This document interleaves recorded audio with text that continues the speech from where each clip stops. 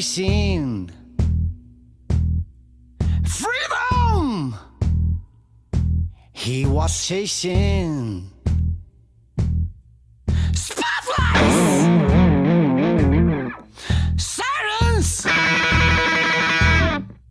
rifles firing, but he made it out with the bullet in his back.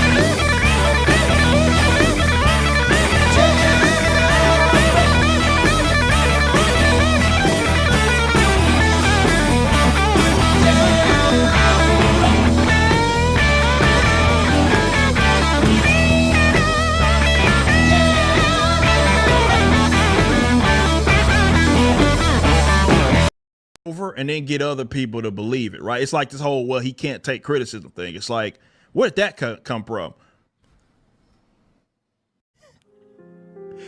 The way you do it is you go in and warn people, then you get attacked, then they leave. Okay, so remember, good faith, right? Good faith. These are just legit criticisms by the dickhead, by Buster Baxter. Just legitimate criticism. You can't handle criticism. This is what he says. He says the way part, we talked about this yesterday. He says he jumps off the wall and destroys a brick. That is not something a normal person could do. Batman cannot do that. Oh, splitting the atom, guys. We're splitting the atom here.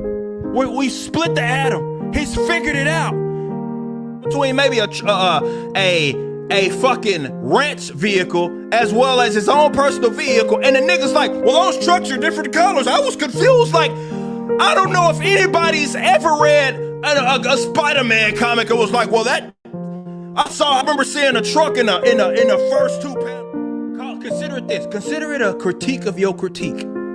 How about this? Your critique was dog shit, and I'm just critiquing your critique. That's it. So everything's fair game when I just say it's criticism, right? So you can't take credit. If you mad that I'm responding to your response or whatever, fucking, yo dog, I heard you like responses, however you want to do it, right?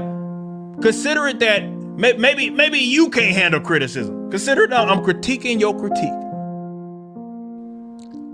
I can accept that there are people that are not going to like ISOM 1, and there are people that are not going to like ISOM 2. Oh, man, let's hash it out. Let's talk about it. Let's be men. Let's do confrontation. But ain't none of that energy. I'm going around, it's all love and daps. Dap, everybody want to dap, but I'm cool. I'm taking pictures, all for everything good. Boy, I open my Twitter, you got motherfuckers calling me all kinds of shit I ain't even.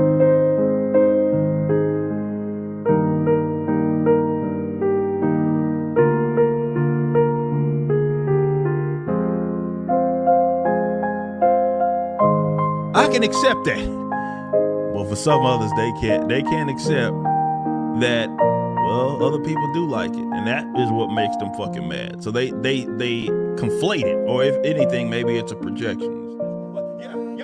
Y'all can't handle criticism. Like, oh my God, y'all can't handle criticism. It's basically saying, this is what you're telling me. You are a punk bitch. Disrespectful. Why would I listen to a disrespectful fucking peon? You a pussy. You want to throw your hands and hide them behind your back, and God forbid someone actually, this is like a detective. That shit's trash, you suck, blah, blah, blah, bitch. Like, we don't know what his farm is. You want to see this person be better. Like, shut the fuck up. You be disrespectful to another man and his business, certainly like on some like, this is why you keep it probably contained to the internet. And that's wise. Success is success. So this is why I believe that you should learn economics. If you don't know anything else, learn anything else, you should learn about economics. It'll help you better understand the world, and it also will help you get less frustrated.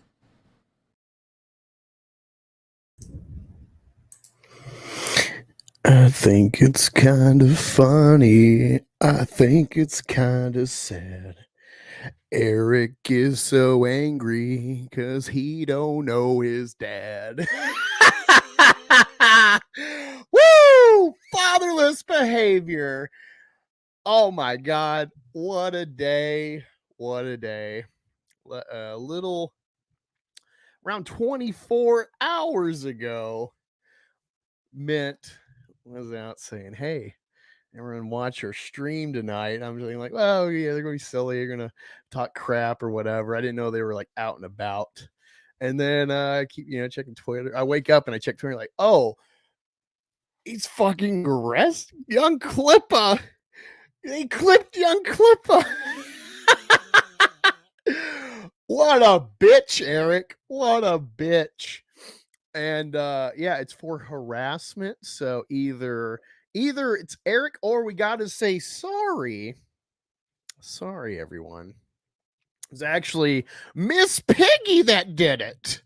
Those are the two prime suspects. Of course, Eric, he's already shown this fatherless behavior, this bitch-made behavior before.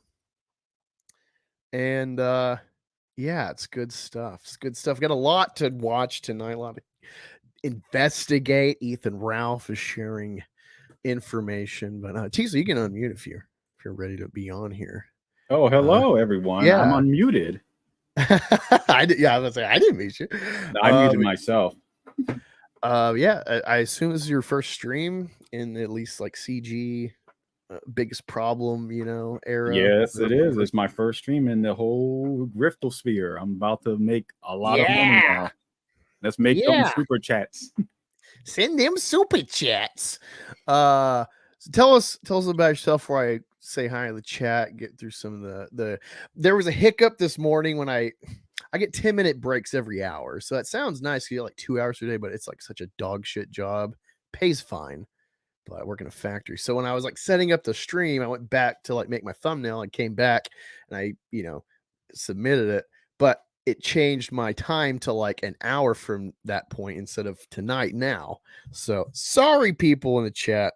I'll say hi to those first bit. I'm very excited. Thanks for like being enthusiastic this morning. But Tiso, tell us about yourself, how you got here, what you do, why they should follow you on Twitter. Pull up your link while you're doing that. Hey, how you doing, everyone? If you don't know who I am, you can follow me on Twitter by Super Tiso. So I got involved with the whole Rippaverse stuff by a friend. He was telling me the idea of the whole, as a black business owner making a comic and, watch his YouTube channel and it's all this other stuff. And I was like, you know what? This is not for me. I've watched some of Eric's videos before and it was like, whatever. And then I read ISOM and it was just the most ridiculous, bad comic book I've ever read. And now this consumes my every waking moment of my existence. So now I have to detract Eric every day of my entire life from now on, forever, because it's just that terrible. Like, these type of books should not exist. So I've dedicated my entire Twitter presence, or X, I guess now, to just detract it on the Rippaverse. Yeah, I mean, again, we're gonna finish work with like normies. Maybe they will like mostly they'll just go TikTok. Maybe they watch movies, but they're not into movie talk. Can't really invest unless it's sports, which I am kind of a sports nerd with football. So like, there's that. But I've learned over the years, the person I am, the interests I have, I gotta just kind of abstain from really engaging with the normies at work. But my it's kind of I don't want to say the position and give away where I work exactly, but the first level manager essentially over me. Yeah, I got you. I meant to send it to Rookie Critic in text, this link, because my Twitter was blocked for like a week. For Rippatards probably reported me, by the way, for an old tweet. I said it was something replying like Eric deserves his digital beating for eternity. I got reported for hateful conduct or hate speech or some shit. I'm surprised I haven't got reported yet for that one post I had. It was after he made that Cope tweet about Nick Rekieta. Like, oh, I feel sorry for him. We got to pray to Jesus for Nick and yada yada. Like, yeah, this guy's a piece of shit and fuck him. But hey, I'll pay for your rehab. It's like, what? Yeah, okay. But yeah, they reported. So I couldn't direct message links of any images or anything to one of my secret accounts. I keep it secret so I can, spy on Rippatards if they've got me blocked, that Star Wars whore, etc. And so I was having to text Rookie Critic my links to like pull them up later. And I accidentally, because the manager's name's Jay, Rookie is Jeff, of course, and I accidentally sent it to Jay instead of Jeff, and I'm like, fuck. And so I sent him I don't know if you follow Suit Yourself. He does those like, yeah, I think I do have Suit on my follow list. He does the like the Apple Core parodies or like the really bad CG stuff, but it's so bad that it's good. Yeah, I accidentally sent him instead of Rookie like hairy baby man Eric. And he like replied with laughter, but he had really no context. I'm like, oh, I like told you in passing about this retarded black guy who made a comic on the internet. Well, like that's a meme of him. I was like, it's a lot of lore here. But he laughed just not knowing anything. And so then I've kind of filled him in. I showed him my preview, my Thanos inspired preview for the Detractor stream, and he hadn't seen Infinity War, but he's watched videos about it, whatever. So he's not knowing any of the memes, not knowing the like reason it's funny to like put the cap on is like donning a cape or something because it's a Detractor hat. He didn't know any of that, but he just thought it was fucking funny. So it's like, I guess I'm winning. So yeah, I filled it in more. I'm like, dude, like this. I told you about this saga I follow every day. Well, it's like I can't stop following it because the guy got arrested for trolling him. Like, yeah, it's ridiculous. Like we can like after this, like Eric can never escape this. Like it's impossible now. He's not a tough guy. He's a baby. Yeah. I get him his bottle. And hopefully Kara Fro pops in the stream to moderate so she can keep spamming the Venmo. Go support Mint Salad, the defense fund of Riley. Prayers. We got a mugshot. We got a initial charge report. We'll look over. Got like video clips. Got Rippatard, renowned Zero. Oh my god, covering this. I listened to a bit of it on Frog Tony, but again, I was at work, so I barely could interact. I have to wear headphones all day, and so it's really I shouldn't even have an earbud under that, but I do. If I feel good at my job, then I'll pop in an earbud. So I'm kind of on track with some stuff. Some stuff will be new. If Chad wants to link new developments, any new insights, new perspective shots. I listened to the Rippatard stream earlier this morning after Trashcast. They were just so happy. It was bigger seeing Riley get arrested. Like, these are Rippatards, by the way. Some of them on the stream were at the event. And to like hear them where it's like they're more excited about Riley getting arrested than they were like, I got to meet Eric July in person and feel his arm hair and sign my books. Like, yeah, that's depressing to say that. Especially like, what did anything happen with that guy that was harassing Mint afterward near the end? Like, I know, I think Alex Stein took a picture with him in the event before, I guess. I think Dick has been trolling him on Twitter, so we'll investigate. Because I think I've seen a picture of this guy, and I guess I hear that's the same guy. We will verify. But yeah, go again. The links in the chat.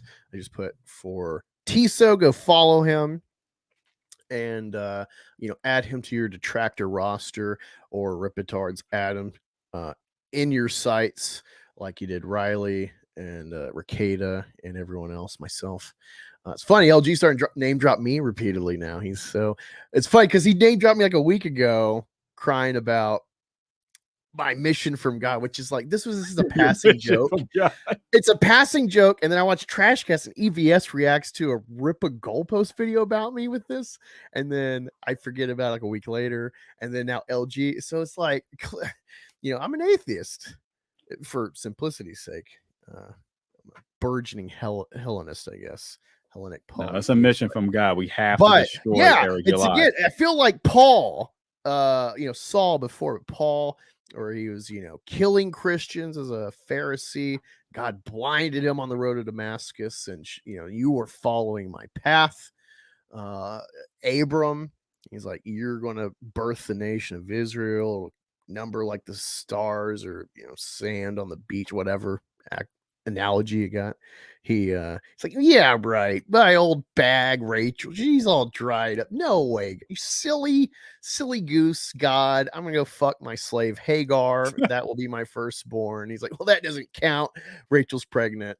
There's Isaac, and it repeats through history. These chosen people, these saints, they reject, outright, not even like a Luke Skywalker, like a reluctant. It's like they outright reject God's plan, and yet He will steer them right. And so, I have to start wondering, like, this may actually be God's plan for me to detract. It's your mission. Yeah, it's a God-born mission. Again, that's why it's probably because I'm such an honest detractor. I'm always kind of being devil's advocate for the Rippaverse, trying to give them any advantage in my critiques. Like, maybe it's this, maybe that's the reason. Heck, I'm not even a real detractor. I keep explaining to everyone that I love the Rippaverse. Very tiny aspects of it. I legitimately love it because it, like, people like The Room, they like Evil Dead. There's these things so bad it's good. I hate that shit, honestly. I don't want to watch bad shit. But it's gotten to the point where it's like, well, Friends, I guess, Batwoman, new Star Wars, it's kind of fun when it's really bad. And like Rippaverse really takes the cake. It's so bad. Like, it's just confounding how, like, have you ever read a comic? Have you ever watched a comic movie? Do you understand any reason? Can you explain any reason why any of this is appealing? Like, the 90s were bad back then, but not like this bad. It's like a reverse. Yeah, it's funny because like to come back.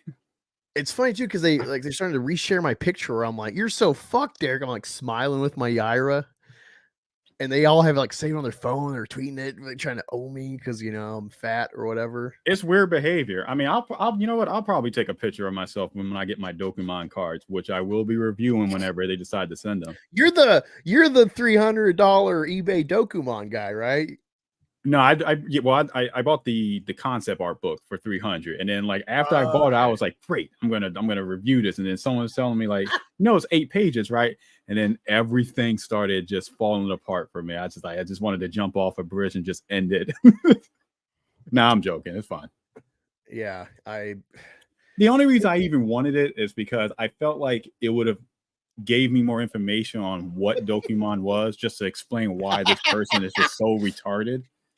But all it did was just explain that the stuff that we're reading in real life with the cards physically holding them is just how he writes it in universe. So he's already a moron in universe, and now we have to read how dumb he is in our universe.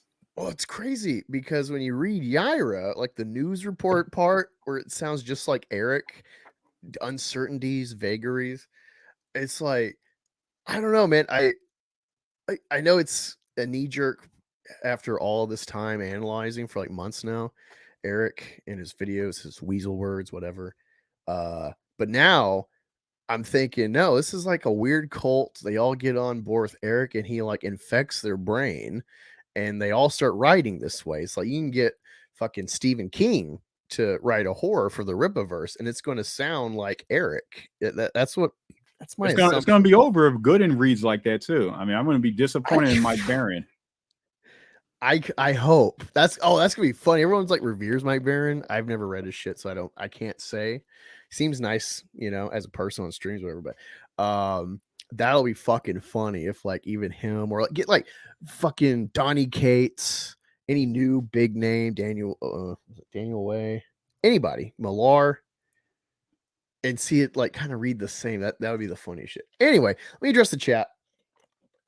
Some of these comments from this morning. With mistaken time setting. We got Chris Holm saying no, Riley. No, I was about to say no, really. No, Riley, no peace. Wizard Cat, what would make the pick funnier be if the officer were holding clippers, showing them to him with an angry look on their face as they put the cuffs on. He should have brought his comically sized. Yeah, the big scissors. Why did he bring that? Oh, I don't know. I think that, I was just thinking, because I was thinking about like weapons and shit, because there's a clip specifically from the stream we're going to watch. It's not made out of foam or something. I thought it was like just a fake prop. I have no idea. It might be just real garden shears, but they seem even big for that. I don't know. But I was just thinking, because like watching the first part of this Clipper show of Brandon pulling up on him, I guess at the beginning. Brandon, by the way, is the warehouse manager. People make fun of him because he's like bug-eyed or cross-eyed or whatever. I haven't looked at him really like that. I tend not to try to meme people's immutable traits, Yeah, I mean it's mean spirit to do stuff like that. I mean, you can meme. But these fuckers are so awful. It's kind of like, I guess I'm going to try to refrain ever.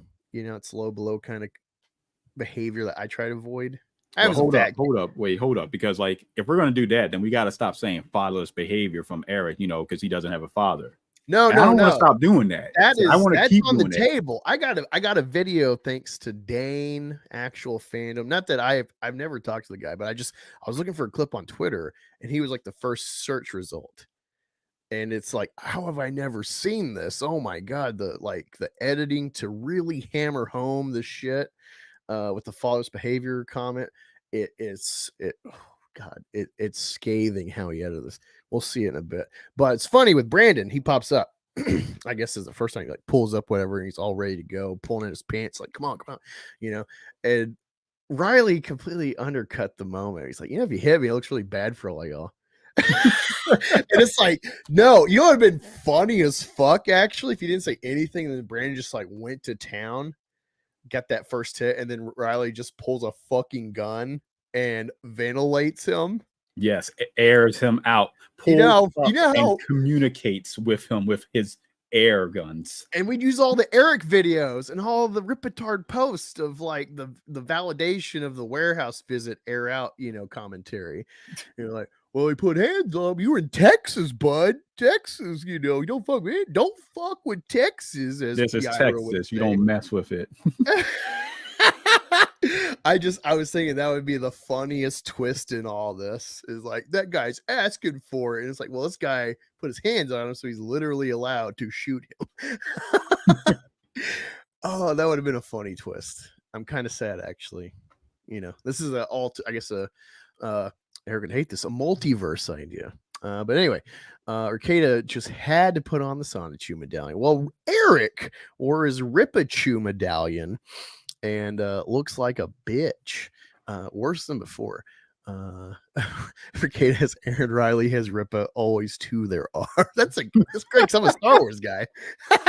Wizard Cat, if Riley didn't do anything to hurt anyone, was just there, and Eric called the police on him, that is some very anti-libertarian action. Using the police to solve your disputes, lame. Exactly. Very scathing comment. Maybe Rippa doesn't care about those roads. Yeah, y'all were like, Hirove. Is that poor infrastructure? Plungecast saying, wake up or I will start spamming your chat with my Kickstarter comic link. It's 2 a.m. in New Zealand. Well, maybe it's like, I don't know, morning, I guess, over there for you now. So I hope you're enjoying it. Was it, I guess, Monday or Tuesday? I don't know how time is over there. Yeah, I'm in jail too. Detracting is illegal now. That's actually very funny. Like, this is now a meme, man. You detract, send them to jail, directly to jail, like that meme from SNL. I'm sure the puppet show is going to be great for this. Oh man, I heard him on Frog Joint. Rippaverse is like, wow, what a great thing to wake up to. Let's see. What if her kid takes Eric upon his offer for rehab and has to represent Eric in court against Riley? Eric turns these people on each other. No, that would be funny if Ricada somehow ends up being a co-counsel in a growing lawsuit or criminal suit against Riley. There has to be a lawsuit somehow. Like, there's no way. Yeah, it's like, dude, if you just left this fucking parody account alone with this parody store, none of this, you would not be losing like half your equity of Rippaverse to Riley for damages. Let me see. At this point, he would, because he's a coward. And yes, I feel it is not like the libertarians in New Hampshire who are more based, says Backy. He's stalking. Yeah, give me the clip of Rippa going like, he's stalking me. That'll be my $2 super check stinger for you if someone can link me to that. Yeah, free Clippa, Snitchaverse. Great commentary here. All right. Let me see. I think we're getting caught up. Jesse Power Pops in says, GD Angus, put down the pictures of the big titty women and get this started. Well, we're here now, my friend. I don't know if this is supposed to be like a word or not. JOO74. I don't know. Is it supposed to say Jews? It says free Black Angus. Plunge Cashier said, did Eric get Angus too? That'd be funny. All right, I think I'm cut for the morning. Plunge Cast became a member. Frog Tony's calling me late. Yeah. All right. Wooksy.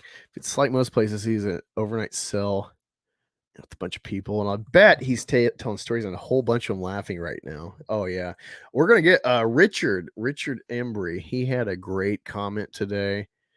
That's just so apt to like a great synopsis of like what a fuck up. Really quick, we got where are you? Immortal Rising. I've been wanting to hang out with you, chat with you. You are legendary Detractor, bitch slapping Eric, trying to buy off your detracting. You said, not having it, son.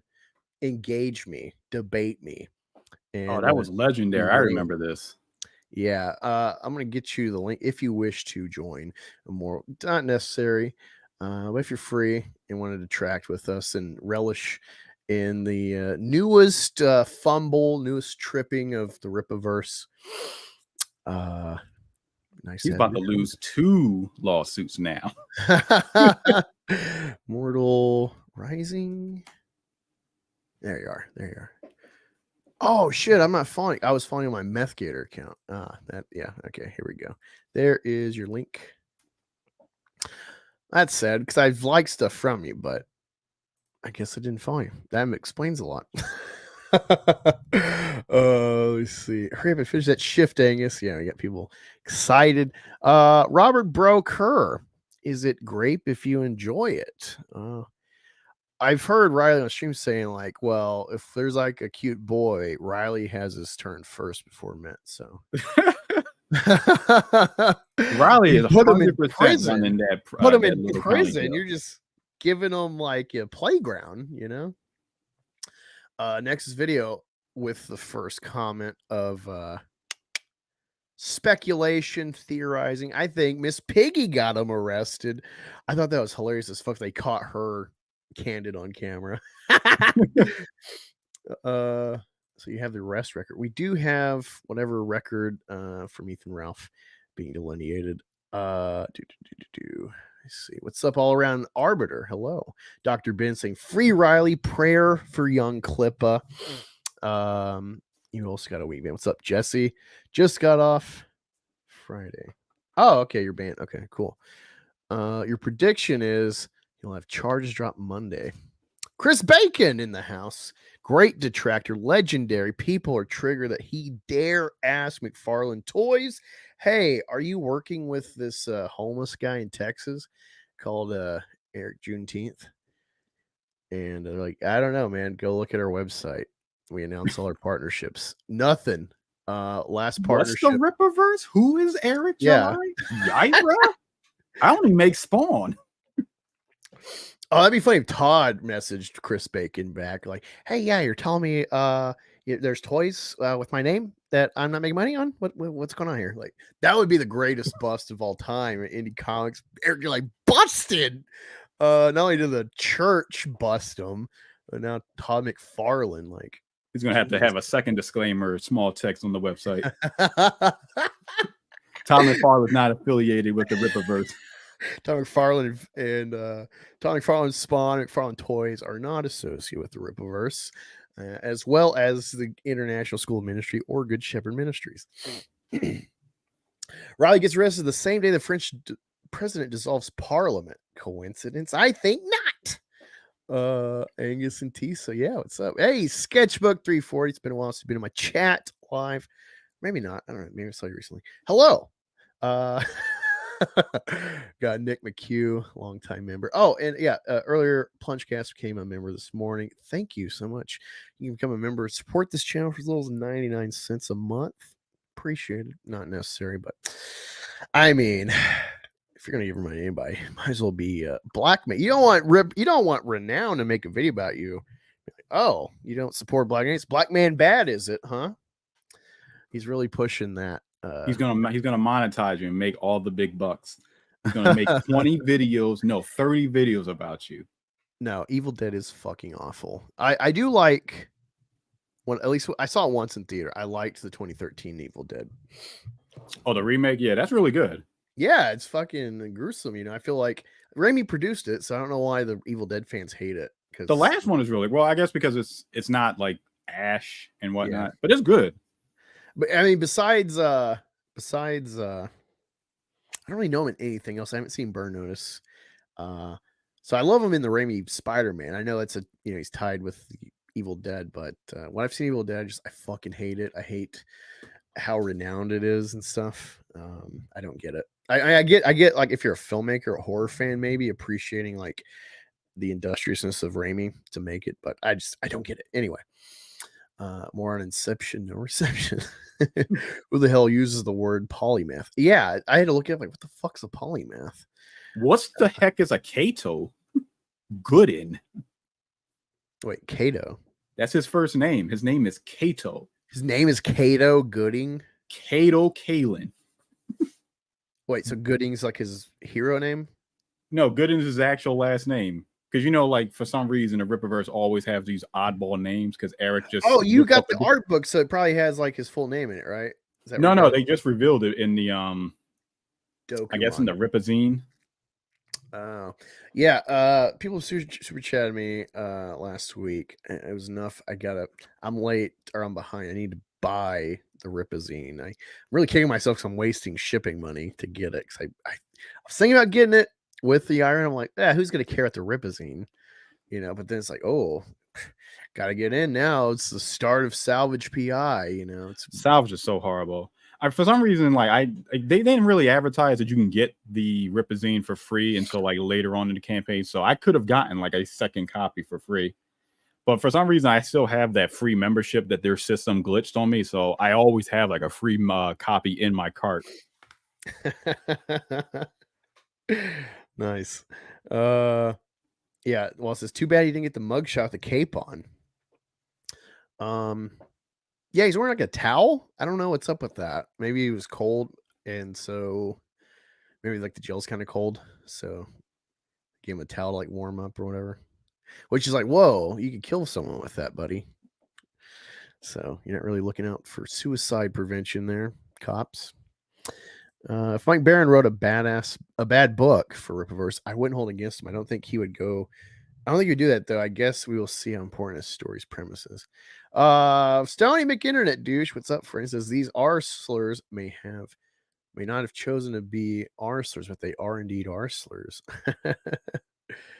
What graded book is that behind me? It says Neo Valentine. This is a 9.6. It's a standard copy. It's 9.6 J. Scott Campbell. It's like again, I'm a comics novice. I only got it so I could display like J. Scott Mystique. I love Mystique. Yeah, you want a centerpiece, just something to look at.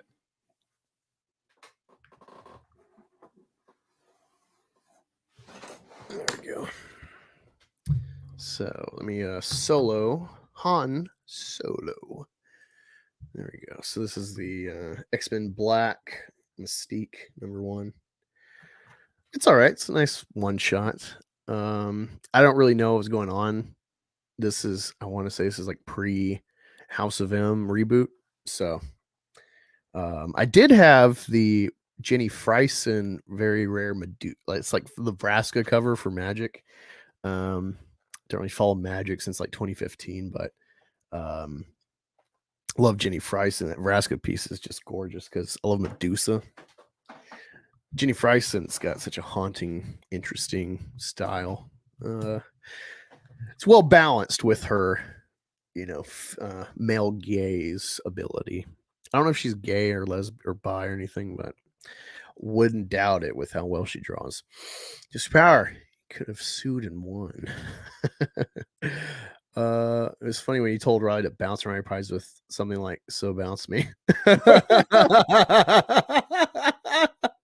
It's funny because he's like little the gargantuan money. They're on towards 10 million on campaigns through Rippaverse, and big YouTube channel, shill little army that works for him, and yet no one. Little Riley's like, I'm not impressed. You suck. You're gay. I mean, I'm pretty sure Brandon couldn't even swing correctly with the see, there I'm going being mean. Mention his lazy eye. Sorry, is it the Chad T or Chad TI or TL? I can't tell. Yo, pull up. Calls cops. They took away his cape because they were afraid he was going to fly away. Will I be next? Says Chris. Possibly. I mean, Rippa was not beyond trying to smear and take down, intimidate a well-established international school of ministry. Smear Dr. Baron Gilfillan. I'm just a humble little, I'm a solo little prophet sent by God to detract. God will be my ally. God will shield me.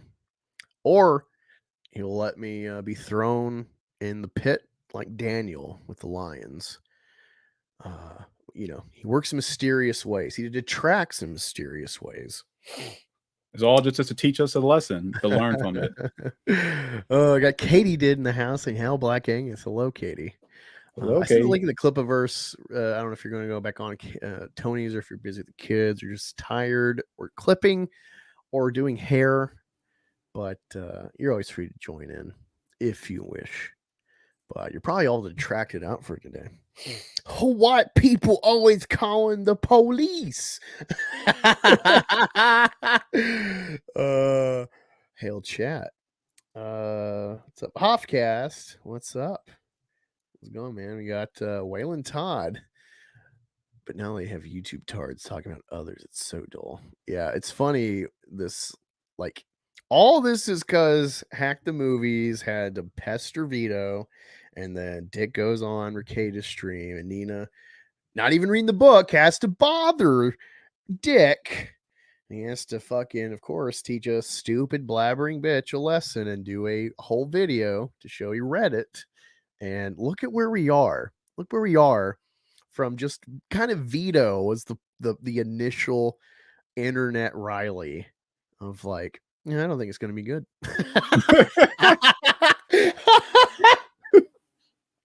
It's funny too because Bounty into Comics is actually who got me into Biggest Problem, because they report on the Adam Sessler video. This is post G4 Fallout Frost, so this is kind of trying to rehash that, and so they did a article and they linked to the stream. So I started like watching these guys. I'm like, this is pretty funny. So I started like going back through catalog. And then, Ricada stream on Dick's show. I was also, so it's like hard to quite pin it, but the Sessler stream is how I got into it. And look where we are now. It's so funny to like go through the history of the channel. It's around like episode 80, 85 is when like this talk starts coming into the show. And And then like episode 90, I think, is when Vito cries with his comic, and it's been a wild ride as a fan. Outlawed Thoughts, Liberty Layton, Future. I don't know. Can I let me know in the chat, Layton? Can I announce you've put in chat that you're going to be attempting something concerning your political views? I like to announce it, or you can come on the stream and announce it yourself because it's pretty interesting, pretty cool to be rubbing elbows with the fellow YouTubers got grand ambitions. So yeah, if you want to announce it, come on by, man. Just plug yourself. Start the campaign, if you will. They're going after all of you. They had a poster with 2 faces crossed out and everyone else on it saying you guys are next. Yeah, I got nothing to lose. What did I do? I didn't do anything. I don't think you're on it. I don't think you did like the statue thing. Well, I did a couple reviews. I uploaded the art book, the critique. I did the whole I'm pretty sure I'm the one that started the whole Dokemon stuff. Yeah, it was. I got such a kick digging through these, and especially the Rookie, because Rookie, Dick's what got me interested to read ISOM. Like I was, I'm a sub to Eric. I want to, get him. I'm like, fuck, man, like $50 get a comic. I can't right now. Not a smart option. I'll get it later. I'll pay extra on eBay, whatever. And then I hear this Dick review, and I'm like, no way. So then I find a copy online. Actually, no, Rookie had and I think he sent me pictures. Something happened. No, I did. It was on Internet Archive for a while, so I read it, and I'm like, dude, what the fuck? And I start telling him, like, this is dog shit, man. You got to read. This is so fucking funny. Like, Dick is spot on. He's like, yeah, right. You're exaggerating. And I don't know why the fuck he ever thought I was exaggerating, because I'm not someone that just tells him outlandish shit all the time. And he's like, oh my god. And he's like a reluctant detractor. Like, he loves it when he's in it. If he's read it, if he's exposed to stuff, he'll start detracting. He needs that peer pressure. He's too much of a nice guy, and it's funny how I'm like corrupting him. I'm not even trying to convince him. I'm just like, hey, read this. Like, he hasn't bought Yaira yet. And I'm like, come on, you gotta get Yaira. Hurry up. Vito cries the first episode. I watched this Jesse Powers. That's awesome, man. It's been a wild weekend, says Richie Dupe. I can't stop laughing. The Jack Murphy. Yeah, see, I don't watch. I'm aware of it. I'm aware of the Tim Pool. Then at some point it gets exposed. He's a cuck and does bisexual. It would, I guess, classifies bisexual porn to most people, or gay, I guess, with the dildos. But I'm aware of the meme, but I never really followed him. But let me share this link. If you're interested, I have a couple listings just added to my Teespring store. I never really show my Teespring store. But with code PULLUP, you can get 15% off of merch today. That ain't cheap. It's 2 listings. Well, I mean, it makes it cheaper. I don't know how to spin that like EVS. But yeah, here's the link in the chat for you guys. Go check it out. I'm going to share it on screen once I get it up. Let me see. I'm going to the store. Again, I haven't used this in a while, so I'm like, how do I navigate the site? Bear with me, people. Yeah, and again, if you find the clip of Eric when he's screaming, he's stalking me, I would very much appreciate it. So I can clip that for you. I'll make it a little super chat stinger. Come on, where are we? Haha. All right, here we go. Here is here's a link to the store. Again, use code PULLUP. Let's present. What do you got on the store right now? I just got old shit from like when first got in YouTube, started trying to do the Teespring shit. So I got the hashtag free Riley merch. Goes from small to extra small to 3XL. So we got the shirt, hoodie, women's shirt, a tote. I figured I'd make a tote because you might want to, if you go to a F&T, a Rippaverse, if you go there, you want to detract, you end up buying merch, you're gonna need something to carry all that in. So what better merch to carry your Rippa merch than a free Riley tote bag? That would actually be perfect. Going to like a convention where they're at and be like, hey, I like to buy the next item. Oh, here, you put it in this bag. Recognize this guy? It's funny. Rippa's always talk this hard nigga stuff, hood. I used to bang and calls the cops twice on a guy for trolling him. And so and then look at this image. Look how badass this is. This guy he's not a snitch. He's pulling masculinity. Up. It does. It really is like this could be a rap cover. Like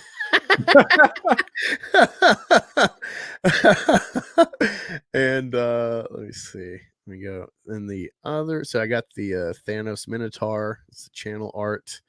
I'm trying to figure out where the new listing is. Oh, come on. Did I not? You don't got any ISOM hats? No, it's funny you say that because I have my ISOM Bros Angus Detractor hat. It's from some random farm in like Indiana. But what's funny is because I got a gift card on eBay, so I used it this morning. Should be coming this week. It's not legal to sell anymore at the Rippaverse, but I have an ISOM hat, an official ISOM trucker hat, so I can officially detract in style against the Rippaverse with their own shit. I wonder if it's the one I was watching because I was contemplating buying a hat too. Yeah, I got there's one for 100, there's one for 80, and I offered probably was the one with 100 I'm still watching. Yeah, I offered on the 80, offered 60, never fucking replied or counter offered. So I'm like, after Riley got arrested, like, fuck it. I'll just pay like instead of 20 or whatever, I'll pay the full 30 in the gift card. Give it to me now. But yeah, if you wanted to detract in style at future Griftoverse, Griftosphere events, get yourself some free Riley merch and show your detractor pride. I'm just trying to find the where is it? I also added come on, where are you? Fuck me. Did I all right, let me go to I gotta look at my dashboard really quick, see what the hell's going on here. Listings. So I got another thing, fan art from Stray Beans. Yeah, here we go. Come on. Where? Fan art's great. People are so creative. Yeah. Here we go. Here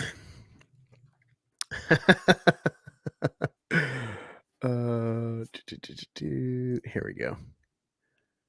All right, we'll present this. Trying to show my I'd love to make hats, but the only hat they have on here is like a bucket hat. That's fucking gay. We got Kara Fro here in the his A. Let me add you as a mod, my friend. Moderator of the stars. So you can share that mint link, Kara. Appreciate it. If Katie hasn't already, I know she swung by, but don't know if she's hanging out. Where are you? There you are. Is the Map Gator breaking the ISOM? Yeah. It's Batman Nightfall homage. And what's funny is I didn't even think I was just thinking like, hey, this is a great classic image of breaking the bat. Can you have Meth Gator do it to ISOM? And I'm like, oh fuck, Chuck Dixon wrote this story.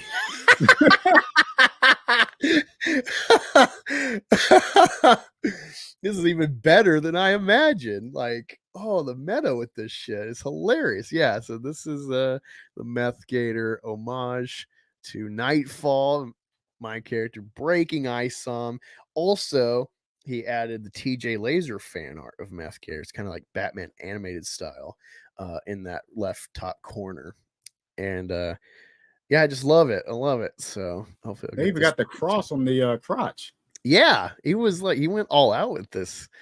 Yeah, fucking Stray Beans is awesome. Like, hey, can you make this? And fucking went beyond expectation. And yeah, the little meme CG instead of DC, Rippaverse instead of Nightfall. Like, he went out, and I love it. Oh, that's great. But yeah, you can get that on the store if you wish. With don't forget code Pull Up for 15% off your order. Get your stuff today and Detract in style. You got to get it today, otherwise it won't be here tomorrow, and then we'll sell it again tomorrow.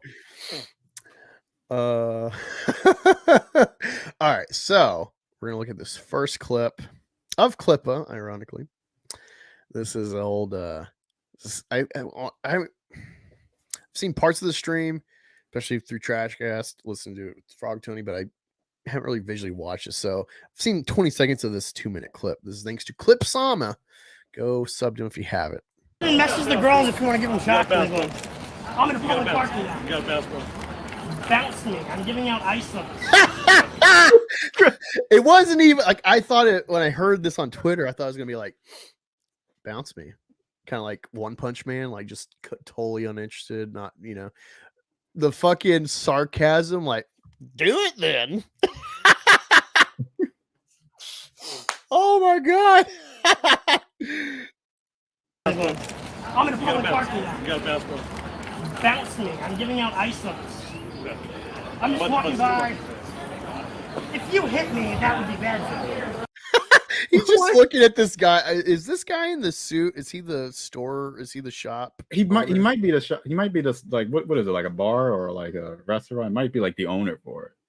I'm just confused. Like, why did Brandon just turn to him immediately? He's like, "Can I hit this guy? Let me hit this guy. He's let like, me calculate how to hit this guy. Please, Mr. White Man, let me attack this."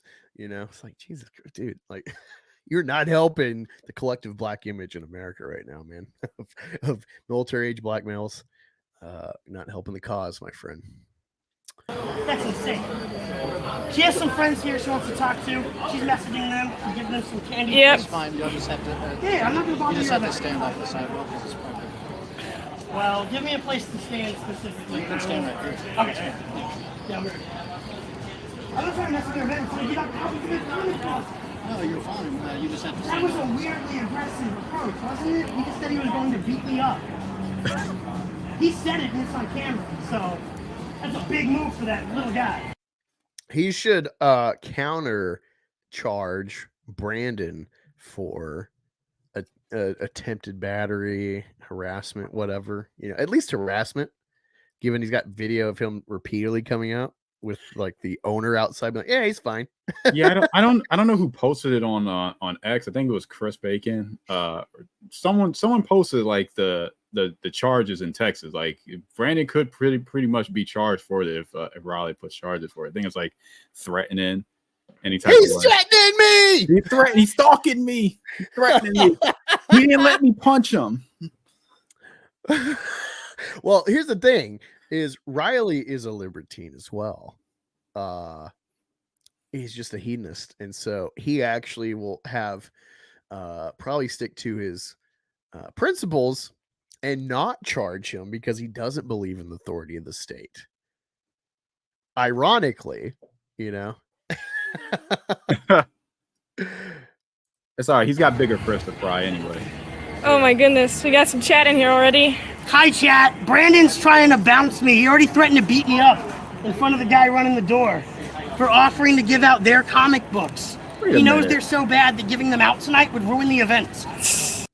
Why do you got the most rarest cover and the most expensive cover? Just giving them out. Supposedly, Chris Bacon gave them to him. I'm not sure. Damn, I should have stopped being attracted. Just come got one for free. I guess Chris Bacon has his own. I don't know if you've ever seen the videos he's done, but he's got like a background of like the green screen background of a warehouse and it's just empty. But he's probably got like a box of ice on. We got Veritas here. He's triggered. Says she's a degenerate who sells their body. Who would care about that? Whoa. Oh well. What the fuck? This Veritas guy, he's really something. Are they talking about mint?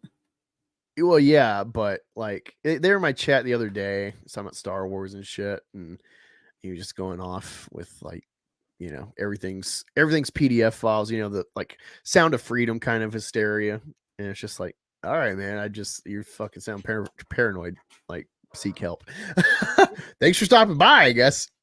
Hey, what's up, Truly, dude? Yeah, fucking. What are you doing here? Get off of here. Make another video. You bastard. Yeah, that video earlier today was great. How the fuck, man? How the fuck does this happen? Where it's like, hey, you know, here's the newest entry in the Rippaverse saga, and then literally after he makes it, in real time, he was reacting to it. Oh yeah, Clippo's got arrested. Like, oh, fuck, like yeah, make another video. Like. But yeah, so get to chronicling. Immortal, again, I sent you the link if you wish to join, if you just want to hang out. I appreciate it. Thanks for the watch time. And everyone go check out Immortal Rising comic. I think he's on issue 2 or 3 of the series. I have it digital. I'm behind. I haven't read physical shit in my house. Yaira and Rippaverse just taking so much of my time. It really is, you know, when you're like, oh man, $30 for a comics. Like, well, it took a long time for me to get through Yaira because every like 2 seconds I would notice something and I had to like write it down. It was just a tough read. Yeah, I mean, the amount you read, the amount you're getting, and the amount of detracting one book will give you in the interactions of talking about it, it's worth every penny. It goes, I mean, if anything, Rippa's really poor for the amount of content he generates around his shit and the buildup of his stuff. He really he should have like 20 or 30 million dollars given the content he's generated. Salvage reminds me of Huggy Bear and a pimp named Slickback from the Moon. Wait, who's Huggy Bear? I feel like I know that name. Huggy Bear.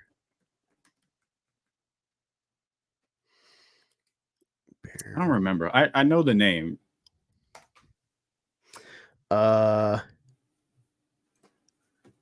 Streetwise primary confidential informant and good friend of David Starsky. Oh, okay. Starsky and Hutch character. He's like this pimp or something. He's a snitch. Snoop Dogg plays him. Okay. I kind of remember Huggy Bear. That's where the name's from. Hell Angus says JJ Trio. Thank you. Even Stony Beginner just like, you're right there, man. Okay, wait, you can't DM it to me. All right, let me figure it. Do y'all know how to change my settings to properly what do you call, allow people to message me? Or just hey, tweet at me, like at me on Twitter, then I'll message you or whatever. But awesome, Jesse. Yeah, that'll be my $2 Detractor super chat stinger once I clip it. That's how you monetize your haters. You just monetize there. Yeah. Dude, yeah, just think repeatedly, Eric just like falls on his face. Like it's, you know, kind of sad in a way. Like sometimes you're like, God, like, why are you this dumb, man? Like you have such an easy win. Like you feel like, I'm a Philly fan. I love my Eagles. And Tony Romo, that fucker, there were so many games where it's like, oh man, how do you get out of that sack? You know, it's frustrating. But what sucked worse, because Romo's great. All time, he would be my first pick to build a team with. I objectively love Tony Romo as a quarterback. But anyway, he what sucked is like, you know, half his career is like breaking his shoulder all the time. And so playoff contention happens. We meet up and this guy's out for half a season. So of course we win the division. And it's like, I want to earn it, you know, like it's cool. We're going to play, but I want to earn the victories, want to earn against the best, and Irma was one of the best. And it felt like you're just kind of robbing an old lady, I felt like George Floyd with a pregnant lady. Did you earn that fake $20 bill you stole? I don't know. And so it feels like with Eric, where it's like, man, it's not even hard. You make it so fucking easy. It's fun.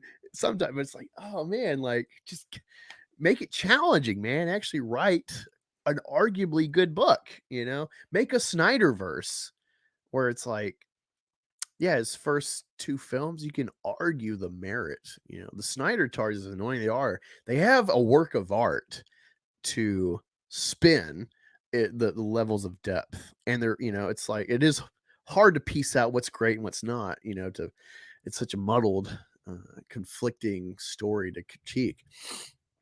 I want that at least, Well, to Eric's credit, he did claim that he's ghost written books in the past before, so he might have written some bestseller that we'll never know. Oh shit! Okay, you're Justice for Clippa. Okay, JD Power, cool. What's up, Jesse Power? Followed you. I've seen you around, seen you like stuff, but I'm always hesitant and I'm slow moving. I move differently on Twitter when it comes to following people. It's because I don't want to get burned or ends up someone's a gay op. So it's like, well, I didn't follow him, so that worked out. So don't prove me wrong. We're going to pull up this afterward, and I'll have to edit it for sure to make it a stinger. But yeah, thank you, Kara Fro. New mod in the his a. Hit her up and like, wow, thank you for actually, you mod for the biggest problem. I'm a fucking pipsqueak, so thanks, cool. Awesome. All right, let's finish this. Free Riley says the rookie, the critic. And for that first super chat, you get classic Detractor super chat stinger. Here it comes. Fuck, where'd it go? There it is. I'm not a detractor. I'm not a detractor. I'm not a detractor. Don't shoot, Eric!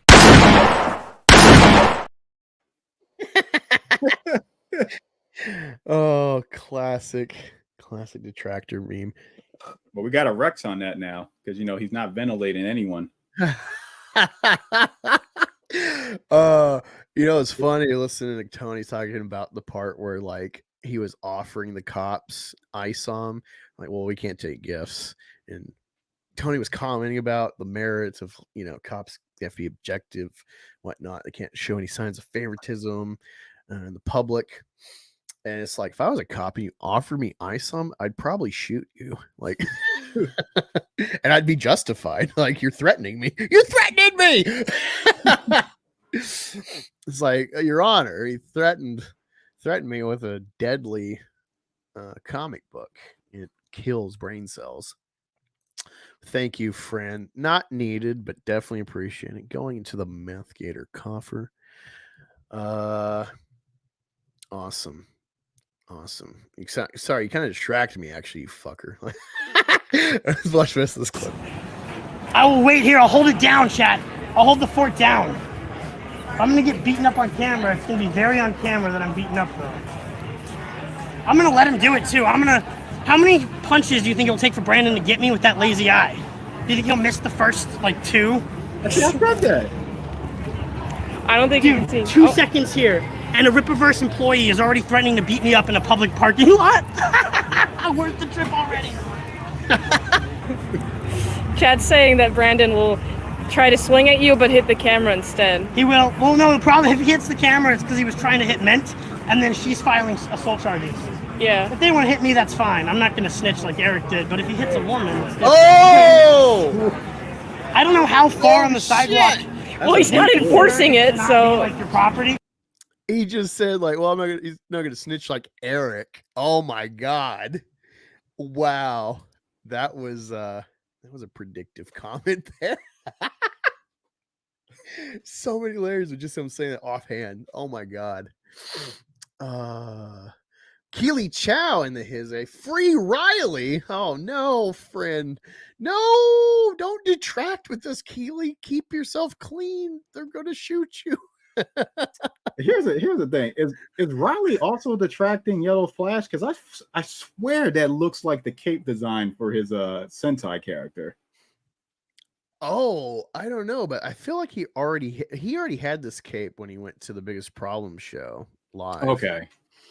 So this is just part of the get up. It's just coincidental and a nice little silver lining, I guess, for future pulling up. Because he can pull up on Yellow Flash in the future with this cape and mock him. But I'll have to get like a Ricky Ritardo helmet and an American flag. Just have to like pose awkwardly while action's happening. That's a very apt observation. But no, Keely, don't detract. It's one thing to observe, but to directly advocate detracting and supporting those who detract, I fear for your safety among your friends you keep. I gotta warn you, keep yourself clean. But if you wish to indulge, then welcome to the team, man. Fuck. What was it? There's a clip I got. I was going to edit behind the scenes. I'll figure it out in a minute. But no. Oh, the comment I was going to say about it's with Brandon. Aside from like just looking just like all these black violent videos that blow up on Twitter every day for propaganda. How weird is it that Eric, who I think hired security for Isom's grave after the fact,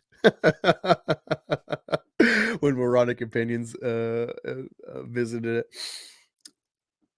how weird is it that at a multi-channel mega meetup, F&T, Gapes and Garglers, I know Jeremy wasn't there, he said in the stream, but Gapes and Garglers and F&T and Rippaverse having a Griftosphere event, and their only security is the warehouse manager. It sounds like Eric's kind of cash poor. Sounds like he couldn't really maintain security staffing. See, what it is that it's good business to hire your friends who are also now security guards. I see. But they don't have security guard qualifications, so you save money by not paying them more than they're worth. Yeah. But see, here's the kicker. They're also disabled. So then you get to collect their disability check from them as well. Okay. I like your thinking here. But I saw someone in my chat. Sorry, I'm trying to listen to this clip, but it's not going to work while I'm streaming with y'all. I'll have to have something playing. But I do have something for a special someone in the chat once I'm able to clip it. Free Riley. He's worth at least $350. Exactly. But yeah, let's finish this. Well, because he's on my side. He just watched a violent guy taller than me come out and threaten to beat me up before asking me to leave. He just said, "You gotta bounce. You gotta bounce. You gotta fucking bounce." He didn't even ask me to leave or say hello or something. He just came out and told me he was gonna beat me up if I didn't bounce. Fucking bounce me. I think that's what I said to him, right? Yeah. Bounce me. Bounce me. I see who bounces, bro. Chat's saying they're so scared. So scared. Yeah. Uncle E, Brandon threatened to beat me up as soon as we got here. And then I think the venue had to rein them in. And now the venue guy says I can stay on the sidewalk. Beautiful. All right, let me see, where is it? The JD Power, my friend. Harassment. Wait. Ooh. Oh, it's the same thing I already shared to myself. Okay.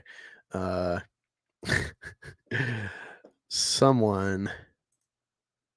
Oh, we got two perspectives. Oh, interesting. All right, let's look at this. Let me get rid of that from studio. Interesting. We got some breaking news. This is I don't know. I've seen this share like 20 hours ago, but it seems like this is freshly off the press. Ethan Ralph sharing new updates. I'm not sure how old they are. Here we go. This is from multiple people I have blocked because they're fucking weirdos. Student of God, Riley mugshots. Ha ha ha ha. So I got a side perspective. Look at this majestic hair he's got. He could be on Miami Vice selling coke. Oh, he's Love taking care of his back right there. I'm jealous. I hate people who have hair. I'm wondering where this is taken because I don't know if he wears prescription glasses. He's always wearing the shades, you know. But I'm wondering if like he was just a little sleepy pants when they took this. He's like Probably roughed him up in the alley first. Did they mace him? Is that what's up with his eyes, or is this how he normally looks? Unless he's trying to give us the blue still. I don't know why we'd, you know, is this like a Oh, is he cosplaying as Brandon? Oh, that's a good theory. I was wondering if he was trying to like, you know, without being able to, like trying to meme himself as a pirate like Dick.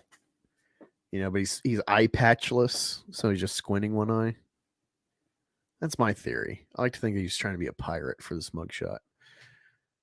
But yeah, we got Synagogue sharing these, and then this is they've surprisingly Rippatards have tried to preserve the sanctity and not dox Riley, but it's public found information, and I think Riley's already doxed himself before, so but we have the charge here in Collin County, supposedly.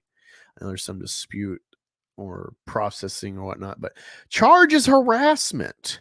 So who filed the harassment? Top two guesses, Eric, of course, or the next best option, Miss Piggy, which now puts the detracting focus fully on Nerdrotic and his fat wife, Mrs. Piggy. It's an interesting theory for Miss Piggy, but didn't the cops like go back into the business? That's the thing we're going to look at. So like, so how would Miss Piggy be like, well, they're harassing me still because they videotape me and eating my food? Well, you know, they were probably powwowing because, like, I was listening to Rippatards stream. And they're like, "Oh, it was the owner to call the cops." And it's like, well, okay, but if you know, that works if you're not putting stuff together. But then you hear them talking about like, "Oh, like Eric didn't know he was busy," and then they went to him and like informed him about this. And so it's like, okay, let's take him at their word and just, you know, run with that. Then he tweets like, apparently something happened at the event. I wasn't aware. It's like, some no, random guy just showed up. We were scared. The fact you're fucking warehouse manager / makeshift security went out there, you know, clearly kind of second guesses himself, runs back in. It's probably talking to Mr. Eric Juneteenth. It's my guess. And be like, hey man, it's cool if I hear this guy out. And you're like, nah. Like Erica, you know, surprisingly, in like a group scenario, Eric is the more wizened, you know, like in apes, you know, especially chimps. They have gangs, and they're fairly judicious, especially if you're the alpha. You have to manage your posse. You can't be too brutal with them. So you got to set the example. So I think in the group setting, Eric is a much calmer, wiser troop leader. That's my guess. But yeah, there's probably a powwow. He's probably aware of like, well, an anarcho-capitalist libertarian, so it'll look really silly. I already fucked myself with that previous phone call to the cops that's recorded and documented. So let me defer this to someone. But with it being harassment, that's why it's got to be Nerdrotic's wife or Eric, because otherwise, like, who else is he harassing? Brandon can't file that. I mean, well, I guess you could file it, but like, there's no history to like make it stick, you know. So that's the guesses. Now you just went quiet on me. Oh well. Well, it's interesting because, like, if it's harassment, wouldn't Mint be included with this? And she's the one videotaping. So if she's videotaping Miss Piggy and she's feeling harassed, it would be Mint that would be the one that would also be taken in. Well, okay. Here's the thing. Mint's like sometimes, or at least tangent. I know she's been on Simpcast or whatever, and she's cool with Chrissy Mayer and Leela Hart, and they were talking before whatever during the stream. So she got friends inside, so they probably thought like, okay, we can only target Riley if we do it all. Like there had to have been a powwow, and there had to have been like some awareness of like, oh, we can't attack like friends of, you know, because then that'll help divide our griftosphere more than Ethan is already. I think Eric was grifting too much that he forgot the plot of New Hope. You know, after Obi-Wan got slain by Vader, he became more powerful. Right. I mean, yeah, again, Eric should be aware of that. He just made an Acolyte video or clipped it from his stream with that. So it's very apt actually to talk about that. Okay, let me find this. Mr. JD Power. Here it is. Okay. Let's pull already got it pulled up. Let me get rid of that. Play this. Add.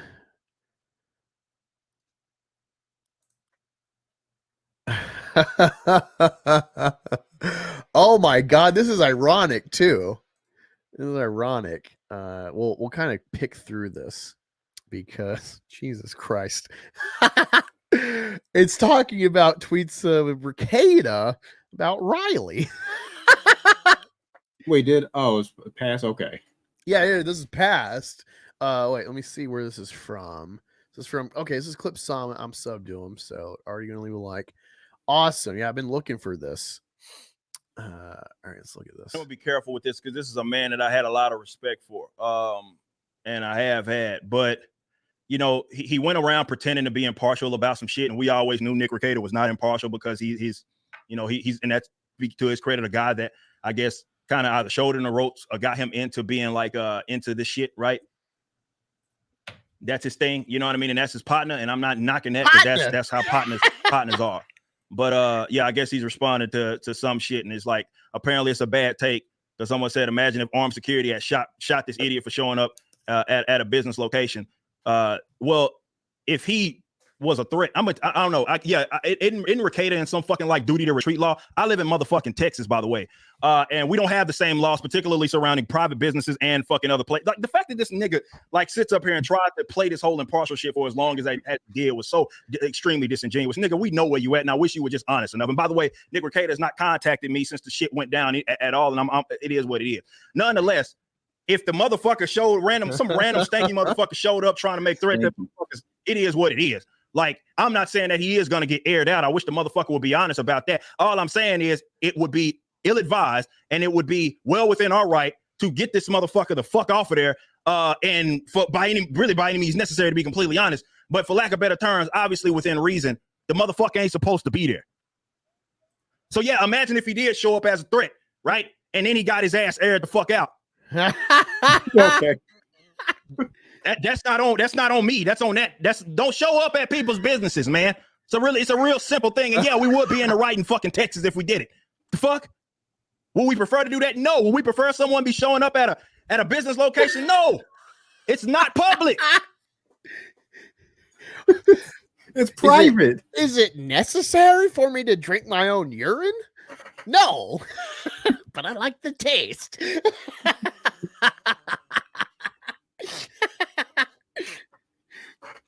It's not public. The location is not public. There is no reason a person. You know what I fucking hate about Eric clips?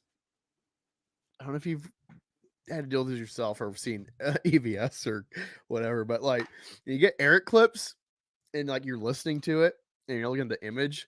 He does these pauses so effectively in his like just trying to think of whatever his ranting about. That you're like, wait, fuck, my phone fucked it, and then he starts, running when you hit pause, like, shit, it's a funny little tick I've noticed with him.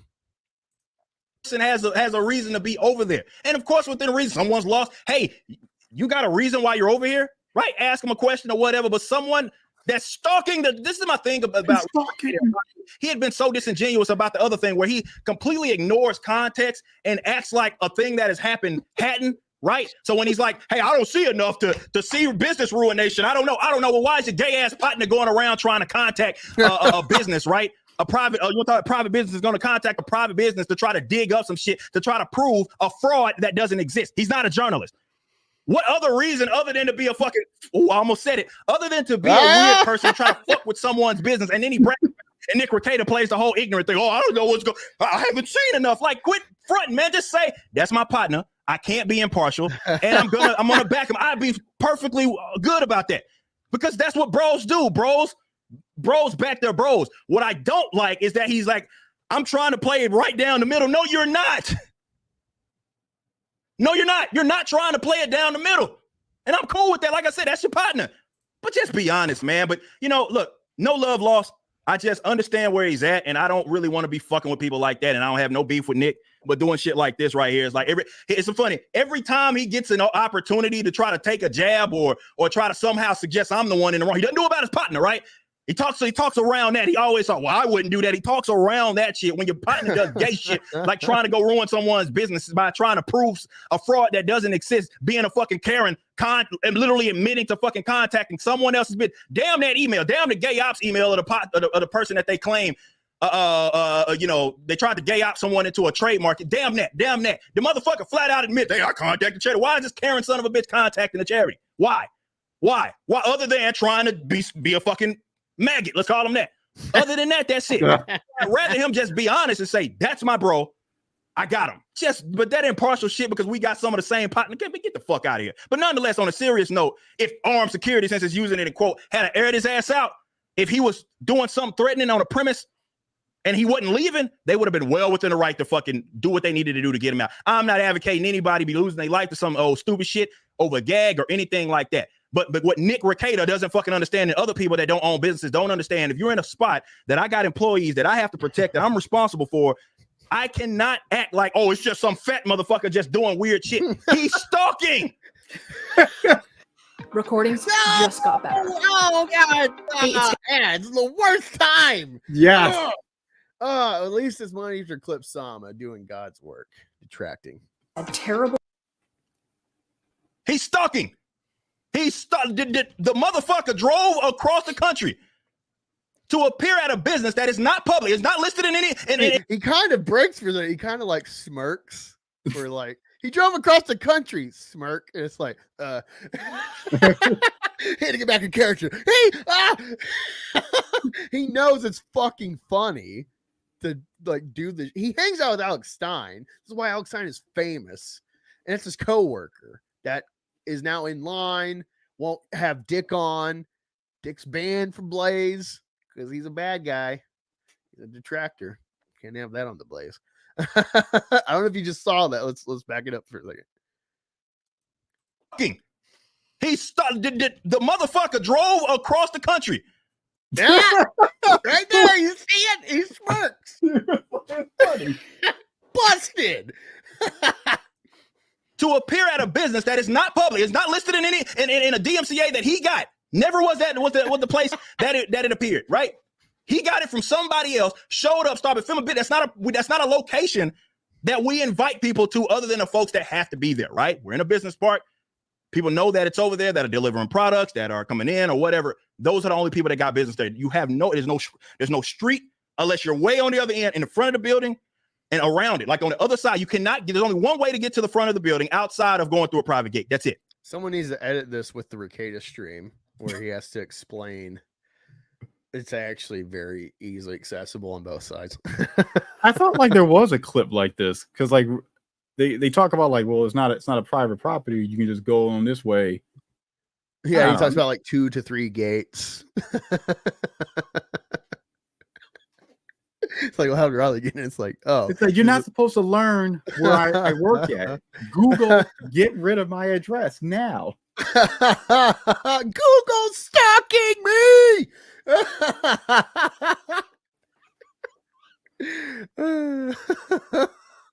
That's it. Going through a gate in the back. That's the only way you can get to it. That's a crazy motherfucker, right? I don't care if y'all know him. I don't know this nigga. And I can't make it appear like, I can't trust y'all's word for it. Oh, it's just a gag. I don't know that. The fuck? And it's not like I'm there. I got employees there. So I'm going to take it seriously. I am. I'm not advocating that motherfuckers get aired out, but we do have armed security for a reason. They ain't there just for show. The fuck? They're not there just for show. I don't know how many times I have to say that. They're not there for show. And I don't care how you found it, right? If you found it through someone else, DM, whatever, you Googled it, right? You did. It's not a public location. Just because you can find it, I can find out where you live. That don't mean that that's a public location. So all I'm saying is,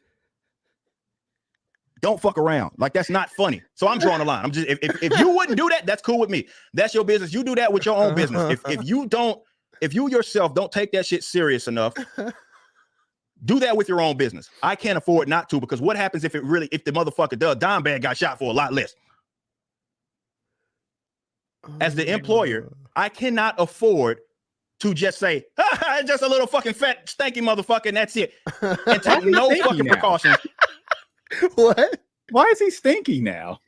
No, he was saying that supposedly the shop owner that he scheduled to get his car detailed said like he smelled like shit. Supposedly, allegedly from Eric. We don't know if it's true. So he had supposedly had like a business powwow. Oh, okay. Let me listen to this really quick.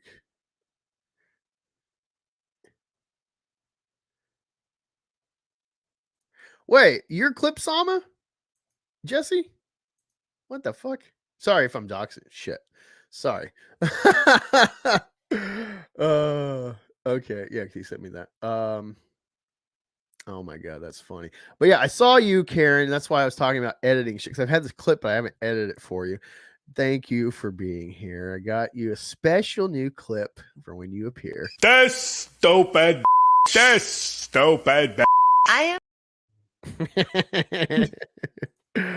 love you, Karen. Is he a psychic? Free Riley. Yeah. How's Eric buddies with Alex Stein, who does the same thing? Exactly. Oh my god, spot on, Wah. Why would you want to make an invite only for a meetup? They're trying to like keep it their a safe space, a hug box, you know. Joe Cool says hello, fellow detractors. Fuck Eric July. Hail, Joe Cool. For being fair, the only one that should be arrested was that guy that threatened to assault Riley. Exactly. Yeah. That cutting feature is cool. I don't have the whoa, Comic Artist Pro Secrets. His eye is crusted over. He showed me at Talladega. Aw, that's sad. Is that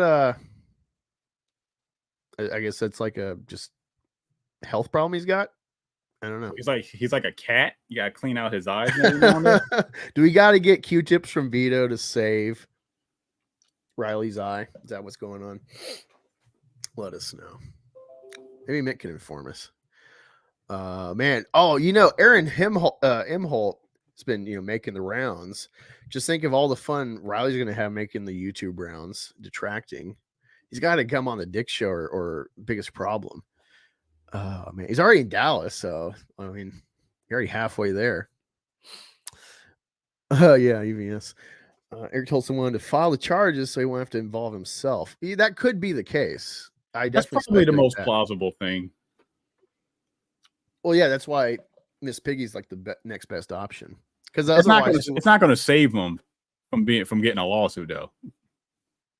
I'm not saying there should be a lawsuit. I don't know how you would make a lawsuit, but if it developed that way, that'd be fun. Or if they, you know, have to go to court to try to argue, and so you have Nick representing as at least co-counsel advising Riley, because I don't think he's licensed. I don't know if Minnesota's, some states I think share licensing, you know, because their laws are so similar, where it's kind of like, yeah, I'm cleared in this state, which also de facto means I can practice here and here, or it's so easy you can just kind of check off That's from what I understand, but a lawyer could correct that. By saying that, Rip is show that he is either malicious or the stupidest person ever. Robco guy, what's up? Says Eric sets a precedent with this nonsense. Mark Brooks has been dreaming of getting people arrested events, and Eric does it. Oh, that's funny. Yo, He's Mark worse might than be Mark actually Brooks. heated for this. Oh my god. Like the bonobo. They never come out to help men. Yeah, well, yeah, that's why I said people were defending the Flashcast, that clip that EVS shared on Trashcast recently of him trying to like egg people on a crap on EVS when the guy left from I think a Tim Pool thing or something. And pretty much no one was in agreement or stepped up to like at least crap on EVS. And I would say no. Like I like Mark with the C. I've had good interaction with him in the past. I don't really hang out with him or interact or watch his shit anymore. But he's a nice guy. I had like a 2-hour conversation on the phone. And he's cool. But all these people, I don't care how much you like them, how nice they are, if they make good content, if they're not, divisive like the host Flash and Tom Connors. Anyone on these Zerocast streams, they're all zeros by association, by aligning publicly on streams like that. They're all kind of going along with the nature of the zeros. So it's not that they can't course correct, but don't give these people passes. I don't care if like Raging Rhino, Mark the C, and these other people, Fatal J. They're all zeros. They all want to like rub elbows and hopefully get the crumbs off the table from the big guys. They're all zeros. That includes Christy Mayer. She's funny sometimes. I know Dick said she's a bomb expert. Which is a funny joke. But yeah, she wants to repeatedly go on when it's like Nina Infinity. If people want to like absolve Nina Infinity, we're 71 about to be episodes of Trashcast. We've been months doing Trashcast. And when the door gets shut on her from FNT and now Flashcast, now she wants to be, pro detracting, being honest. Fuck you. I need long-term behavior to accept you. And you're a woman. Katie's kind of the only one I really accept because she's proven herself to not like play the woman card or just be the dumb bitch on the panel for like the simp factor. So. Yeah, Nina's got a long way to go. Boobs is cool, clearly, I like just boobs, but her and Katie, I don't even think of them as women generally speaking because of like their conduct. They don't play into the simpage, as far as their content goes. Rich Deep, he need help. What kind of tard get arrested over a shite comic book? He showed the ropes. What? I don't know what you're saying there. All right, I'm gonna start trying to get to some of these chats, speed up. If you really want to voice your cry for justice, freeing Riley, then super chat away, my friends, and justice will be heard. I'm gonna have to make a video or meme or something correlating Riley with like MLK getting arrested for his standing for the people. He's inheriting the legacy of MLK. Dimebag Daryl. Oh yeah, that's what he's talking about. Snickle Fritz, interesting name. Welcome. Yeah, hello again, Katie. They're the getaway drivers. Sure, they didn't rob the bank. I challenge anyone to cause trouble at local restaurant mouth off at pigs and see what happens. What's up, Road to Wisdom? Hello. Thanks for joining. All right. So we got that funny clip of Eric. What else? I guess I'll pull up Renowned Zero, his coverage of this, because he was on a Rippaverse stream celebrating this. So we'll look over at that. I gotta mentally prepare now. Oh yeah, it's pretty funny. Just like he's like cooming his pants. He just cannot stop. Probably the most excitement he's had all weekend. Oh yeah, he's just having fun. Wait, let me I gotta change. Fuck. All right, it's gotta be this one. And I am Renown Zero. We are back again talking about some funny, crazy stuff that happened last night over at the Rippaverse fan meetup in Dallas. It would appear that two clowns by the name of Riley and Mint Salad decided they were going to show up to a fan meetup over in Dallas, and Riley walked away in cuffs because he's an absolute idiot. He spilled the beans to the cop live on their channel, and he thought he was gonna roll up or pull up to an event that he was not invited to, that he obviously did not RSVP to, because he wanted to be a creepy stalking weirdo, because Eric July's Black Man Bad, guys. That's what it is. You heard and of it, course Black we're gonna Man go through Bad. all the You just mess with a black man's business. Why y'all jealous? This guy's always the black man business.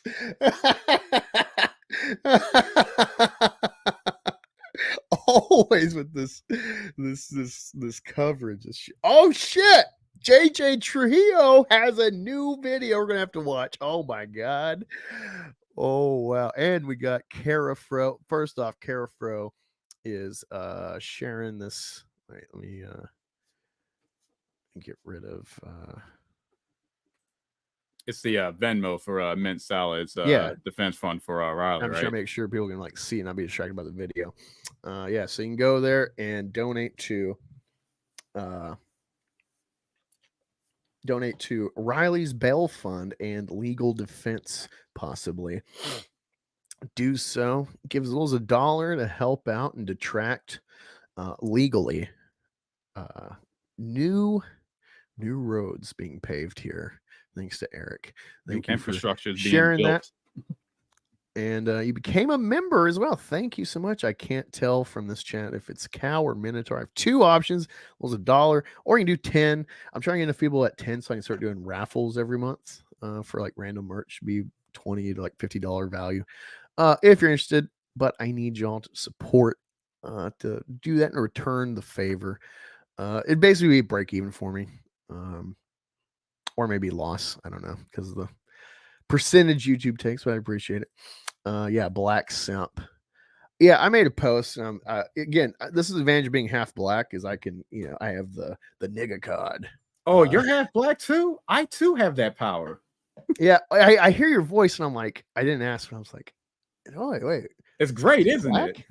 Yeah. Oh, now I grew up white from small town Oklahoma. We had, the only black people lived in like the projects, Section 8 projects in the town, or in the historically, like, I don't know what you call it, but like Black Town, because it used to be like segregated, so it's like that segregated area just have stayed black mostly.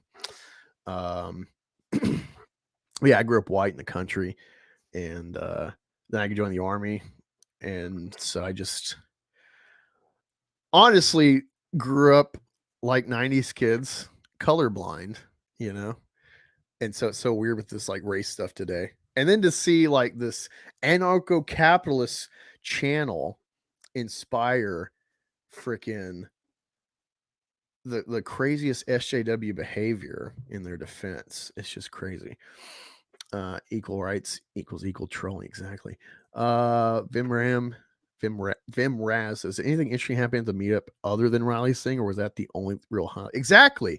That's what I said is this, all these ripatards are only celebrating Riley's arrest. They're not like, yeah, we were winning in Dallas with Rippa. Yeah, I didn't see anyone posting pictures of all their rare ISOM covers they were buying, or their long boxes, or their Dokuman cards. Just pictures of Riley. Yeah, just a bunch of people sucking up to EJ, says Kara. Hell, friend. NRI says, oh my god, holy Jesus, it's two effing retards raising money to send another F slur sitting in a effing cement box. So you got to put like your G's and your CKs in here so I know which slur to omit properly. I'm white and I grew up in the blocks I grew up black in the city. The hood was life up in here, up in the mean streets of Canada. Oh, used to bang in Canada. What is up, Jesse Power? Thank you for that clip of Eric. That was great. Let me pull up this this trio video.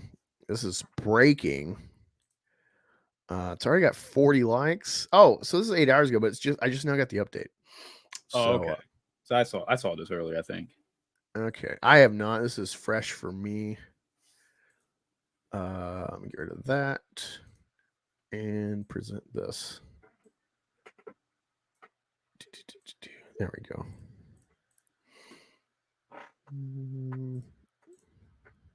All right. Help. What the hell?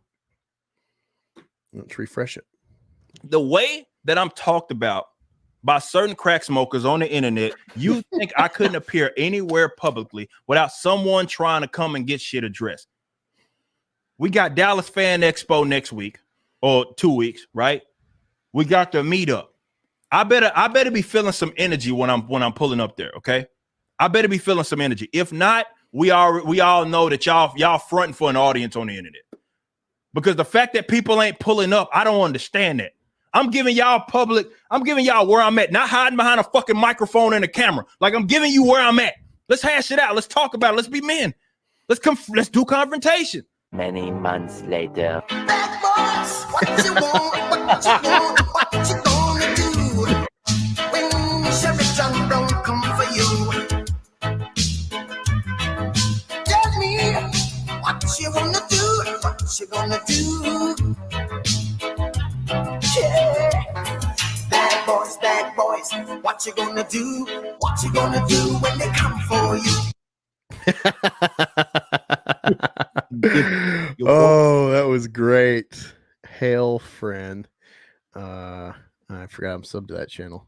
Your Honor, I present to you me pulling up. Let's get that in the chat. Go sub to JJ Trio if you have not already. He's chronicling every day new updates with this growing Rippaverse saga. I tell people at work, I'm like, dude, I can't stop. I want to do other shit. I want to make stars. I want to read comics, but every day got a new development. And tomorrow is Monday, so probably be the arraignment for bail in his charges. Is that something that's going to be like live stream, or is just going to just be? I don't think it's as.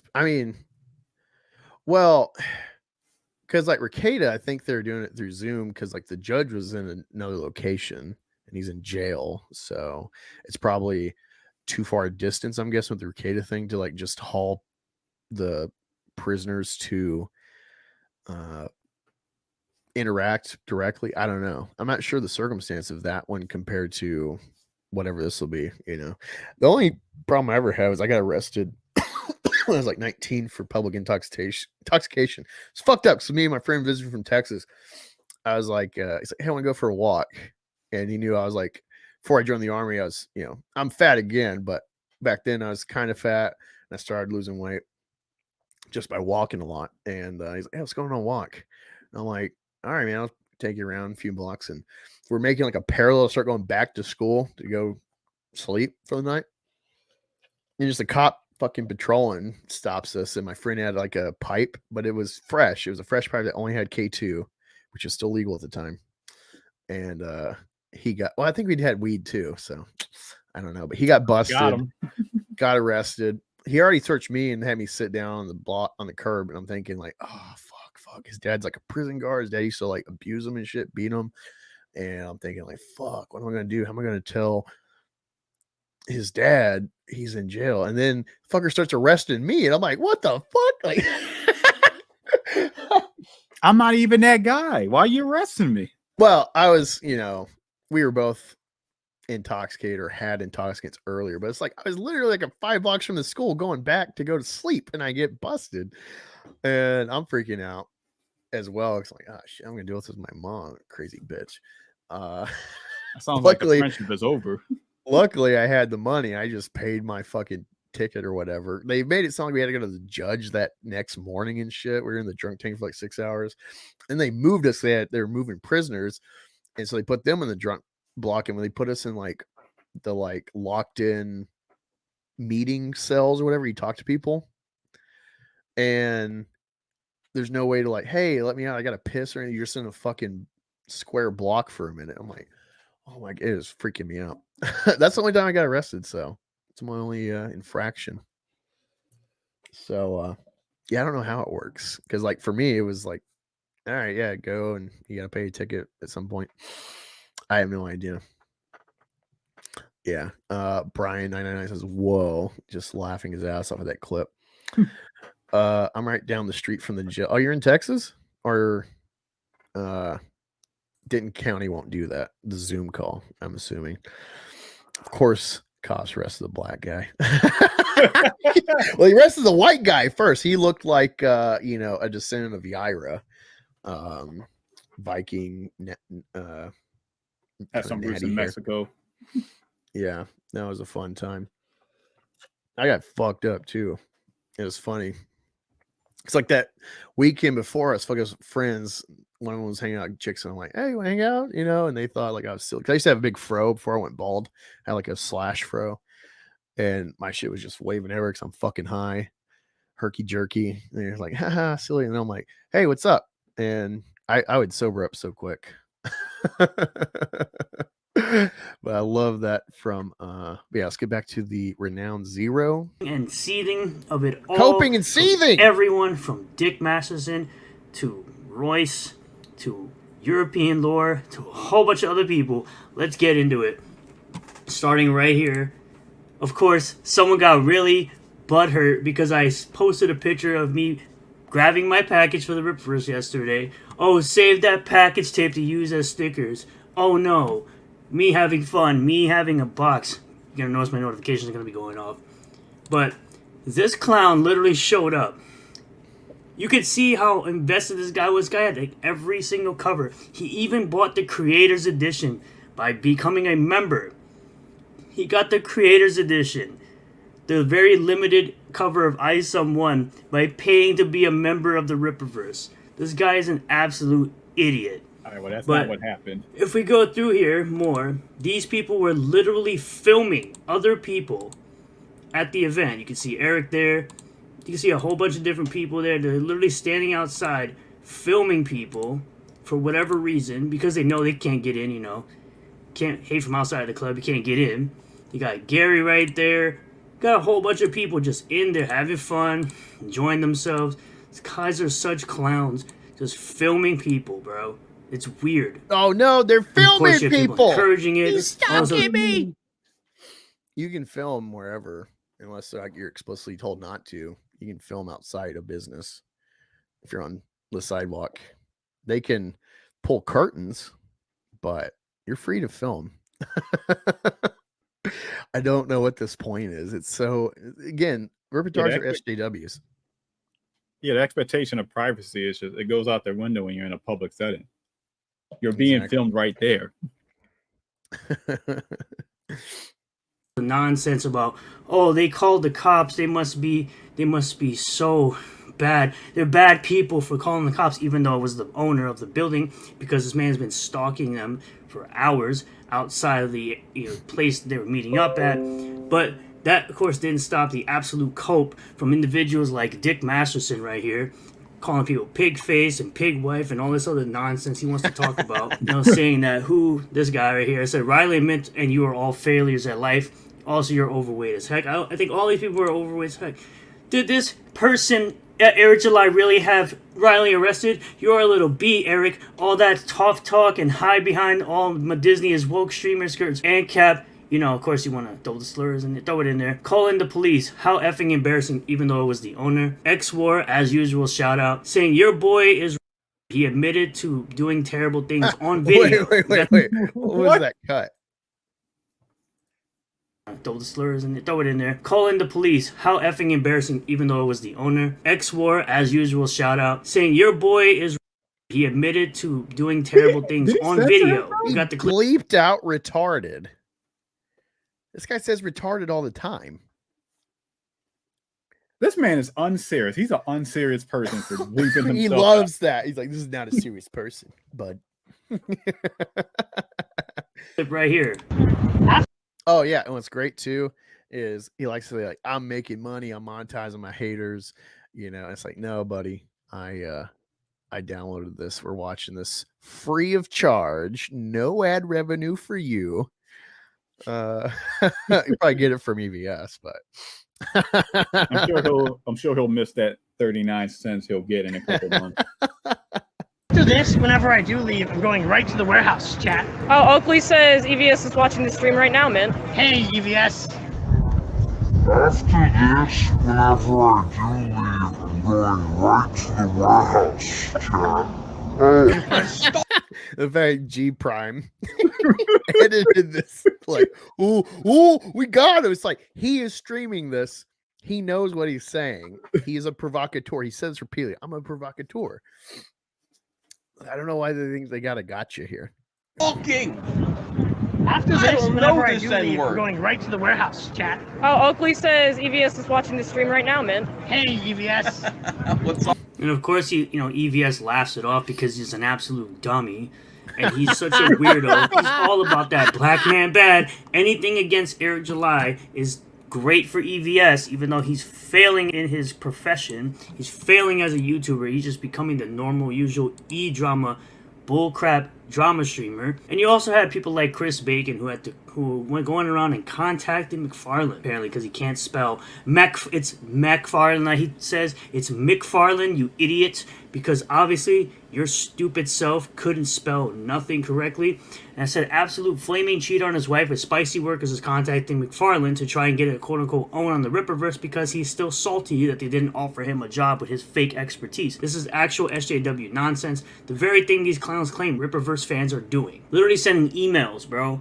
Like, this is some clown world nonsense that we're getting here from this idiot. You should probably figure out your own life before you start trying to ruin other people's lives that are way more successful than you'll ever be, and I don't know, much nicer than you are. But here we go. We're over on Dick Masterson. We're gonna see all the absolute coping and seething from... Oh, this is horrible, Art, because I know that guy's got a cross eye. Fake news. Marcos, you need to be fired. Today or yesterday, holy crap. Brandon, the guy with the lazy eye, did this threaten to beat up Riley at Air July's event. Why did he read it like that? Oh, man. How is this guy effing fat? They moved the poster to cover Riley's camera. Effing lol. Like, dude, you're obsessed. You're a weirdo. You think Eric is fat? Bro, do you look at yourself in the mirror? Have you not looked at yourself in the mirror lately? Uh-oh, Riley isn't counting a repertoire. He could not name his favorite part of Isom. And remember, he says, anything you need, Riley. Wait, Tiso, what is your favorite part? You've gotten all the books thus far, right? Yeah. What is tell us your favorite parts of each. So for Isom, it was when Yaira beat up a black guy and threw him on a car. Alpha Core, my favorite part is the spa scene where Lillian's getting back massage and then is about to get the BBC. That was funny. Yeah. Isom 2, I don't really remember. I don't think I have a favorite part in Isom 2. And I guess Yaira would be probably the weird, this is Texas. Texas, that's stupid. Oh God, yeah. Each part of the Rippaverse. My favorite part of Salvage is Affluent City. Bereft of crime. Yeah, Let me I saw that explain hit. the license to kill. It was Jesus Christ, that was just reading that pitch. It's like, God, what? Oh, you know, I was thinking with Yaira, as people were pointing out, her Dick's really focused on the brittle part on the Dick show. He's talking about the brittle, or her line about like, do you know what happens to steel ductility, whatever levels? That line, yeah, in the jailbreak scene. I was thinking, I know exactly what was happening there. The Saskas, they supposedly love the X-Men. You know what they were doing? They were trying to channel in X-Men, the first one. Actually, let me try to pull it up real quick. Oh, I think I know what you're talking about. Yeah, I See, think my I theory figured it was out. they were just trying to channel Batman and Robin movie. What happened to the what happened during the Ice Age with the dinosaurs joke? The Ice Age. That's what she should have done. She should have done something as witty as that. Oh, okay. Someone's got it clipped. Awesome. Perfect. Let me remove this real quick. I'm going to share this. You know what happens to a toad when it's struck by lightning?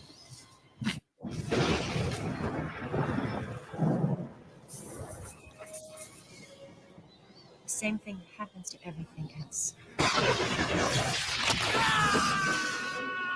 No, Ray Park. Never to be seen again in the movie franchise. I think that's what they were trying to channel. And it's like, you know, that scene was stupid. Like, it's you know, for a great movie, that's like the bad scene in the movie. Oh my God. But yeah, see, for me, I saw my favorite part.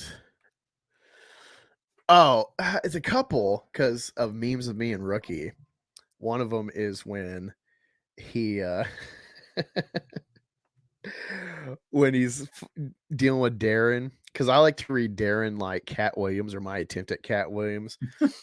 And he's like, see, in the empire business, and like all that. And he's like, just for no reason, to a guy that supposedly his friend from long ago, he's like expositing to him things about him that they already know, where it's like, it's a weird dialogue. That whole sequence, and he's like, you know, I've built this empire somewhat legally, somewhat not so legally. Well, he says somewhat not so much, but me and Ricky say legally, somewhat not so legally. It's like our meme. And then when he's fighting Santuan again, and for whatever reason they're expositing about accepts and its usage and not liking it, and he's like, what does this matter?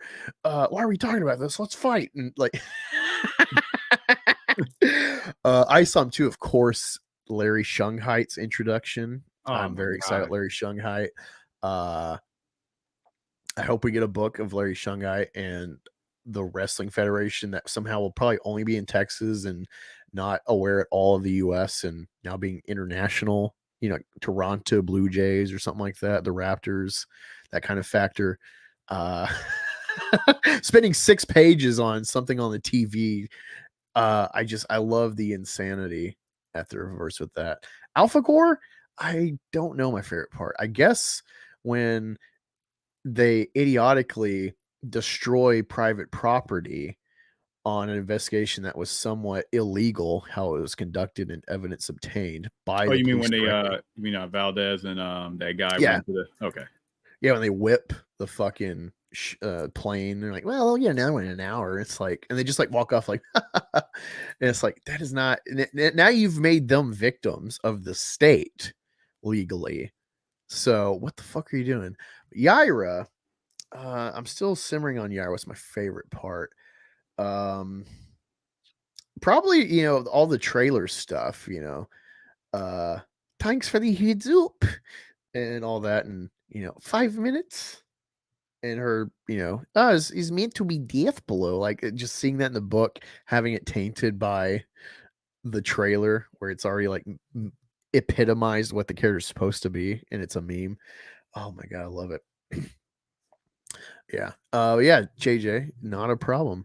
Are you on Twitter? Because I'll send you a link if you want to join and interact with us. It's not a problem. You've not read a single book. Oh my God. Lucky you. Well, there is a website on the internet that hosts free comics. You may have to deal with a lot of pop-up ads, but it's well worth it to read for free the first 3 Rippaverse books. At some point, I assume Yaira will pop up there. And yeah, if you've read Yaira, if you found ways, if you've not bought it, I suggest you to retweet Renown Zero. there's a post he had where he's like, I got my Yaira. And I'm like, what's your favorite part? He's like, the part where you don't spoil it for those who haven't gotten it yet. And so I'll find it in a minute. But I summarized the book. I'm like, yeah, she fucked a Viking and had progeny and kept burning them until she got bored. And then 1,000 years later, a probable descendant, first meeting, she attempts to murder her. It's such a weird concept for it. And like, if the Satskas were better writers, they could have just roped in and tied up all the excepts existing because Yaira had sex with some dude. Nope, too smart. Oh, Robco guy, send the link of that. I think I know you're talking about. The guy read it on stream. That's why I read Yaira on stream, is just a way to kind of, pad stats, I guess.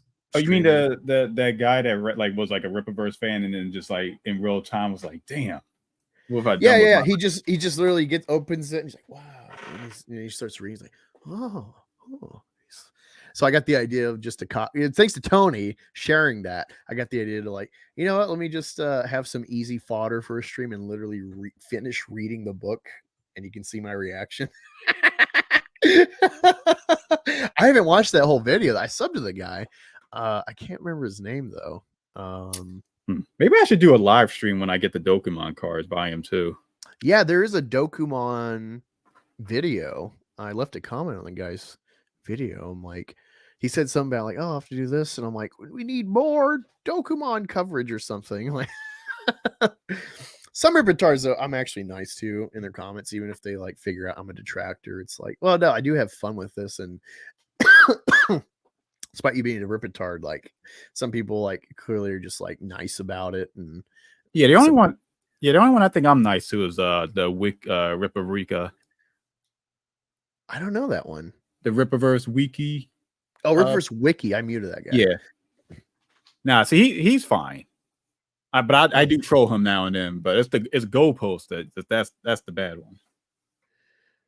Okay, no, Goalpost is great. Goalpost is he's a sneak promoter. He is a double agent. He's an agent of chaos.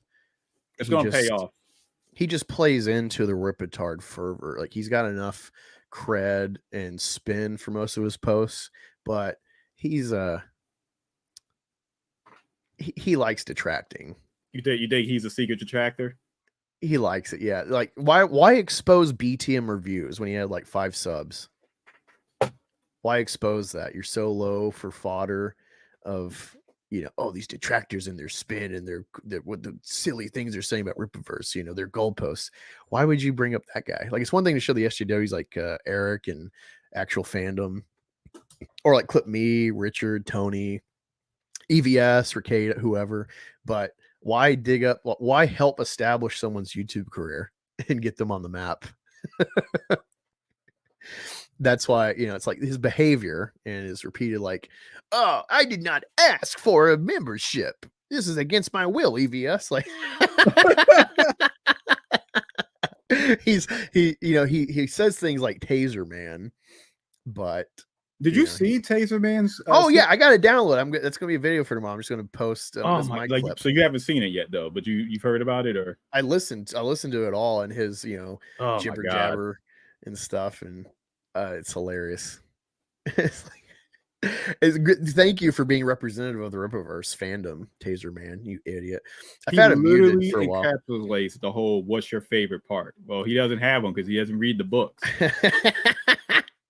Like, oh, I really liked. Well, it's funny because he admitted like, oh yeah, I really relate to Isom, and he's petty and strong head and all this, and it's like, yeah, it's not heroic, and they don't get it. It really is like every black fan of the Rippaverse I've seen, especially if they put up videos, it's like they all got like the same temperament, and they're probably all fatherless. I grew up with a stepdad for more than I had my dad in my life as far as like in the home, but even though I'm against cuckoldry, which includes stepfatherhood, we were stable, and there's still like the silver lining of having father stability father figure stability and all that. It's crazy to see the spectrum, especially with these ripitards and their behavior.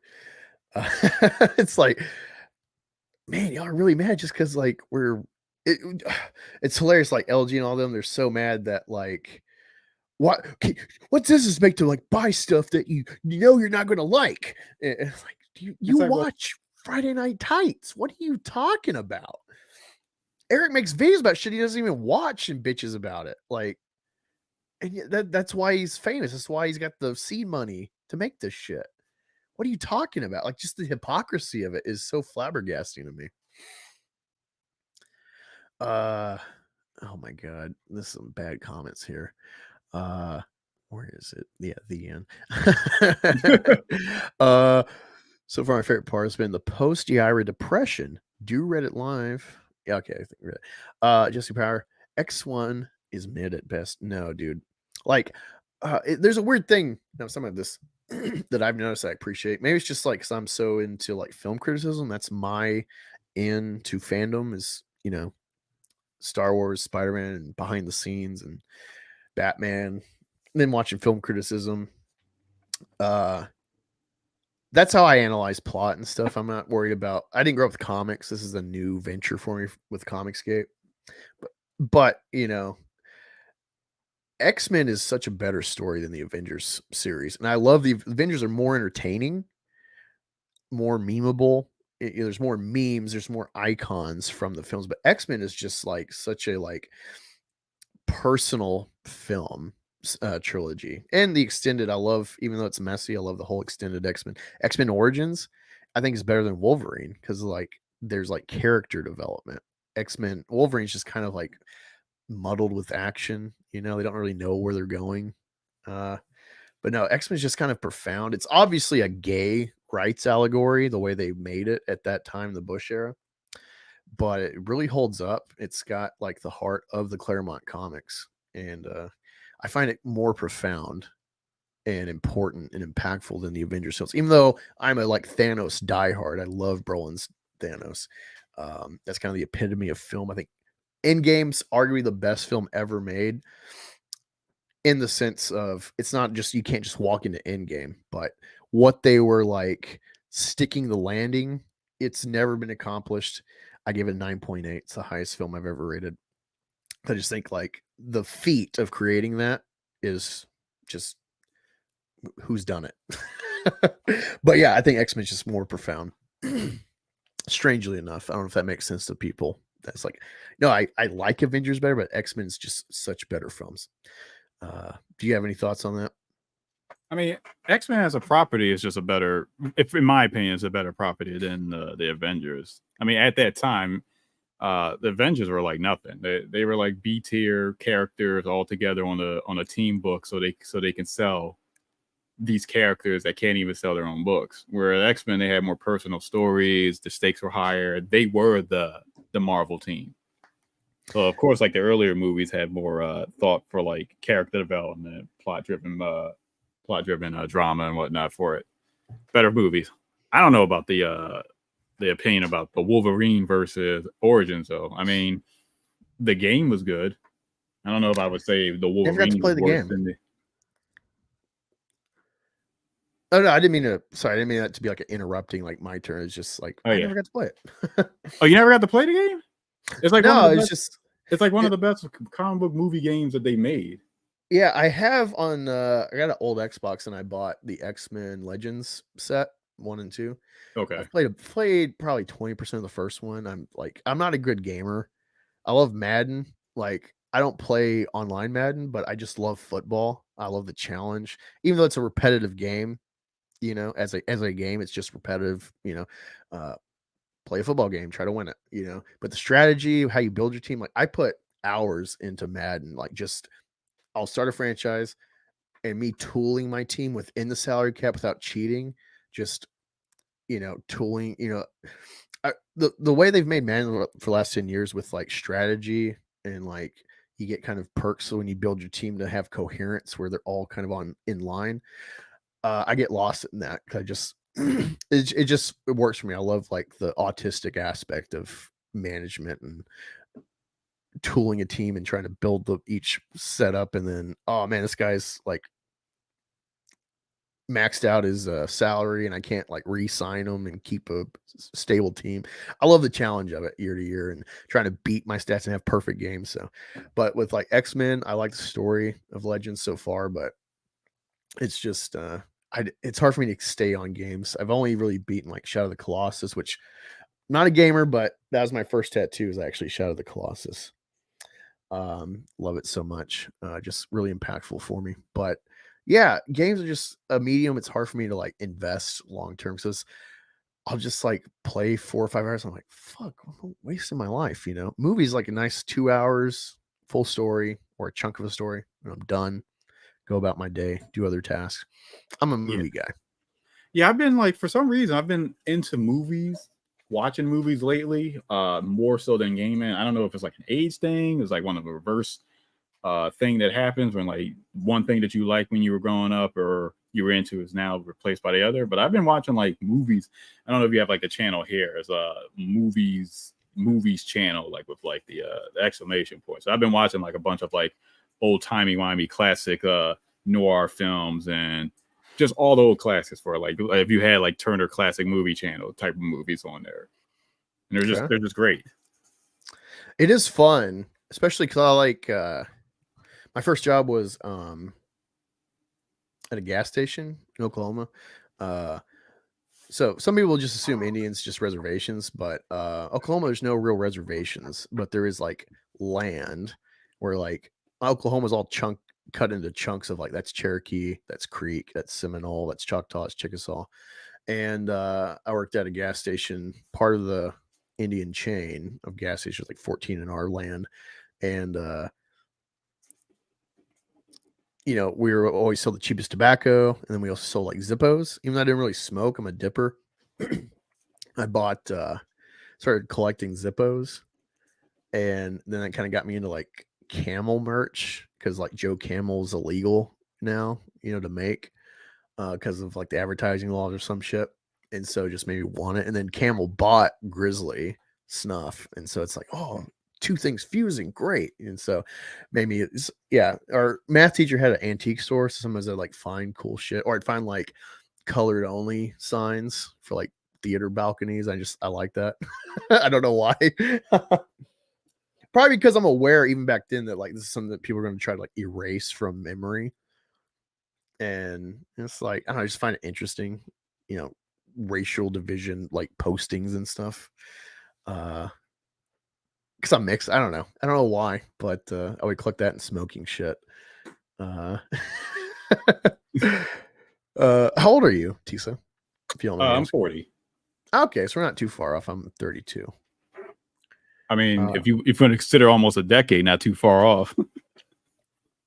I don't know. I feel old already. You know, been deployed, I've already lived a lot of life, working in factories for the last like 4 years. So like feel pretty beat up. I feel older than I am. And in some ways I live like very optimistically. You know, I got a SpongeBob mentality in some ways, but other ways I'm like Squidward. And I think like, fuck, life's already half over for me, you know? And so yeah, when you say like you're 8 years old, I'm like, that's not too much, you know? It'd be different now if I was like 16. You tell me you're like 26. I'm like, whoa. But I don't know, I already got the perspective of death, I guess, where I'm like, oh, fuck, life's short. Tim's Talk saying, Free Riley, Free Willy, re-release the Snyder Cut. Recap. Whoa. Now, I re-released the Snyder Cut. Wait, what's going on here? He is a Snyder tard, proudly. And I'm like a weird Snyder tard in the sense of like, like me and Rookie, because we'll be on the phone for like 6 hours sometimes. We'll talk for like 2 hours, then watch a movie, then talk for like another 2 hours. It should be a stream, sometimes the conversation we have. And we were watching I introduced him to Man of Steel, and he only seen BVS once in theaters. And of course we watched Snyder Cut of Justice League. So I brought him back, made him watch the ultimate cut of BVS, because I think it's got a lot of merit, even though it is a messy film. And the first minute with Batman, he was like bitching about or something. And I'm like, fuck, man, you're making me defend Zack Snyder and how brilliant this scene is with. What was he bitching about? Like him crawling up the roof or whatnot? So rookie is like, he made his name because he's the rookie with films. There's so many films that are classic, iconic, he's not seen, and so he's just, last few years he's like knocked out a couple hundred films, but he's still got way more to go. And it's funny too, because like his first review was War of the Planet of the Apes, or one of his first, and he thought it sucked. He liked Dawn of the Planet of the Apes better. So recently we had an argument about it, and I'm like, no, War of the Planet of the Apes is far superior. Dawn of the Planet of the Apes is kind of a joke compared to the other two bookend films. And so we ended up watching the whole Planet of the Apes series, and then the trilogy, and Tim Burton's. And it's like, fuck, all these films are great to some degree. There's not a bad Planet of the Apes film. And the fact that each era is like reinvented the story, it's just amazing. But so he's got this rookie perspective, and he's got this perspective like, God, another Batman, like, God. And it's like, he hasn't really ingested them though. He hadn't seen Dark Knight in years. And so we're watching BVS, and there's the opening with like the pearls and Batman's monologue, and then him flying. That's what triggered him. Batman flying as a kid with the bats, he thought was stupid. And I'm like, you mean falling down? When he falls down and he rises with the bats because it's like his dream, it's his nightmare.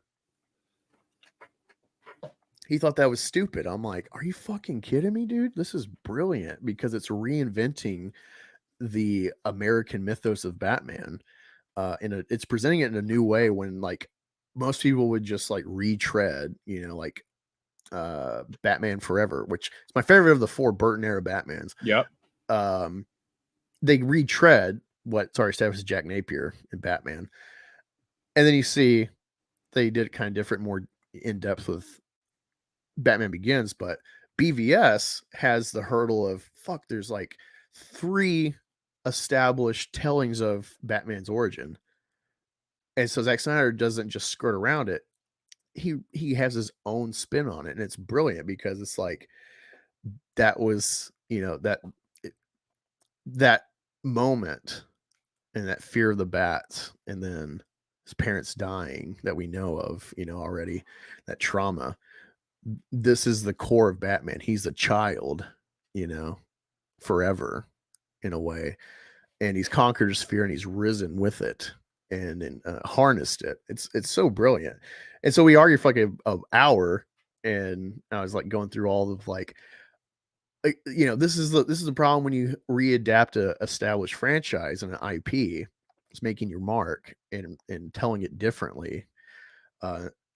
Unlike Spider-Man and MCU, where they just kind of ignore Uncle Ben and just have like a passing line about it,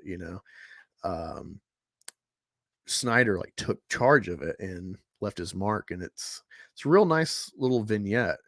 Of course, how you feel about the Snyderverse, and so he still kind of disagrees with me, but he kind of sees my point of like when you're reestablishing an iconic franchise character, not just copying and pasting. And I think he kind of appreciates my argument, but he just doesn't agree. But he's come around to like, he's moved from the like, oh great, another Batman, to like, oh okay, like we're watching all these different animated versions, Dark Knight Returns, Long Halloween, and he's like, fuck. And so he's starting to appreciate like, yeah, Batman really is just like an immutable character. He's just always usable. So long story short, that's coming back to Tim's talk comment here. But recast T'Challa, fuck no. I hate Black Panther. It's a mostly racist film. Most of the fandom is racist, in my opinion, in their adoration, just because he's a black guy. Did you see Infinity War? Yeah. I mean, I watched all the MCU films. Well, like in theaters. Yeah. So when I went to see Infinity War, I saw like opening day, of course, and I actually saw it twice opening day. I snuck off and saw it early, and then had my lady at the time like, oh yeah, let's go tonight, cool. But I already saw it. And she didn't know.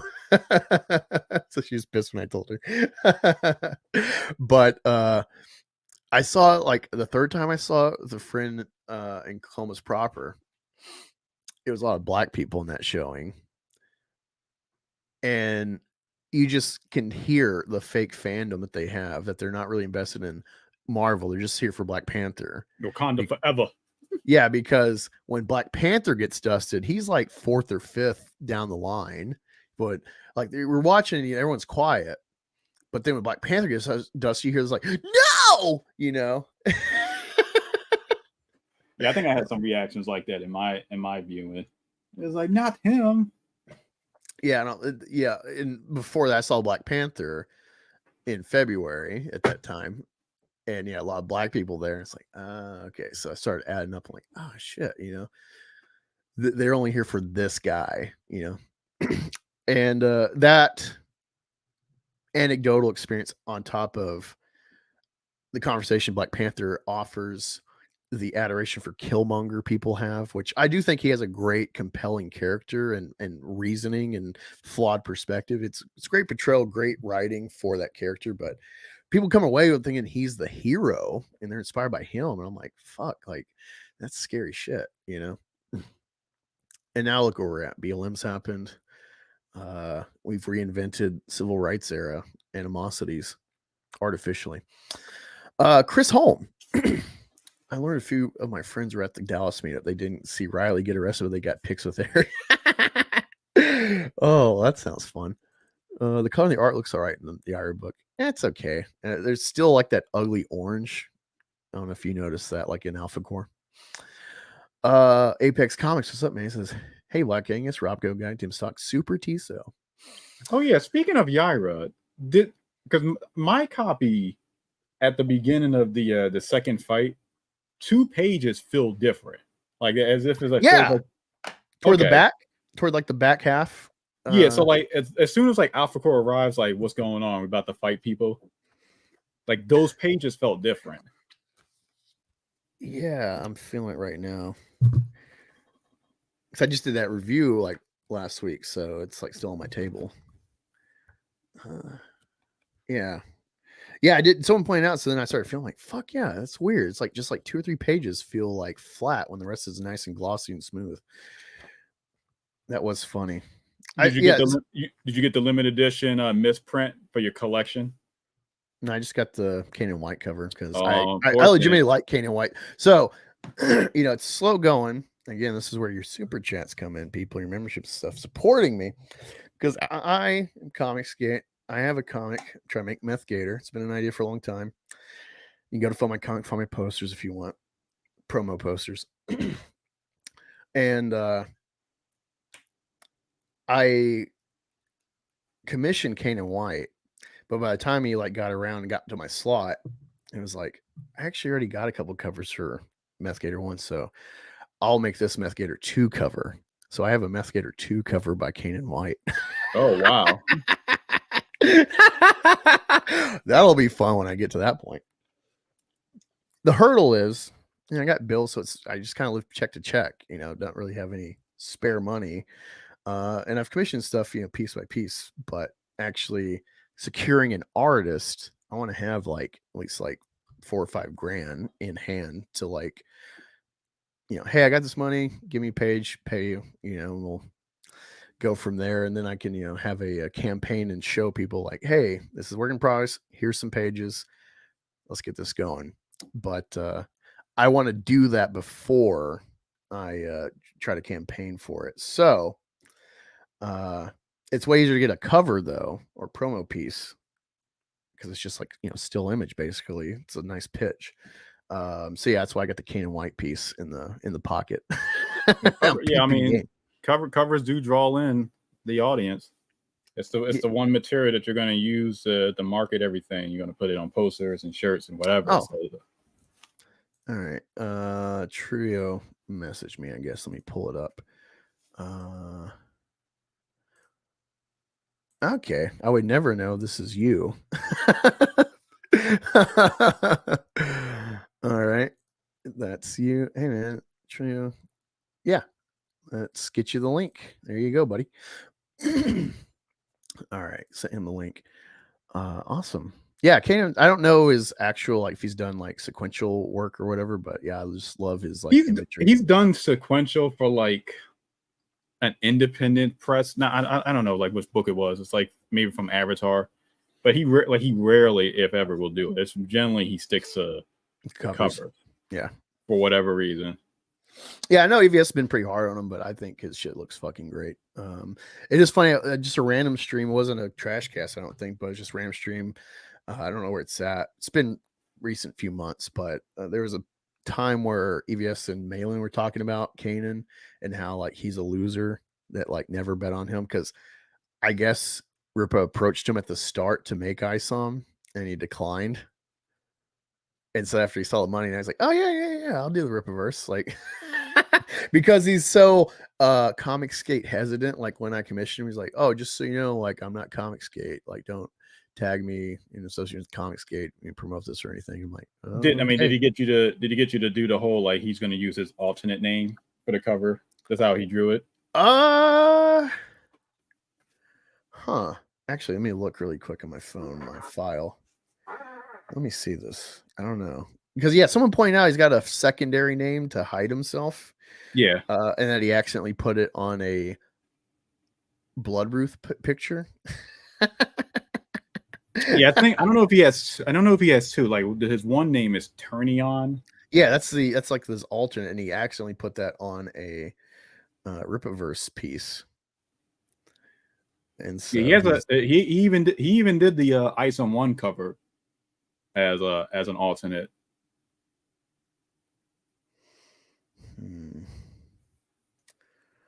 don't know where I put it in my phone, so let me check my messages with Kanan.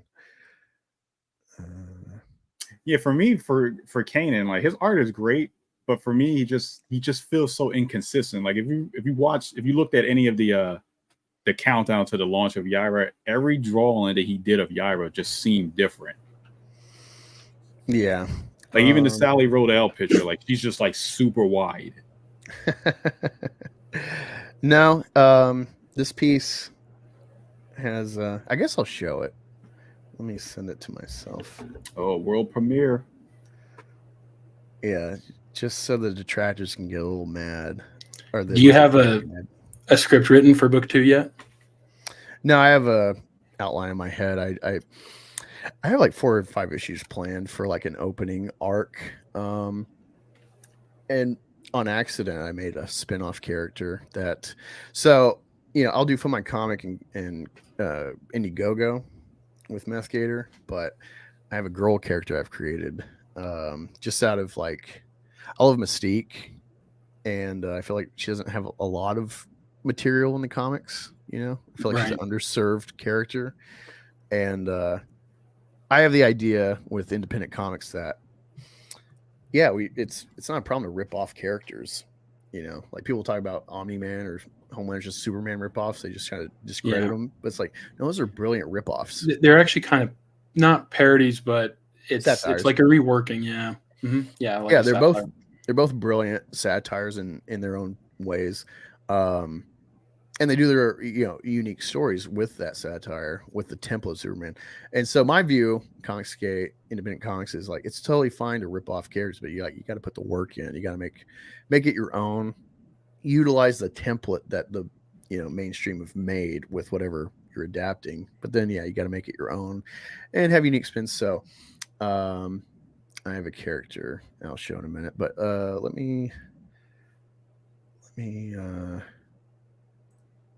pull up. There's a character that's really good that's like that, like a Superman inverted type of character, but it's like a bad Superman. I think it was some Irredeemable. I forget what the character's name, like the Plutonium or something. Irredeemable and Incorruptible. I know of those books. I haven't read them yet. They're great.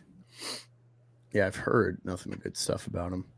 All right, so this is the cover 2 that I got by Kanan White. And then is that the spinoff character you're talking about in the back over there? It is not. Oh, okay. It's just some girl with Mech Gator. Yeah.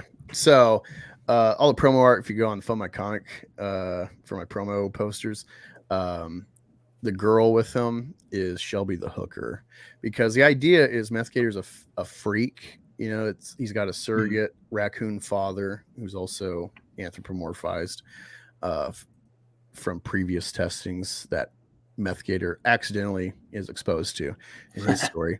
And so it's kind of, kind of convenient that they're in the same location, but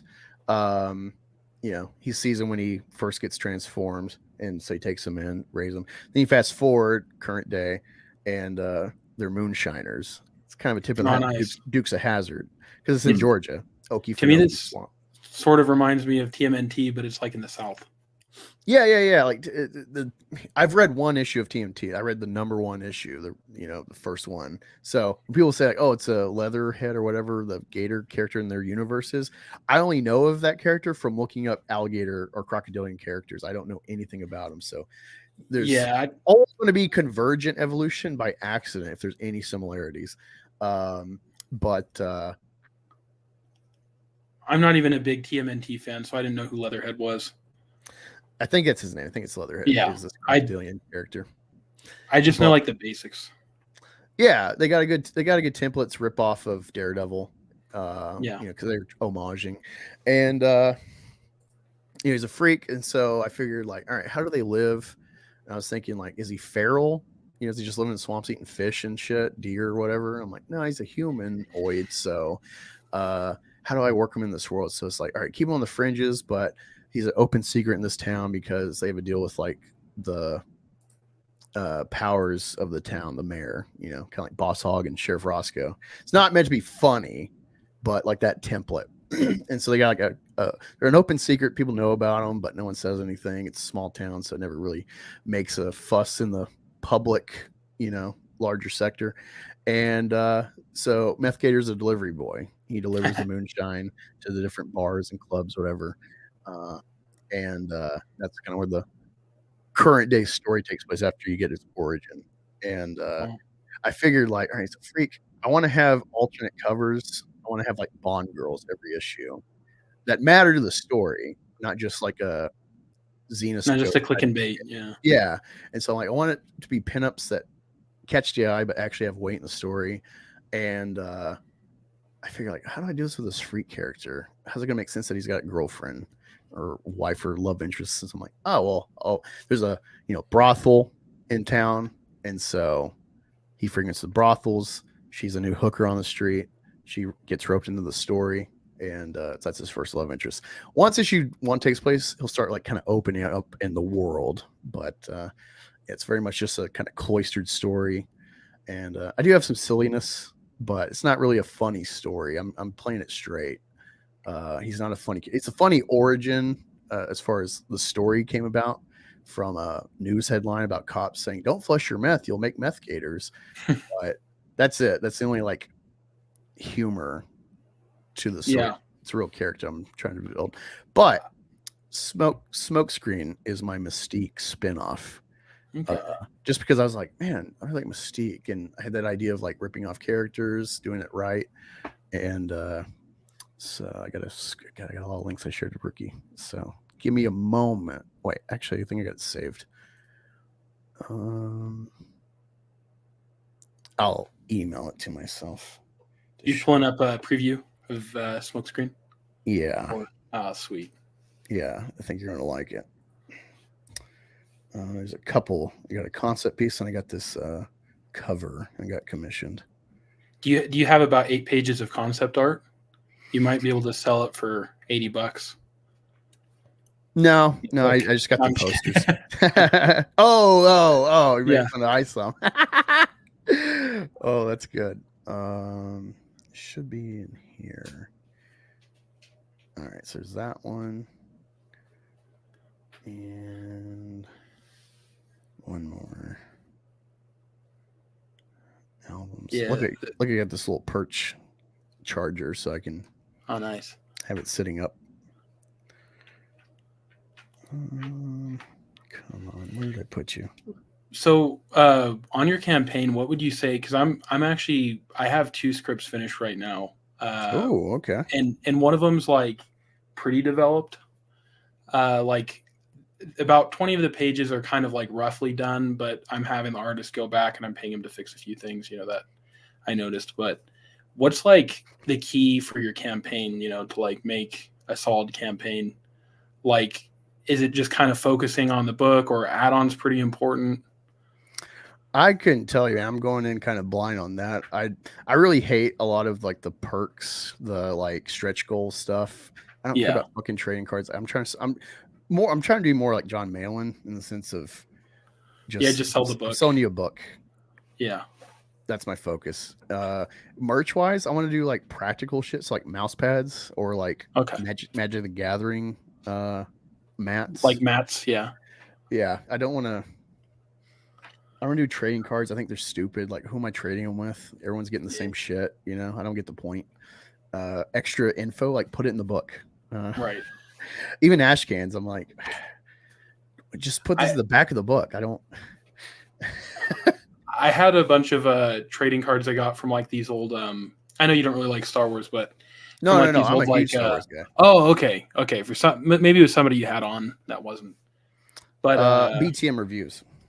Yeah, BTM doesn't like it either, or he doesn't like it. Yeah, but I have like all these Dark Horse trading cards, but I didn't really take care of them just because it's like, I don't know. To me, it's not that cool. Like I usually just want the book. So yeah, like EVS, I got the extra shit. Like, it's cool to have that little toy. Like, I like collecting shit clearly, but right, it's kind of a weird collectible because it's small and I can't pin it on my wall unless I put like a shelf up. So it's like a strange piece for me because I don't want to take it out of the box because it's small. So the box has like, it's like a Funko Pop. I leave them in the box. Right.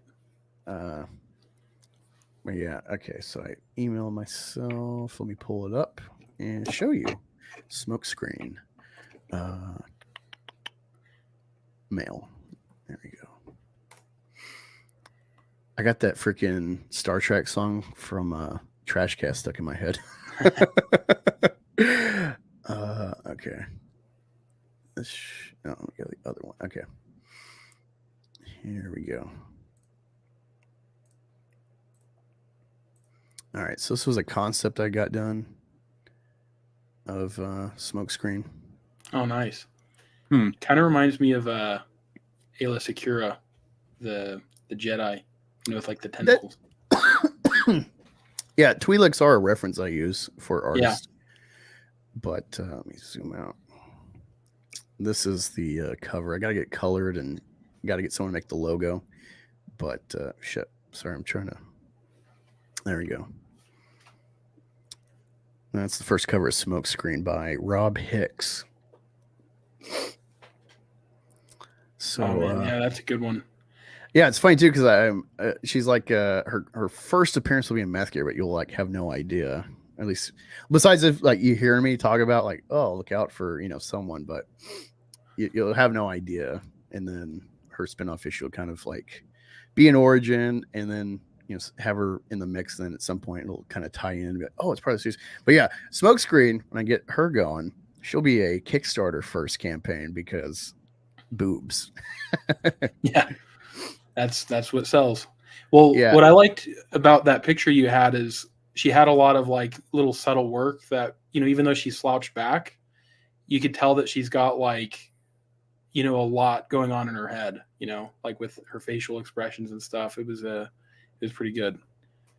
Yeah, it's funny too because I started watching Jessica Jones. I watched episode 1. I'm like, God, female characters suck, man. Like, generally speaking, especially like Bendis, he's writing it and he's a good writer, but just guys generally shouldn't write women. Like Lady Death's kind of the epitome, but it's just like there's really no stakes. Everyone's dead in hell or heaven. It's just cheesecake, and that's fine. I got like the big like $100 collectible box of like the first 10 issues. I like Lady Death. The art's great, but it's just like it feels like corny 60s comics, 70s comics that I've read. And it's like if I were a girl, I want to have stakes, and I don't want to write her like guys do, where it's like, oh, she's a badass. But it just like there's this weird male perspective in comics with writing cool chicks and stuff. It's like, here's the thing, she's got mystique powers, but she's just a chick. There's no like enhanced strength. So she's just as susceptible as a human as far as like getting shot. It's only like skill and then her powers can be like the extra advantage, but it's just mimicry and blending camouflage, so Yeah, it's she really has good how they have the tentacles, like the different poses they have, with the one that's like wrapping around to the left. Yeah. Who did you say did this? Rob Hicks. Let me okay find his link for you so I can put it in the chat. You can follow him, maybe commission him. He's a reasonable price guy. Have they done anything else in like the professional space? Because this looks really good. I'm not sure. He's got like porn comics. I bought like his set. I'm not sure how well written they are, or I don't. It's just fucking smut. So I don't think you should really put a lot of stock in. But he's got like a series. I'm not sure, but yeah, he's pretty good. He's a big Tool fan too. I think he's kind of what you would consider white. Hey, we got Brian in here. Cool. I've wanted to read your comics, man. The Six Gun Gorilla is such a cool concept.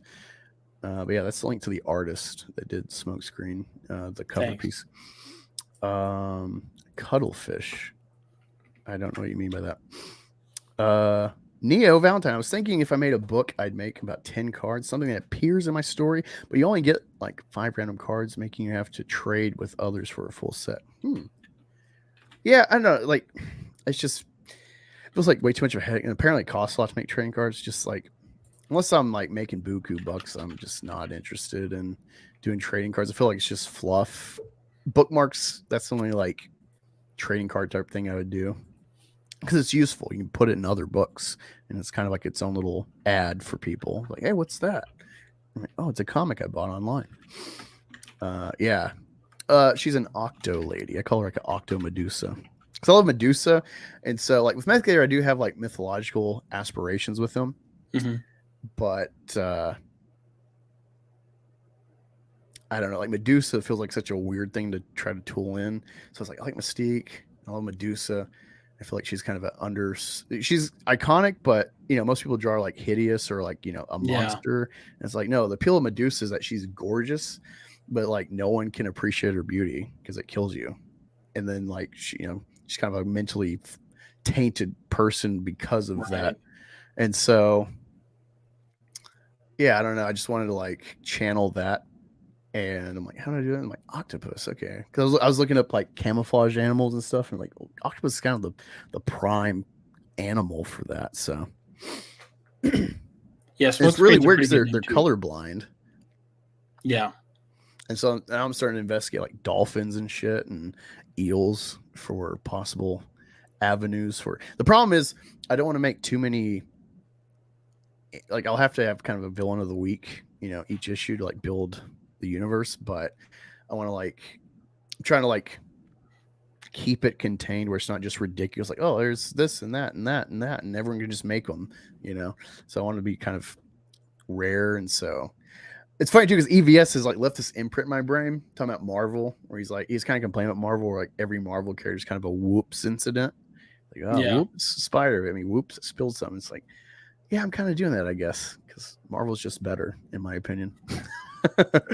Yeah, Brian did a dope limited cover for Six Gun Gorilla. Oh shit. Okay, interesting. Yeah, I just never was able to get it. Didn't have the funds when you were campaigning, but definitely new campaign launching the 26th. All right, man. Well, message me because I'd love to have you on. And Katie did, and probably Frog Tony, if you're interested partaking with Detractors, that does its own burden as a campaigner. Yeah, Octomedusa, exactly. You lose bookmarks. Well, then buy multiple. Also, funny said bookmarks. I do have to show you this one piece I also got for a bookmark. It's Shelby the Hooker. The problem with Shelby the Hooker in the promo art, even though I gave references and like, yeah, she's mixed girl, because Georgia's historically like basically a white slave state in the sense that they're full of English indentured servants to come to this country, and then also they had slaves. So figured it makes sense to like make a kind of meme of demographics of Georgia's history. So that's kind of why I picked Shelby to be mixed. Let me see. Mostly like little Welsh and Irish girls or boys where they were like bastards, The parents basically were like, they're like, yeah, we're not going to be able to take care of you. and then they would just ship them off. It's pretty sad. There we go. All right, so the last thing I'll show for like myself, get you excited, and then we'll continue detracting, interviewing JJ, and picking his brain. There it is. All right, nope. All right, so I've shown this for this is the Shelby the Hooker bookmark that will be made. Okay. And this is a porn artist that I got commissioned. Reasonable rates. I'll find her link soon. I just love seeing her art. You know, if you don't like to see like obviously lewd shit, then don't follow her. But if you do, I love how she gave her like a little kissy face and her big adorable eyes. It's very important to get a nice fro. I really hate. When I was a kid, I read like a kid's version of like Malcolm X biography, and it's talking about like his mom would like kind of beat him and shit, and because he wasn't always presenting white enough for her. She wanted to like keep him like as white looking as possible. And there's this culture of like the straight hair a lot of black girls do. That's all from like that black culture trying to assimilate with white people in like pre-civil rights era. And like learning that, not that I care about like race stuff usually, but like learning that kind of like tainted black girls straightening their hair. Not that it doesn't look good, but that it's so rampant and people don't like embrace their ethnicity with like their hairstyle. And so I wanted to like have like a nice fro girl, and she got a little meth gator plushie here covering her bits, keeping her somewhat modest. So I'll get someone to put the logo probably on the bottom, and then that'll be the bookmark for meth gator. So I have a question about meth gator. You were talking about how mythology has oftentimes kind of inspired the stuff you do. Is he inspired by anything mythological? No, just that article about the cops. Yeah, gotcha. I had an image in head, but I couldn't figure out the science because I'm like, if there is like this special blend of meth that, you know, turns him because it spills on him from some tweakers, they don't know about it. Why aren't the people turning? And I was like, it really had me stuck because it's like, I would not be satisfied myself if I read a story where it's like, that's stupid. That's a weird plot hole. And then once I figured out like a silly sci-fi explanation, I was like, oh shit, this is not just like, meth gator, haha, scientifically altered meth. I have like a whole like Breaking Bad Ozark potential with storytelling with this. And so it made the whole idea bigger, and it finally gave me like an angle to make this a real thing, a real story, not just like an image in my head. Right. Octolips. That's what they're called in Alita. I don't know. I'm not an Alita fan. I really hate the movie. I hate that the Zeros, like Josiah Rises, tricked me with the whole anti-Captain Marvel push people were pushing Alita to spite Captain Marvel, and I was totally down for that. And then I saw the movie, and I'm like, what the fuck is this? I had a friend who was like, that was like back in 2018. He was like, dude, like, you got to see this, you know, this is like pretty based. And I looked at the trailer and I just thought, this looks pretty retarded. I'm not going to watch it. Now, Lita in the movie, she's hot, you know, but otherwise the CGI is just ugly. It looks like Spy Kids shit everywhere. I know Rodriguez is part of it, but it just, the CGI, like with the guy's like a robot now. He's got a like, human head. It just looks so awful. CGI is supposed to be like supplemental, but nowadays everything's just kind of filmed in your garage, you know, with a green screen, and then they take it over to the studio and mix it all up. I don't like it. Yeah, they really should have went like the Fifth Element angle with. I don't like the Fifth Element, but it feels like a very practical film. It's a lot of in-camera stuff. But it's funny you're writing stuff because, like, I'm like JJ Trio writes. Like, what the fuck? What's that mean? What are you writing? No, that's a great question. So I actually started this channel out a long time ago. I was planning on like putting my short stories here, like on YouTube, kind of using them as an advertisement. But then I realized that when you like give people stuff like that, like everything for free, then they just kind of expect everything, you know, you write to be like a free sample. So I just kind of like left the channel for a while, and then I kind of went into like doing some critiques. But I don't know. I just noticed that like with the Eric July stuff, there was kind of a lot of BS, and you had to like watch, hours and hours of live streams. So I kind of wanted to like condense it. That way, just like, the average person maybe who is kind of like, a really huge Rippa fan and they don't want to believe, a lot of things. I kind of just wanted to show like everything, like just kind of expose a lot of the lies and then make it in a way where it was digestible. But I do want to go back to doing like a lot more critiques. So I am uploading like a critique for like a mini comic by a guy, Elliot Rodriguez, soon that I enjoyed. Yeah, and also just some fan films too. So yeah, it's funny you say that because people think that my scathing criticism, as I call it, my critical jihad, is I think it's just a Rippaverse. I think it's just a detractor thing. Yeah, I'll probably do a funny promo video, but Godlike is next. Oh yeah, it was John pretty Malin. bad. John Malin is not immune to my critical jihad. Really? That is correct. It doesn't mean it's good or bad. I'm just saying he's going to get the scathing criticism as God demands. What better book than Godlike to critical jihad? I haven't finished it. But I think it's worth an in-depth criticism. So look forward to that. Probably in a week or two. And then Cyberfrog 1 and 2. I don't have any other books. Oh, I guess I got a couple from Cyberfrog 2, but I haven't read them. Cyberfrog 1, you're probably going to be just like, if you're a Cyberfrog fan, you'll be like, oh, yes, he totally gets it. And then if you love Cyberfrog 2, you're probably going to hate my critical jihad of Cyberfrog 2. So I read Blood Honey like a long time ago.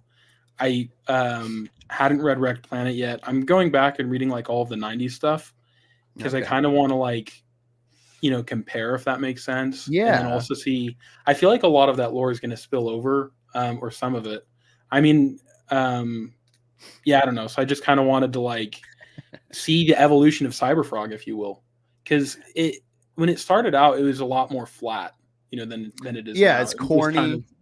Yeah, it's 19-year-old trying to channel like Spawn with some Spider-Man personality pizzazz, and it's corny. It's like enjoyably corny what I've read of it. Yeah, I think like oh yeah, sorry. Oh, I was just say kind of like in Cyberfrog 1 before like the Vespers kickoff. It's kind of corny when he's dealing with like Rumblebee and shit. Yeah. Yeah, it's it is, and I like the changes that you see he slowly added. Like in book 1, it was very much like you said, just kind of corny and gags. It was almost like a violent version of Looney Tunes, for 19-year-olds. That's basically what it was. I love Looney Tunes. Yeah, no, Looney Tunes is actually pretty amazing. But what he does is like he added like the homing signal, where he basically it's like this inner conscience, he added that kind of like midway through, and yeah, that added a lot to the characters. Apex says he liked Alita better than Captain Marvel. I guess I have to agree, but like I actually really hate Alita. I was really trying to become a big troll of the Alita army, because like within the griftosphere that I am somewhat a like follower of channels, because I'm a world-class bullshitter fan. That's how I became a YouTuber, with Star Wars and them. And I mean, I'm subbing them, but I don't watch them. I haven't watched them in a long time because they just got repetitive with like, new Star Wars sucks. They don't even like the prequels. They're just like 80s shills, and it's annoying because I hate most of the shit they're promoting with the 80s crap. Like fucking all the like the Planes, Trains, Automobiles. All that guy did all those movies. I hate them. Like they're fine. Planes, Trains, Automobiles is a fine film. I hate classic comedy. It just I didn't grow up with it, and so there's no nostalgia. So I'm watching it straight as an adult in today, and it's flat, it's fine, but it's flat. It's not worth any adoration, in my opinion. I hate Ghostbusters. I hate Spaceballs. I hate Christmas Story. So I just kind of avoid comedy. but when a comedy's great for me, like I adore it. Like Shrek series, Hangover series. I just showed Ricky Hangover. He was such a doubter, such a disbeliever in Hangover. When we hung out in Ohio here, we made him watch Hangover and he fucking loved it. And me watching it for the first time in a while, I'm like, oh my God, this is like such a perfectly written comedy. And it's what's great about it is like it's almost 20 years old now and it's not really aged. Besides like limitations of the time of like technology and whatnot and social media not really being a thing at that point. Right. It's just a really good comedy. It's like, I think it'll age phenomenally.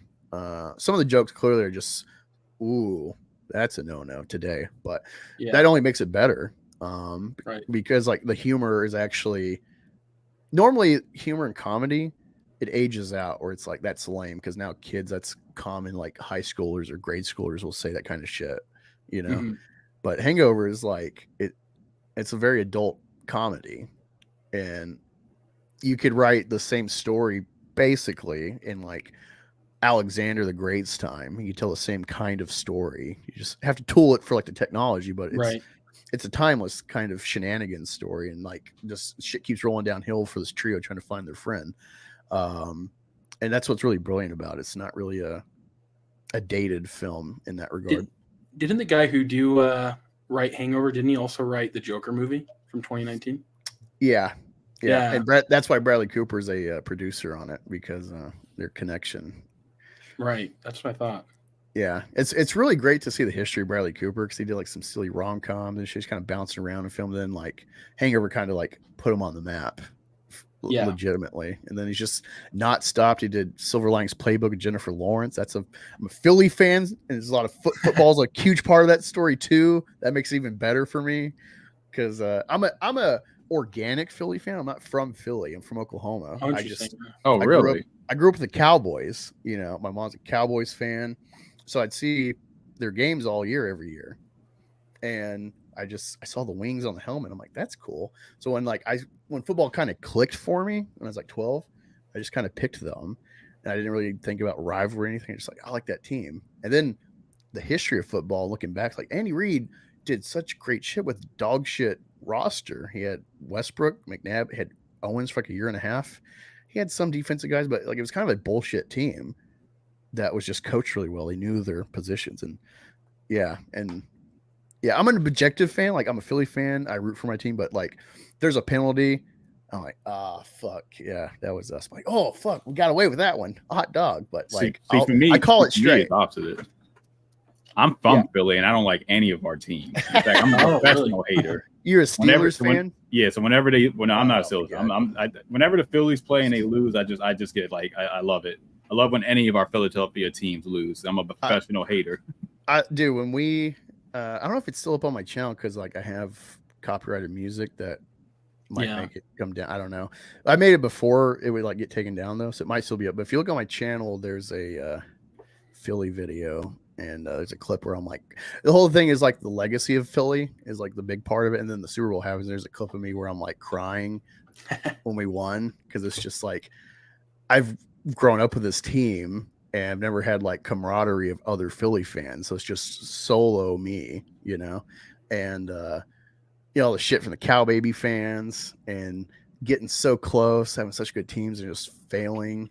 I didn't even know that it's like a common verbiage in Philly, but like I figured out learning the history of Philly, like the Lombardi curse, you know, it's like we're the only team to have knocked Lombardi out in the playoffs.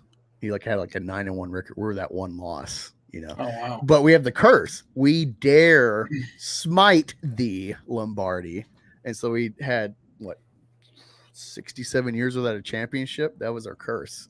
Then Big Dick Nick brought it home in the most unlikely of circumstances.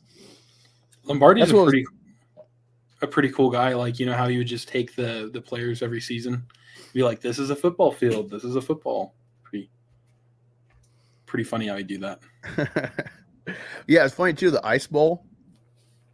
They had like I think a black running back, and they wanted to be like tough, and so Lombardi said like no one wears gloves, but the black guy wore gloves because they blended in with his skin. There's just funny little detail in that game. I love the legacy of Packers Cowboys games. That's just so delicious to me. You know, it's like it's kind of like the Rippaverse. It's like I don't know how much I like Cyberfrog as much as I love Detracting the Rippaverse.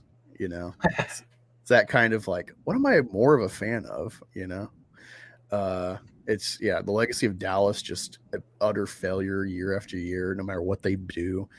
I feel bad though because Tony Romo is such a great player, but he never won Super Bowl and that star, so that's what counts, you know. But I feel bad about it. I really wanted him to go to Denver and win a ring, because he deserved it. He's a great player, great guy, great announcer too. God damn, he's like the best announcer. As far as like analysis, he's just brilliant and energetic. It's not just like, oh yeah, and like here's the system, and you got the safety going that way, and so of course you check down and boom, great block. Like no, he's just animated. He's predicting. He's so enthusiastic. He's a kid, and I love it. He's like my fan would almost like AC/DC. AC/DC Angus epitomizes the spirit of rock and roll, and Romo is like the kid with football, and I adore it. So that's my objective fandom there. I know some nerds are like, oh God, sports suck. But yeah, I'm an equal nerd with football as I am like movie shit, Star Wars. But yeah, anyway, let's get back to Detracting. Delicious Detracting. Before we show more Sturgis, brace yourselves. Got to look at this. Hold on, make sure I pull it up. Richard Embry. He had what I think epitomizes this whole fiasco with Riley. That is just a brilliant analysis. If you don't know, I think Kara shared it earlier. There's a GoFundMe for Rippa or for Clippa as well as that Venmo. And look forward to updates with Mint Salad if you're not following her. I got oh my God. I'm just going to share Rich's whole page while I look for this. If you're not following Richard, you should. The guy's hilarious. This is a new Never Surrender cover idea, thanks to Dude, Dr. He should seriously make that. Oh, EVS could do like he did for like a 48 hour, yeah. The sporadic campaign for like Cody to get him in NASCAR. He can do this to troll fucking Rippa with Comicsgate bucks. This is like the first real like head-to-head endeavor. I love this picture someone made. I don't know if you've seen this. It's me again. It is. Oh, that is brilliant. Oh my God. That's a great picture. Where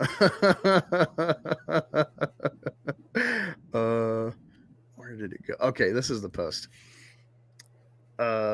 Jay Bomson fan says Riley is harder than Eric. Hail Comicsgate. Richard says the funny thing is Riley is really charismatic, and now you put him in jail surrounded by criminals who are local to July. You gave an insane man access to influence the criminal element, and then gave him a reason for them to align with him. You've just created like the Kingpin's origin with Riley. This is amazing. I love this timeline.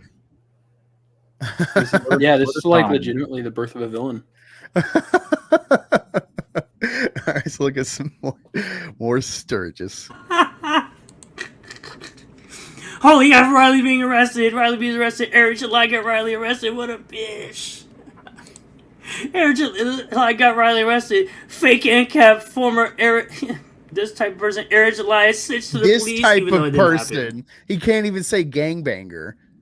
Eric himself says he used to bang, and he edits this out. Like, what the? This guy's infuriating sometimes.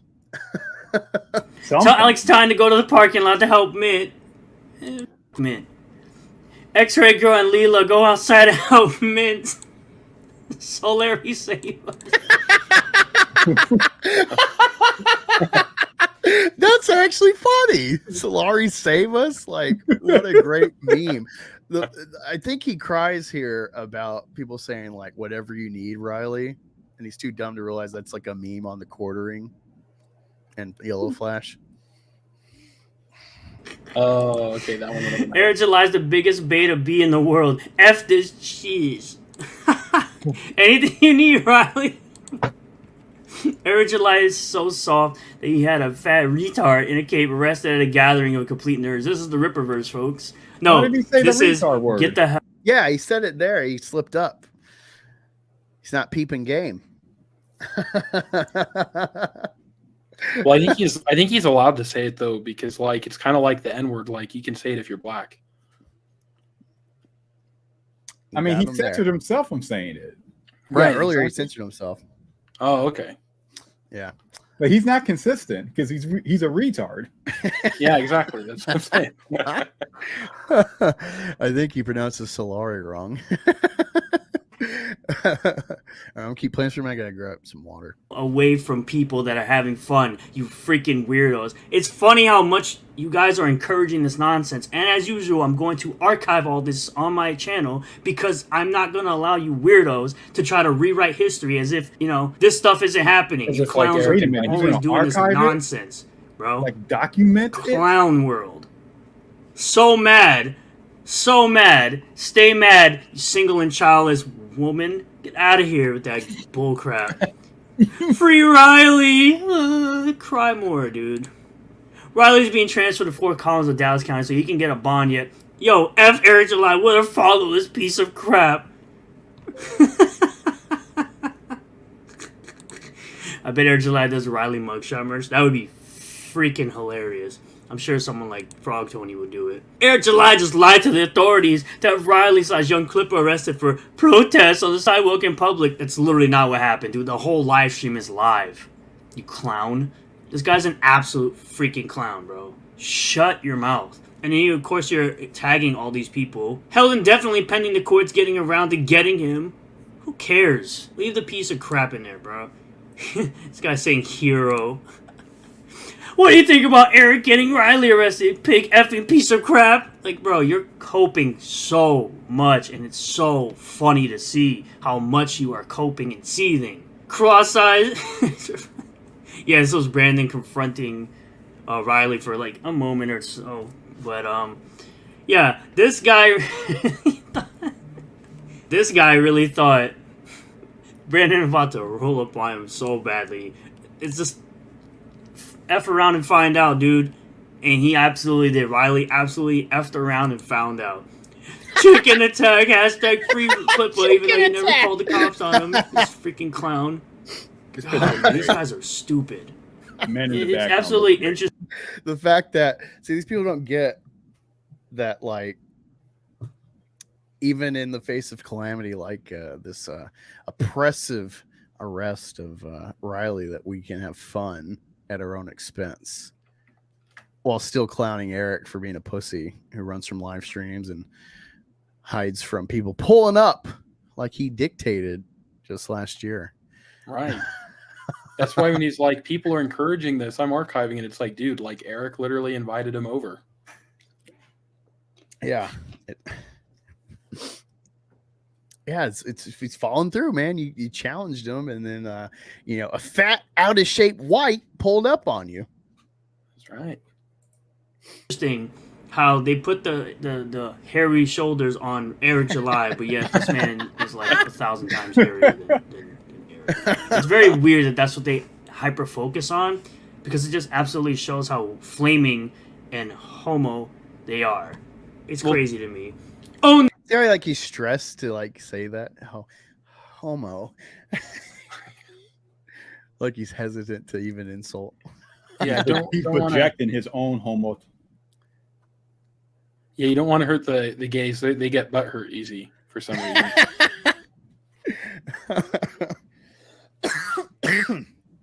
Oh man, Totoman666 says true face of Rippatards. Backy friend of the channel, says Sturgis Eric July really is a pussy. Heck, he literally admitted he needs the state to go after people, which isn't libertarian. Exactly, Backy. That's why it's so funny, because whether he offloaded on someone else to do, it's bitch made, because he's the face, like he's the coach. This all reflects on him, even if he didn't do it, and most likely he was definitely aware. The fact that Brandon instantly like pulls up on him, threatening, trying to bounce him. He got. This Neurotics, you and your pig wife. These guys really love cops for some reason, because Flash said, no judge on Sunday, suffer, bish. Oh my god. Oh my god, YoungClippa, I'm not a fan of. He's clownish. Was arrested for protesting Air July on a public sidewalk. BS. No, he wasn't. He was arrested for trespassing and stalking. The dude is stalking an event. He's stalking me! I wonder if Sturge is going to edit this and realize that he's wrong on the charges. It's not stalking. Well, I got it saved now. I downloaded it, so. If I don't know if he's capable of realizing it. That's like, I kind of almost sometimes feel bad talking about Sturgis, just because like he's clearly, I don't know. I'm like, why do your parents, whose basement you live in, like let you do this? But whatever. You mean parent? Yeah, parent. Yeah. It's just his mom, probably. Yeah, that's true. Filled with Rippaverse fans, G&G fans, and Neurotic fans. Pretty sure 95% of people in there don't know who the heck Riley is. I'm pretty sure most of them don't even know who this individual is. And he's sitting here trying to film people, stalk people, harass people, trespass on property he shouldn't be on. And this is Texas, Doug. This is Texas. Oh, no. You don't mess with Texas. He said the Ira thing. More footage of YoungClippa and Riley's arrest surfaces. In this video, he's escorted to a police vehicle wearing handcuffs to the cheers of Rippaverse and Air July fans. Good. Don't care. He's a piece of garbage. There's this piece being a piece of garbage. He's being a piece of garbage to people he doesn't even know. Bye. Bye, Felicia. What's worse, Neurotic's fat pig wife or Eric July's thin skin? Bruh. You are coping and seething. You just can't accept what you're seeing. What is he talking She about? made all that in an edgy boy rap to be embarrassed by a doofus in a cape. Embarrassed by who, bro? This is the same guy who was making up racist band names for Air July's band. That was great. Oh man, I'm trying to remember what the best one was. I think In Back was pretty good. It was just so it's like so obvious. I never would think of it. It was brilliant. Oh man, I'll find that clip again. That was funny shit. The same person. This overweight, out of shape mom right here. The same one. This individual. You having Eric's talentless ball in your mouth makes you less credible. I'm sorry your gay fantasies will never be satisfied. What is with these fat, overweight individuals being so obsessed with male genitalia? Finish your late book, you loser. Holy crap. What is with these guys having no comebacks? They have no real insults outside of talking about the male genitalia in people's mouths. These guys are absolutely closeted and flaming as hell. That's why Rippaverse don't want to deal with me, because he realizes that's what he is. A closeted, flaming individual. Do you want to explain? You are a closeted, flaming your beard there, Sturgis. Right beneath your mouth. All right, I think that's enough Sturge. I thought there's a part where he's like Kumi. Let me see. This is the funniest thing to watch. Is this? They've already been caught in numerous lies because none of their. Yeah, Smug Davis is at it again, praying for a guy who's openly harassing and stalking an individual. This is why I say all of new CG is made. There's no such thing. That's why I say these guys are so made, because this is the type of crap of hypocrites can't accept. Twitch, Jesus Jones shout out, by the way. They were being weird and annoying at the event. Not sure why people. He was filming. Dude, This is some weird stalkerish behavior, dude. Expect this guy to do, and they expect freaking. Maybe I already heard it and I just didn't like key in on it. But there's like a part in this where he's like, oh, he sounds so giddy, and it's just like, what the fuck, man? This is weird. I'm just trying to understand how Sturgis is going to say that this is weird stalker behavior, and he's got like 30 videos with my face on it on his channel. He does. Wow. Oh yeah, I haven't watched his TISO coverage. I know he did a TISO. I haven't watched it though. I only watched one video when I was on his radar and he made the one video. It's like the 40-minute one that was all about me. That was the only video I watched, and I realized that all he does is just yell at himself as he reads back his own post to himself, angry. Was it one of those ones with like where Ethan had peanut butter on his dick? Yeah, it's always the same one. He always does that. That's basically that one, and then he used to do like black and yellow. Yeah, so, the Eric. Changed it up. Yeah, I do love his Eric. Did you see the video I did about? It was a clip from a stream. Unknowingly, because I wasn't looking at the chat. Fuck it, that was like when EVS popped in. And I'm reading this like I don't know if you saw it. So this artist who's like a really good smut like porn artist was randomly doing a like Yaira piece, and I think the Saskas tweeted, and then everyone's like Eric retweeted their post, and so I'm reading this like thread where it's like no one knows who you are. You were submitting a fan art piece that no one's seen online, at least, you know. Right. And it's just like a tirade of like 10 or 12 posts about like being so scared and for their family. It's like all because of the Miss Piggy joke, where they put her picture next to Miss Piggy. Like that was the inciting incident, and they interject themselves to virtue signal that like they're not doing it, and then they end up like deleting their account to like hide and shit. And it pissed me off because I was about to like save a post, and then they like deleted everything. Like fuck. It was funny though. I was channeling the EVS soy voice, so it was really fun. This is okay. This is interesting. So this part from the stream, they interact with the cops here. With a guy in there. Yeah. And I'm not trying to break the law. I'm just trying to annoy. No, I mean you're not breaking the law. Ha! So he said you're not breaking the law, and he even said I'm just here to annoy them. I think like with the stuff Eric has said in the past, like I think that is definitely going to be used in Riley's defense, you know. And yeah, I don't know. I don't really see. I'm not a lawyer, but I don't really know. I don't really see this like sticking. But yeah, it's like it's equal antagonism both ways. So it's like how you gonna call harassment when like you've been repeatedly documented with like this verbiage. Right. Yeah, you literally when you say like pull up at the convention, you know, at the Dallas meetup, it's like oh shit. Sorry, that wasn't. Oh yeah, no. Yeah. Yeah, I've had the cops calling me.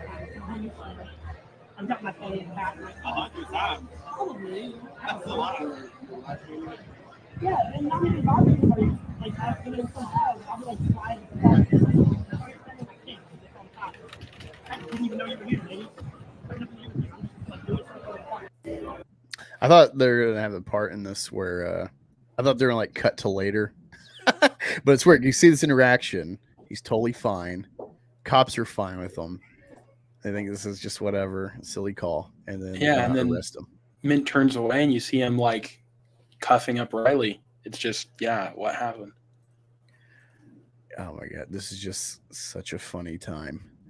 I'm very interested to see what happens tomorrow. With hopefully it'll be processed tomorrow, and we'll figure things out. Could you imagine though if he did actually get Nick Rekieta to be his legal counsel? Oh, it would be the best timeline. Like just for the lulz, like it needs to happen. That would be amazing. Can I tell you guys my like off the wall theory about Riley? Sure. I think so. I'm gonna kind of talk about that more in the next 2 episodes of the documentary. But I think Riley is a Rippa super fan. Like, you think about what Riley's doing, he's actually emulating the plot of Isom. Darren tells Isom, "Leave my business, don't come here," and then he says, "I'm going to come back. I'm the hero. I'm the good guy. I'm coming back to your place of business without your consent." And Riley does the same thing. Yeah. No, I think Riley is not a fan at all. I think I know. I'm just Eric who he is, and he's every opportunity Eric's had to completely undercut this bit. He has no sense of humor. He has no self-awareness or willingness to self-depreciate, or just like, this was funny. All right, let's move on. I can't remember. Might have been Tony. They're talking about like, just think. Well, maybe Rippaverse. Like, if he just came out and like gave him chicken and signed his book, that would completely ruin the fun. It's like, I drove to Dallas and Rippa ruined this. Oh shit, Tony helping a brother out. Oh man, what's up, dude? Man, thanks for hopping in. Frog Tony raid. Hello, Credence Red. Wait, Ninja Chicken. I get what you're doing. We're just having some fun detracting. Maybe Tisa did, but did either of y'all see my promo for my Detractor stream I did on Yaira? I don't know. No, I don't think so. I had a lot of fun making it. 'Cause I'm a big Thanos fan, and that's what I was channeling on top of memeing, having some memes for the Rippaverse specifically. Let me pull it up. Media. Oh wait. Fuck it. All right. So let me present. I said, got my Detractor hat on. You are so fucked, Eric. Oh yeah, I did see that one. All right, so that was my picture that the Detractor, the Rippatards are loving. They just can't handle a Detractor having fun with kind of trolling them with my purchase. And if anything, they should be like, "Oh, thank you for backing this," because Eric's really slipping on the sales. Anyway, unfortunately, most of them haven't even bought it. Yeah, so this is my promo for my Yaira Detractor stream I did. I know what it's like to lose, to feel so desperately that your product is right, yet to fail nonetheless. It's frightening. Turns to jelly. But I ask you, to what end? Dread it, run from it. Destiny arrives all the same. And now it's here. Or should I say, I am. Brian Solari will not save you from me, Eric. Oh my goodness.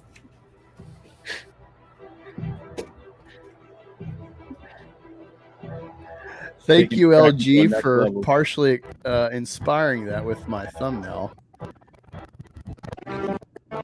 So the funny bit here with the hat is this is like donning the gauntlet, or Spider-Man getting his suit, or Isom getting his suit, his utility belt. I'm putting on my Detractor hat. All it's bets very are important off that now. Isom had his utility belt. Well, it's funny too because I won't retire it, but this is now my secondary Detractor hat because, like I said earlier, I got the official Isom hat coming in the mail. Rippatards are gonna love that. And what's funny too is like I'm like Riley, I'm just a fat fuck, bald, with a ratty beard. And I'm challenging Eric with my criticism. What's fun about making that was just I'll show you an example. Let me go to my channel. It was more entertaining than the Ira trailer. I like how you peppered in some of those scenes. I remember when you did do that, actually. I just forgot about it. Well, it's funny because there was like a little spurt in early Fandom Menace when we were like really building up post Last Jedi into Solo, a little bit after. There was just like a lot of fun. And again, like I've told you, like I don't like comedy, generally speaking, like, you know, major films and stuff. And so it was really weird for me. I had like this comedy like energy for a minute. I'm like, I don't know where this is coming from. Yeah. It just happened. And let me see, St. Jer. Man, yeah, you were touched by the muses. Yeah, and so this was one of them I made. That's why I have such fun with that Thanos clip I did, because I haven't had this kind of inspiration for like funny. You know, I'm a pretty serious minded guy. Not that I don't like to laugh. I'm always laughing with rookie and shit. But you know, like I said, comedy's not my strong suit. So for me to like be inspired by this Rippa shit to create, it's like, oh my god, like the energy. It feels fun. Like when the Phantom Menace started, before it became like all these grifters just trying to pander to a political angle with their fan base. Yeah, and it feels like a lot of them are honestly kind of trying to get out of there.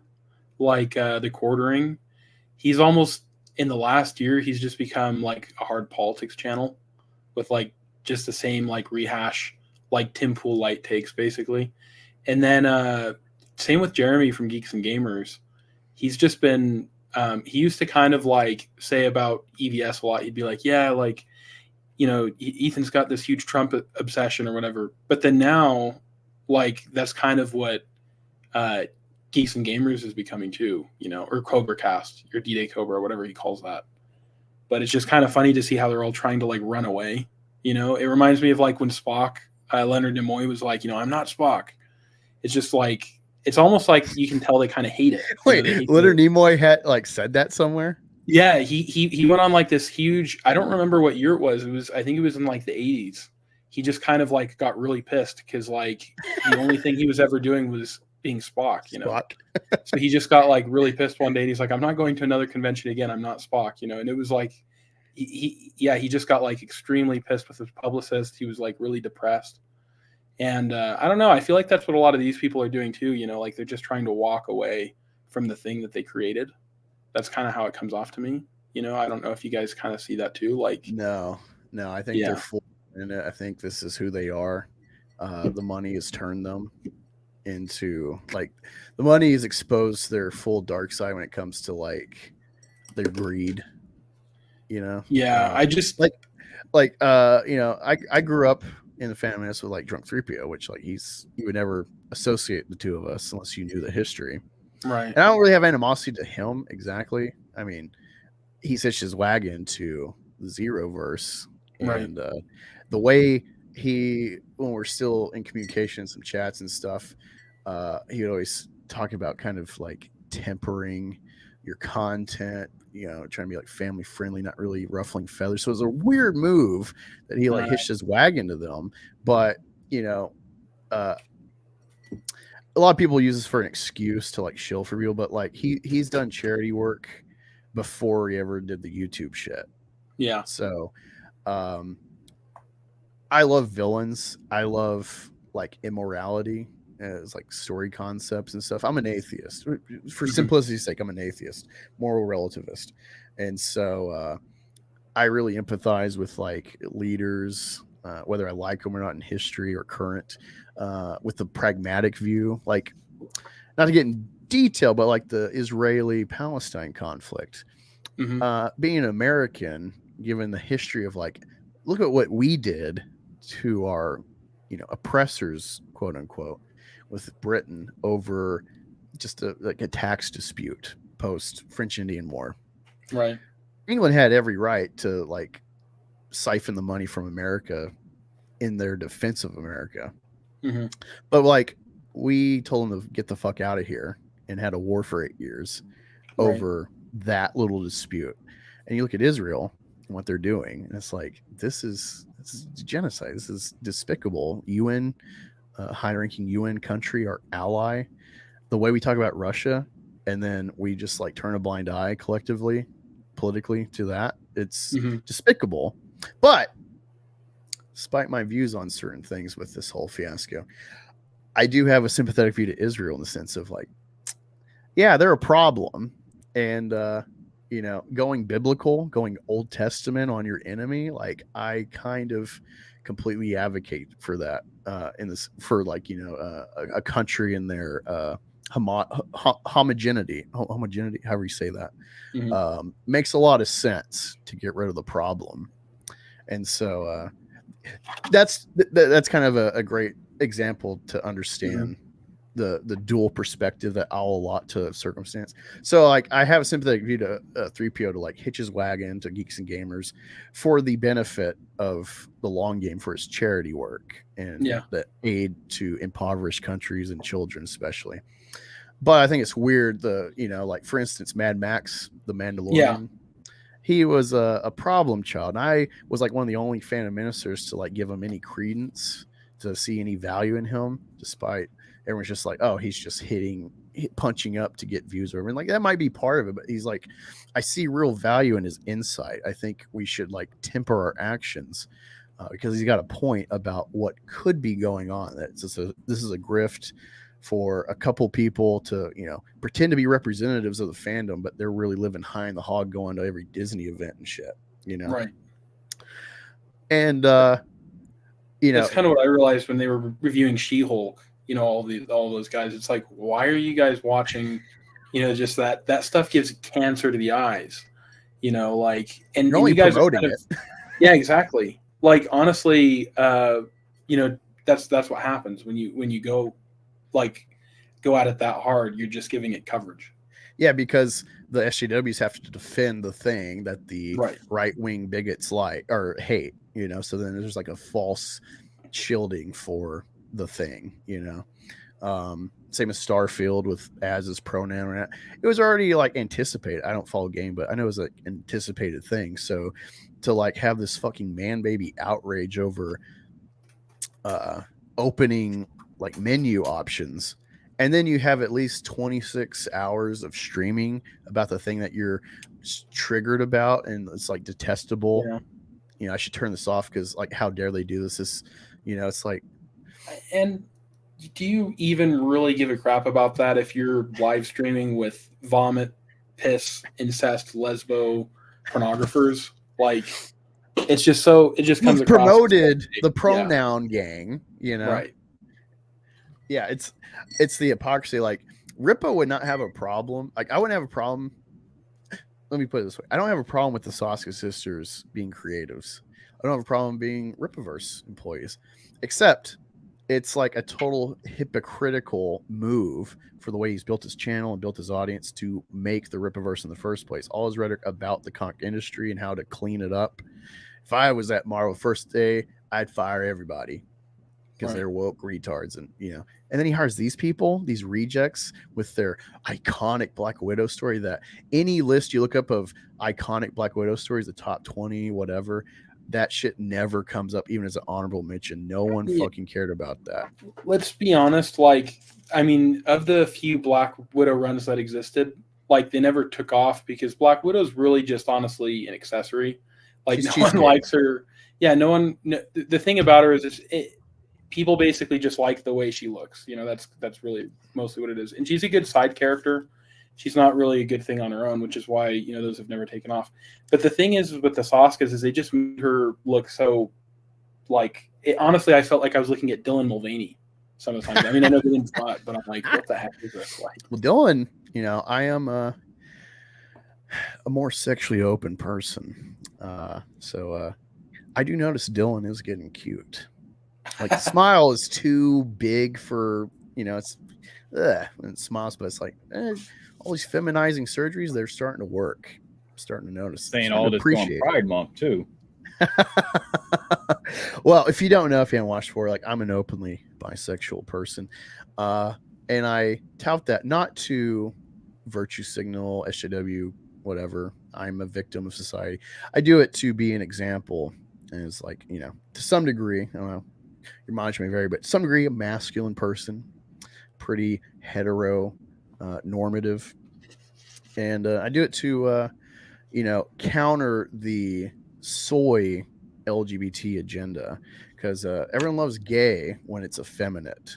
Right. People don't like Spartan gay. They'll never promote Spartan gay men in Hollywood and media, because this agenda hates masculinity, because masculinity breeds contempt and ire to the powers that be, just the questioning nature of men. Men will do great things, men will collectivize for great works, but we're all kind of lone wolves implicitly, and so that's why you have to control men and destabilize, removes from the household. So all that is kind of why I want to be an example of because you're gay doesn't mean you vote for Biden or Hillary. Like, I'm a Trump supporter, pretty right wing. You too? and you can take jokes too. I have a good friend like that too. He's kind of a libertarian, which is cringe. He should stop doing that. But you need government. I do like government. I know government has so many faults that can happen, but like, you need it. Well, even just like the Libertarian Party is just full of retards. Like Joe Jorgensen, or who they put up in 2020. She was just basically progressive light. I think at the end of the day, like, you have no, yeah, anyway. I'm just showing them. Yeah, they just have a lot of to me at the end of the day, like, they just favor feds all the time, because like when you look at like that ruling, let's give illegals guns. It's like, yeah, that's what the feds want. I don't know. And then they just have the stupidest takes. Like they're like, oh yeah, like Hunter Biden shouldn't get gun charges because crackheads should be able to have guns. It's like, oh, okay. Yeah, no, I really hate that whole drug perspective of the libertarian idea. It's like, honestly, libertarian perspective is worse than communism to me, because like, communism is a pipe dream of like goodwill among all men. Libertarian has that as well. It's like this weird kind of Christian implicit angle, of like divine good nature of society or something. It's weird. But with like the gun thing and like with drugs especially, it's like, well, yeah, conceptually it's like, yeah, everyone should just like, drugs should be legal, it's your own free will. But it's like, yeah, but you don't realize like the psychology that happens when you're a drug user. You start stealing, you start thieving. This leads to armed robbery and murder and theft. And that's why you need like law enforcement. Why you need to control drugs that are pervasively addictive. And it's just simple logic, and that's why you need government. Like, it's a necessary evil, and they just want to just live in a fantasy. It's, again, worse than communism to me. Yeah, I think there's also just this false idea where earlier you mentioned how with men, we tend to be kind of more lone wolves, which is why I think a lot of times libertarians tend to be men, right? Because they think, oh yeah, everyone just wants to be in charge of themselves, right? Everybody just wants to be, not told what to do. But they don't understand that actually 90% of people do want to be told what to do. And they just do what the TV screen says. So the Ninja Snowman, I thought it was a chicken because it's so small on my screen. I don't know what Ninja Snowman means. Or are you trying to say I'm like a mixed fat guy? I don't. If you could please explain the joke. Sorry, I don't get what these two emojis together are red. Sorry. And I appreciate y'all frog raiding me. Thank you, Tony. I'm getting to super chat in a second. Let me gotta edit this clip really quick. So I'm gonna show you. I was talking about Geeks and Gamers and Drunk Theory. Long story short, with that is I sympathize with the pragmatic kind of utilitarian view of hitching your wagon, but it's weird because like with Mad Max, he himself was cautioning me because I had like a big stream planned, and I did do it with Mad Max. Him being a Jeremy detractor, and everyone just like hating that, and I'm like here to engage him, and like the whole stream was actually me defending Jeremy pretty much. Where I'm like, just unsub from him, like you don't have to watch him. What the fuck, like it's not like Eric where he's like making product and it reflects on all independent creativity, and will scare people from trusting anyone. It's like, oh, I fell for that once. I'm not wasting another $20 on an internet comic. It has real consequences for the platform, the template of internet comics. And it's fine if it's bad, but again, it needs to improve. And this whole criticism saga is the problem. And with 3PO trying to caution me against hosting Mad Max and shit. And then like months later, after like It's Okay with Jeremy, he goes on Mad Max. And like the hypocrisy and like the even if Jeremy isn't directly like a shot caller, like the culture he's created and what I see in the Phantom Menace is, you see with the Flashcast shit now, everyone's like quiet. They're not interjecting. They clearly are in disagreement or just don't want to engage this stuff. They don't want to get any night letters sent to Yeah, them. there's zeros. And you see with like Nina, now that the door's been closed because like the Ricada thing was kind of a straw for her. And so she spoke up. Now she's out. Now she's trying to trash cast and expose Flash. Now it's convenient because the door's been closed twice. FNT now Flashcast. Now she needs to tell us who the melting snowman is. Like she just needs to go kamikaze now. Yeah. And so this is where I get the ire with like Geeks and Gamers and stuff, where it's like I agree with a lot of the points they make.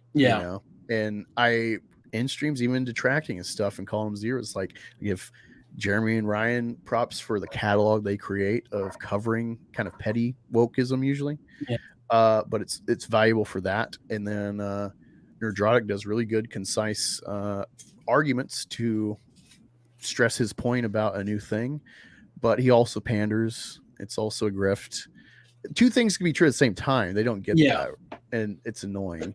But yeah, with the comedy thing, going back to the comedy in that Thanos clip, there was a spurt of time on YouTube where I had fun with comedy, and so this was a creation I did as a fan of Jeremy, and I've always left it up, even though I've kind of fallen from most Phantom Menace Prime channels, because there was a time where I just like really adored them, and they could always win back my favor. And so I just like to keep that available for people to see. Let me show you. And so can I ask, did you and Drunk 3PO kind of start out at a similar time then? Oh yeah, like pretty much neck and neck at the same time. And then he just kind of outgrew you, is how he saw it. Oh man, yeah, our falling out, if you'll call it that. We never really had a real spat, but I know from other people like Second Street Marvel, who I'm not like cool with. I don't hate them, but we've just fallen out too. Personality was the Rippaverse stuff. Me actually reading it, and me detracting. I think it's like just kind of put a nail between us, a wedge. Sorry. But Second Street was part of his Black People cast or whatever, the Dark Council. And I guess like they had a spat in a chat or something, and he said like, yeah, 3PO can't handle confrontation. So he just kind of like, if you're not like, if you rock the boat, you're kind of out just because you can't. That's what he said. I don't have any like proof, but it seems that way. And it was funny because like we have this chat. I'm not in it, or he's not in it with us anymore. But there's a chat created in that early time. And, was this 2019? Probably 2018. And when he started like just kind of going solo and kind of ignoring all of us and hitch his way into Geeks and Gamers and building. We'd stream his stuff and he'd throw out the link stuff, but then he said like, oh, once you get Meth Gator, I'll have to have you on. And it's like, wait, so I have to have something to shill to like be worth, like I thought we were friends, we've talked on the phone. You helped me out, threw me a few bucks and help paid you back, We're still talking about Jay, right? Yeah. And so I read that and I'm like, what the fuck? Like, fuck you, man. Like, I thought we're bros. Like, this is what this whole chat's about. Like, it doesn't matter who's big or small. Like, we're bros regardless of size. Clearly, some people are just going to like take off and others won't for our personality or our perspective, videos, whatever. But like, this is, we all stick together regardless, and we're not tearing each other down or anything. We build each other up, whatever state we're in. And so for him to like say that, I was like, oh, I see how it is. It wasn't that I was like felt entitled to be on his channel or anything, but it's just like you put that out there. It's like, oh, you can be on when like you have something of value. Like that was kind of a turn. Like, fuck you. And so he just kind of ripped me off ever since then. And it's funny too, because Fatal J, when he had his comic out campaign, the initial campaign, I'm like, hey man, like, I love to have you on. And he's a 3PO loyalist, and that's fine. And for whatever reason, he like interjected that like I have to apologize before he would come on my stream. And it's like, well, what does that party have to do with you and me? But like, okay, whatever, like I'll do it. And then 3PO's like, oh, it's whatever, man. You know, he just kind of brushed it off and seemed like, well, why was this even a thing? But it's like, well, like Jay said, I had to apologize, like, you know, make peace with you. And I'm like, fine.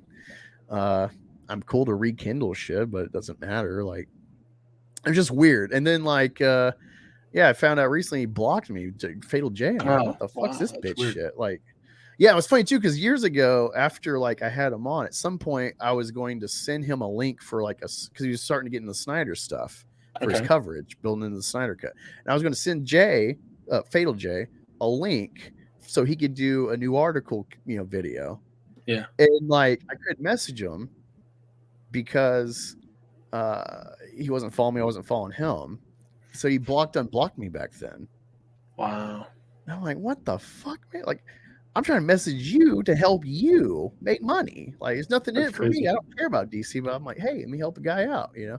Like, that was what, like, shit like that, man, you know? That's what the Phantom Menace, like, big, you know, it's politics shit. Yeah. You know? It seems like it's pretty concerned about optics, too. Yeah.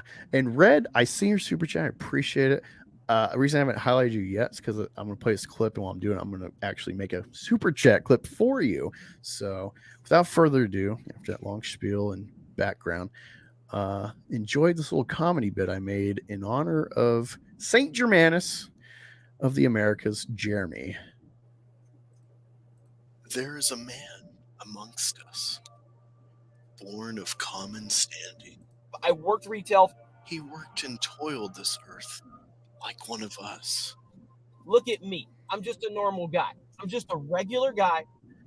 And one day, a light of unknown origin touched his soul. I did not control my own destiny. And from his humble beginnings, he started a YouTube channel. It's Jeremy coming to you with another video. There were those who would strike him, but he did not care. You're going to get in the comments and bitch and whine and call me names. I don't care.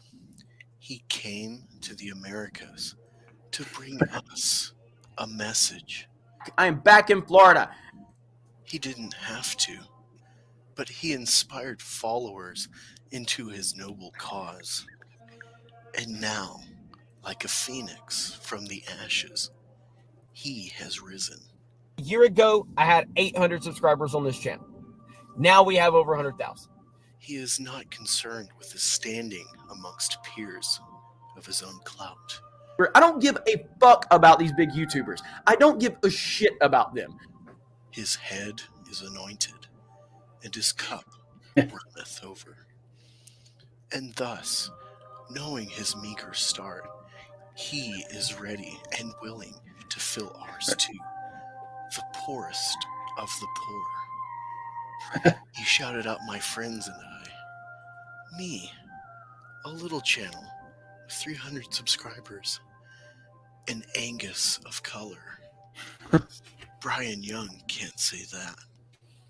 And so, brothers and sisters of our sacred but shattered mythology, join this man in his holy mission to fight the toxic soy injections and round-headed decisions of Lucasfilm that have corrupted our most holy shrines in entertainment. Star Wars. Who is this man? It is the pious Saint Germanus of the Americas. Will you follow him and have your voices heard too? I, a fellow follower, implore you to find new, fresh creators with unadulterated content and link them to the Fandom Collective so that their voices may be heard as well by the rodent-eared fiends of Lucasfilm who have defiled our beloved franchise. Join the Jer Army. That's cool, man. Oh man, so it's funny about this. The background of this, like compared to the other videos at that time I was making, was I was actually scared to like put it out because I had the script and I had like the idea. So I called like my friends at the time on YouTube. I'm like, hey, I got this, but I'm really afraid that like because the conservative kind of Christian majority in this fandom that like they'll get triggered by this mocking God or something. That was in my head, and someone's like, no, like that's good. And I wasn't thinking that like a lot of people like Monty Python, which I don't like, but I like the idea of Monty Python, but I don't like the actual like delivery and whatever. It's funny to talk about, but yeah. And so like once I realized, I'm like, oh, but yeah, again I grew up with a wacko Christian mom, so like that was in the back of my head of like, oh fuck, I don't know if I can do this, and I almost didn't make it, and so it actually got good feedback at the time, so it was like, oh, fuck yeah. So after that, I learned like if you ever like are in question, like, oh, this isn't gonna go well, people aren't gonna like this, like do it, fucking do it. That you know you got something, whether it's like mass hatred, it could be a Last Jedi for yourself, but you got something worth it, you know. So it's a good little self motivator learning curve for me. But unfortunately, I was listening to make sure I didn't like play too long in that video with like the stupid like kind of ad at that point I had. Couldn't find the timestamp exactly for that Rippa part for the he's stalking me clip. So without further ado, Red, thank you for the $2. Stop being mean to the Scat Play sisters, he says. And for that, play you a little stinger. Give you a little Woody.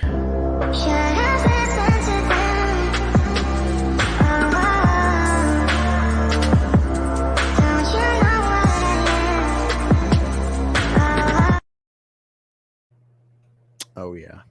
I didn't realize we were on a Frog Tony stream. Well, no, I got a bunch of clips like that from Addy Chewer, I think's his name, on Twitter. He's always sharing just Instagram thoughts with safe for work, quote unquote, you know, clips.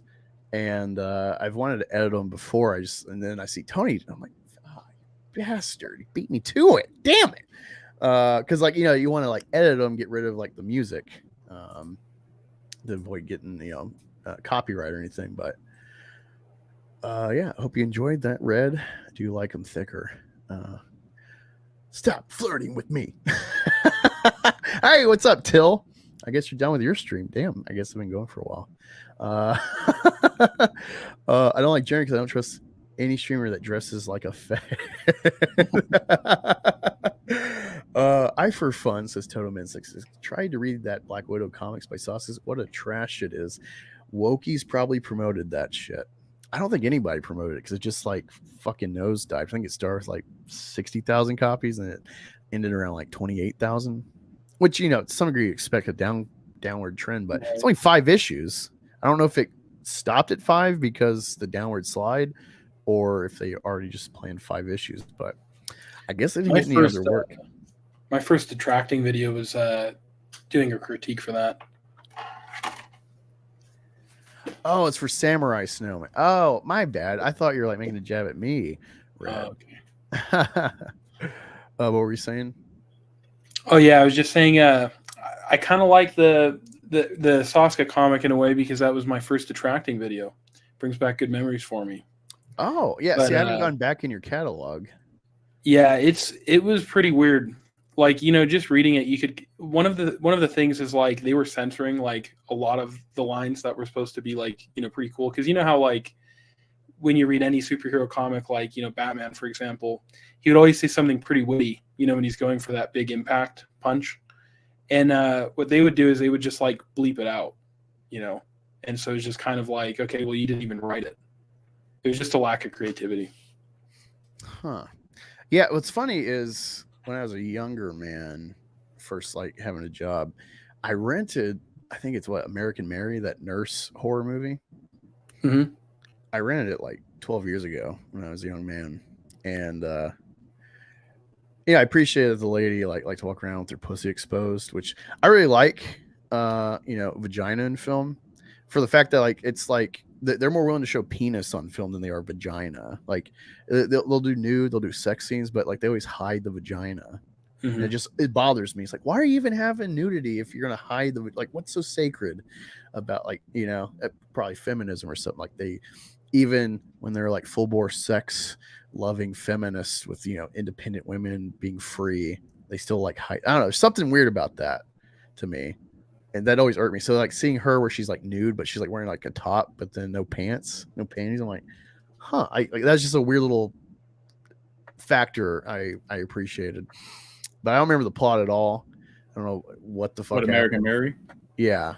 It's a med student that gets into like the underworld where she starts doing body modification for like people in there, and then like she gets so well known that like she does body modification for like the underworld, but then she gets like addicted to it. So now she's like mutilating people or something like that. I saw the movie like you said, like I saw the movie like years ago, but the only reason I even liked it because I think Catherine Isabel starred in it. Oh, thank you, grumpy old ninja. I appreciate it. Well, it's funny because I just bought it because it was like rated R sex. You know, I want something to fap to. Yeah.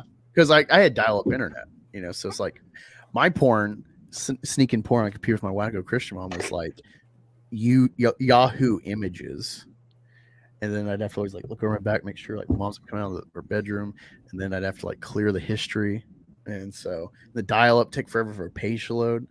So to get a movie to goon to, it's like this is much easier. Dial-up internet was like 10 years ago. Yeah, it came out like 2012. Yeah, it's that old. They're making a series though. No, I'm just more surprised at dialed-up internet being like around still. Well, where I lived out in the country, so okay. At that point, we didn't have like satellite or any high speed, so I still had dial-up. You had to unplug the landline. Oh, yeah. So you got to get in trouble for that.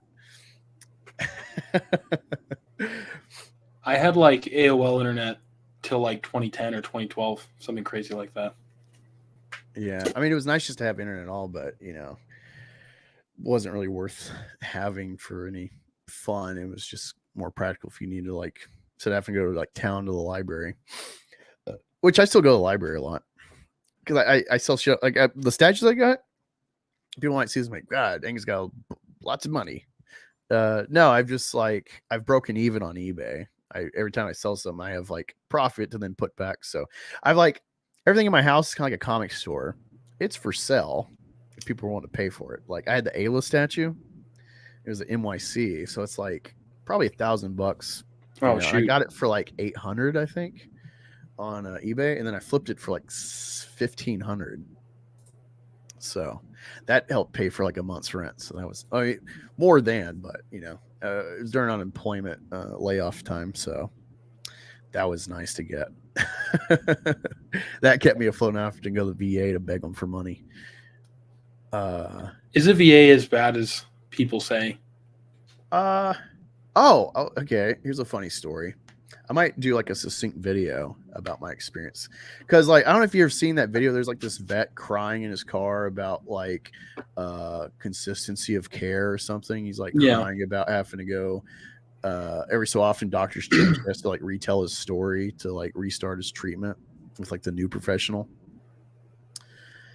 And I see this shit and everyone's just like instantly caves to like, oh, a vet's in crisis. And like, even though I'm from the late part of the Afghan war, which is pretty pussy and nice and easy. I mean, there's people died during my tour. A couple people died from like a surprise mass like terrorist attack. And they're just like swarming every like part. So it's like America and our fortifications against terrorists is like it's really not a fight, but it was kind of like in Jack Ryan, the first episode. Not as in depth. They weren't sneaking dead bodies and fake dead bodies, but you know, it was just like a mass attack all at once. So like a couple people died. But it was another company in my battalion. You know, so like I'm aware I was in like a pretty tame pussy part of the war, but I still saw shit, saw a little death, saw a little combat.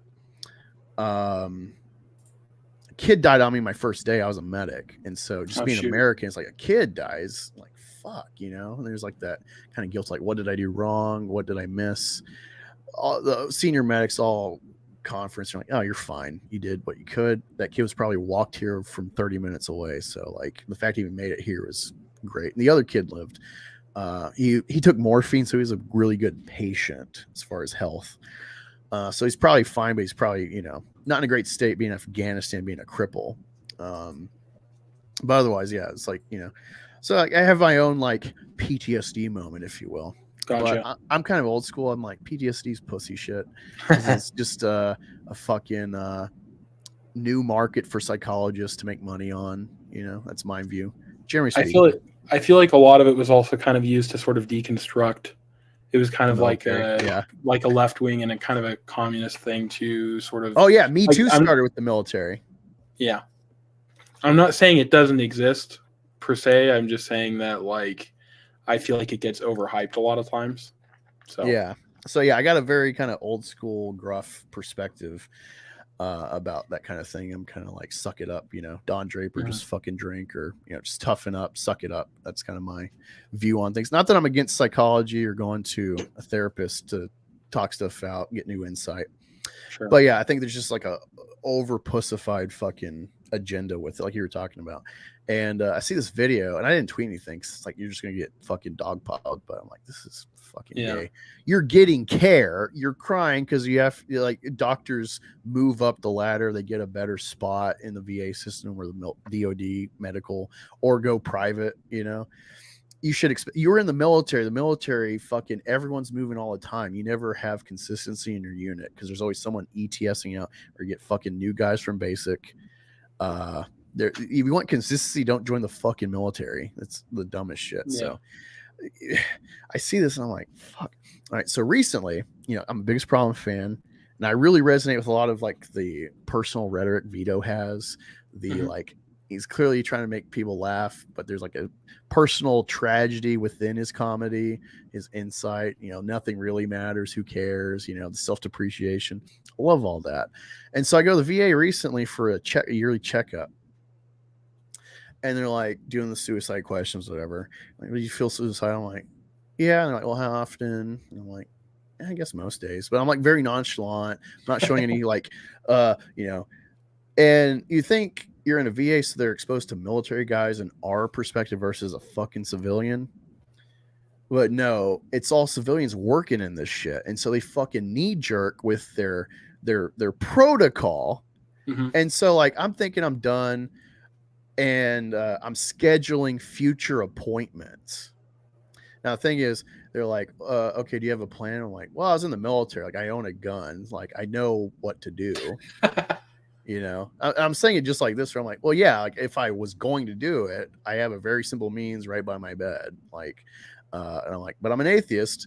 There is no afterlife. So that alone keeps me going. And like the fact of how easy it is to kill yourself with a gun, it just, that in itself makes me not do it, because I'm like, that's so fucking easy, you know. Like, I gotta stick it out, make it better, you know.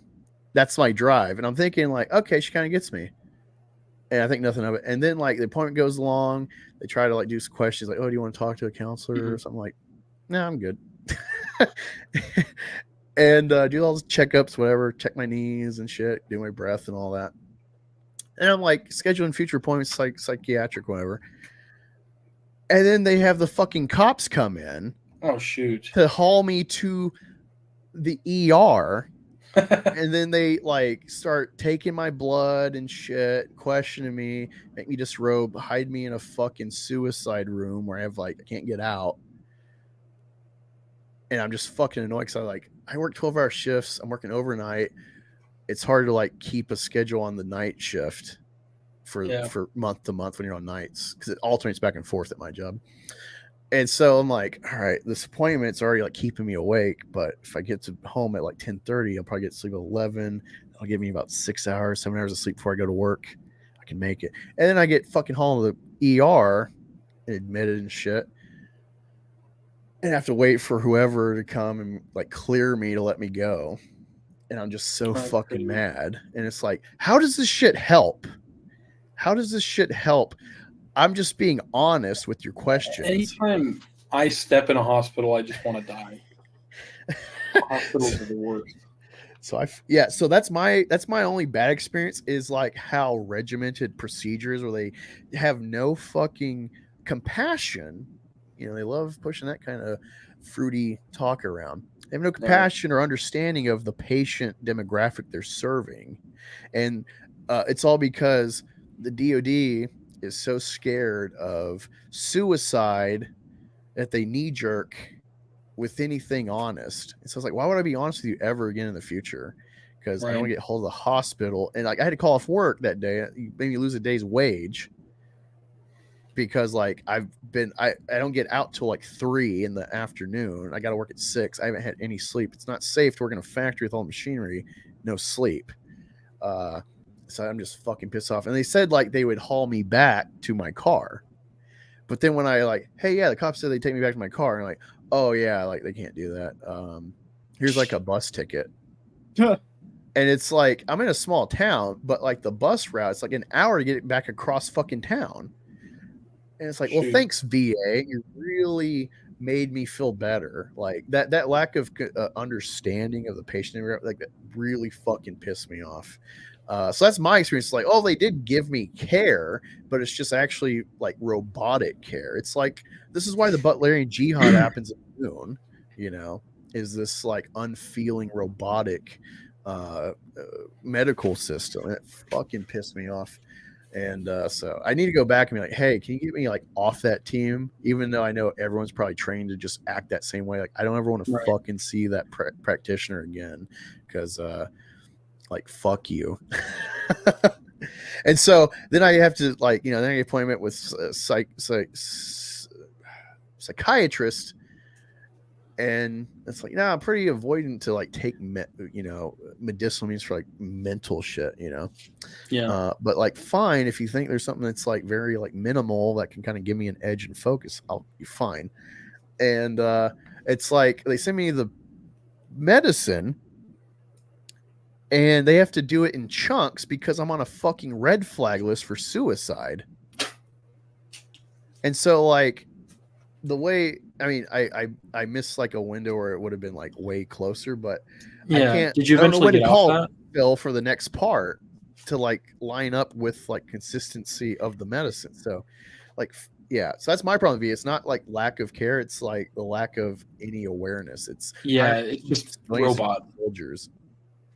Yeah, just robot thinking or a lack of thinking. Yeah. Otherwise, I mean, I know like claim shit, but what's weird is, I get like a 10% payout from the VA for like claims, you know, like I have a bunch of zeros that amount to 10% and they can escalate. So if they escalate in the future, I get back pay for every year that I've been on the VA system. Okay. And so what's weird is, and people like to talk shit about the VA, but I've generally had good experience, usually good care when I go to the hospital for checkups or illnesses or whatever. I get like, at the time I was getting like $150 a month. And then all of a sudden I get like 10,000 from the VA. So I'm talking to Rookie and I'm like, is this like reparations? Because if so, like this is monthly, right? But no, like I got a letter later and it's like, oh yeah, they upscaled a rating 10%. So I got back pay for like at that point, like 6 years. So that was nice to get like magical 10 grand in my pocket out of nowhere at that point. But I had to pay a bunch of shit. So it just kind of worked out for necessities. Nothing like really put me over the top. So yeah, VA's fine. But it's just a real pussy culture in the military. And again, I'm not saying like I didn't go to Vietnam. Like I joined to do shit like that. I joined to do shit like Black Hawk Down. I wanted to like kick in doors and go to shitholes. And and it wasn't for patriotism. I just joined to get a gun and do cool guy shit. Like, and when I deployed, there was this awareness that most soldiers probably don't get indoctrinated with, but I was like, I don't have any ill will to like the Islamic people. I mean, I know enough about Islam where it's like, I don't want them in my country. Like they're a problem for Westerners. We don't gel, but I don't have a problem with them. The thing is about the Semitic cultures is they've lasted for thousands of years. And the reason for that is they don't really mix. they have like very rigid rules. Yeah, I appreciate that. They have Right. consistency in culture. The woke, that's like the last part of the world the woke will ever take over. So Right. I appreciate that. And in that view, before I even kind of had that view of like politics associated, I was kind of aware like we're invaders, and especially getting there in the like the Yeah. country of Afghanistan, like not the country of Afghanistan, but like the country, like Oklahoma, Kansas, like bumfuck nowhere kind of territory. These people are living biblically. They live with camels, like they might have off-brand motorcycles and like vans, cell phones, maybe a TV, electricity, but generally they still live biblically. It's a very isolated country, a lot of like mountainous regions where it's like it's very sparsely populated, and pockets. Makes a lot of sense why it's one of many reasons why we just made no headway. But I went there and it wasn't like ill will or like, forefathers like I'm gonna kill the Japs, I'm gonna kill the Goops or something. You had an animosity that was tied to ethnicity. I don't know where I got it, but I just had this understanding of like it's just war. Like I was like that guy in Black Hawk Down where it's like it's just war, man. Like that was kind of me. Like I just want to be good and do war. And I really liked deployment. I really hated stateside living, especially after you deploy. You do the real shit. You know what to look for. Keep your uniform right for like combat, as far as like your equipment and shit. And then you come back to stateside, and you got fucking captains, lieutenants, and shit commanding you that have no experience.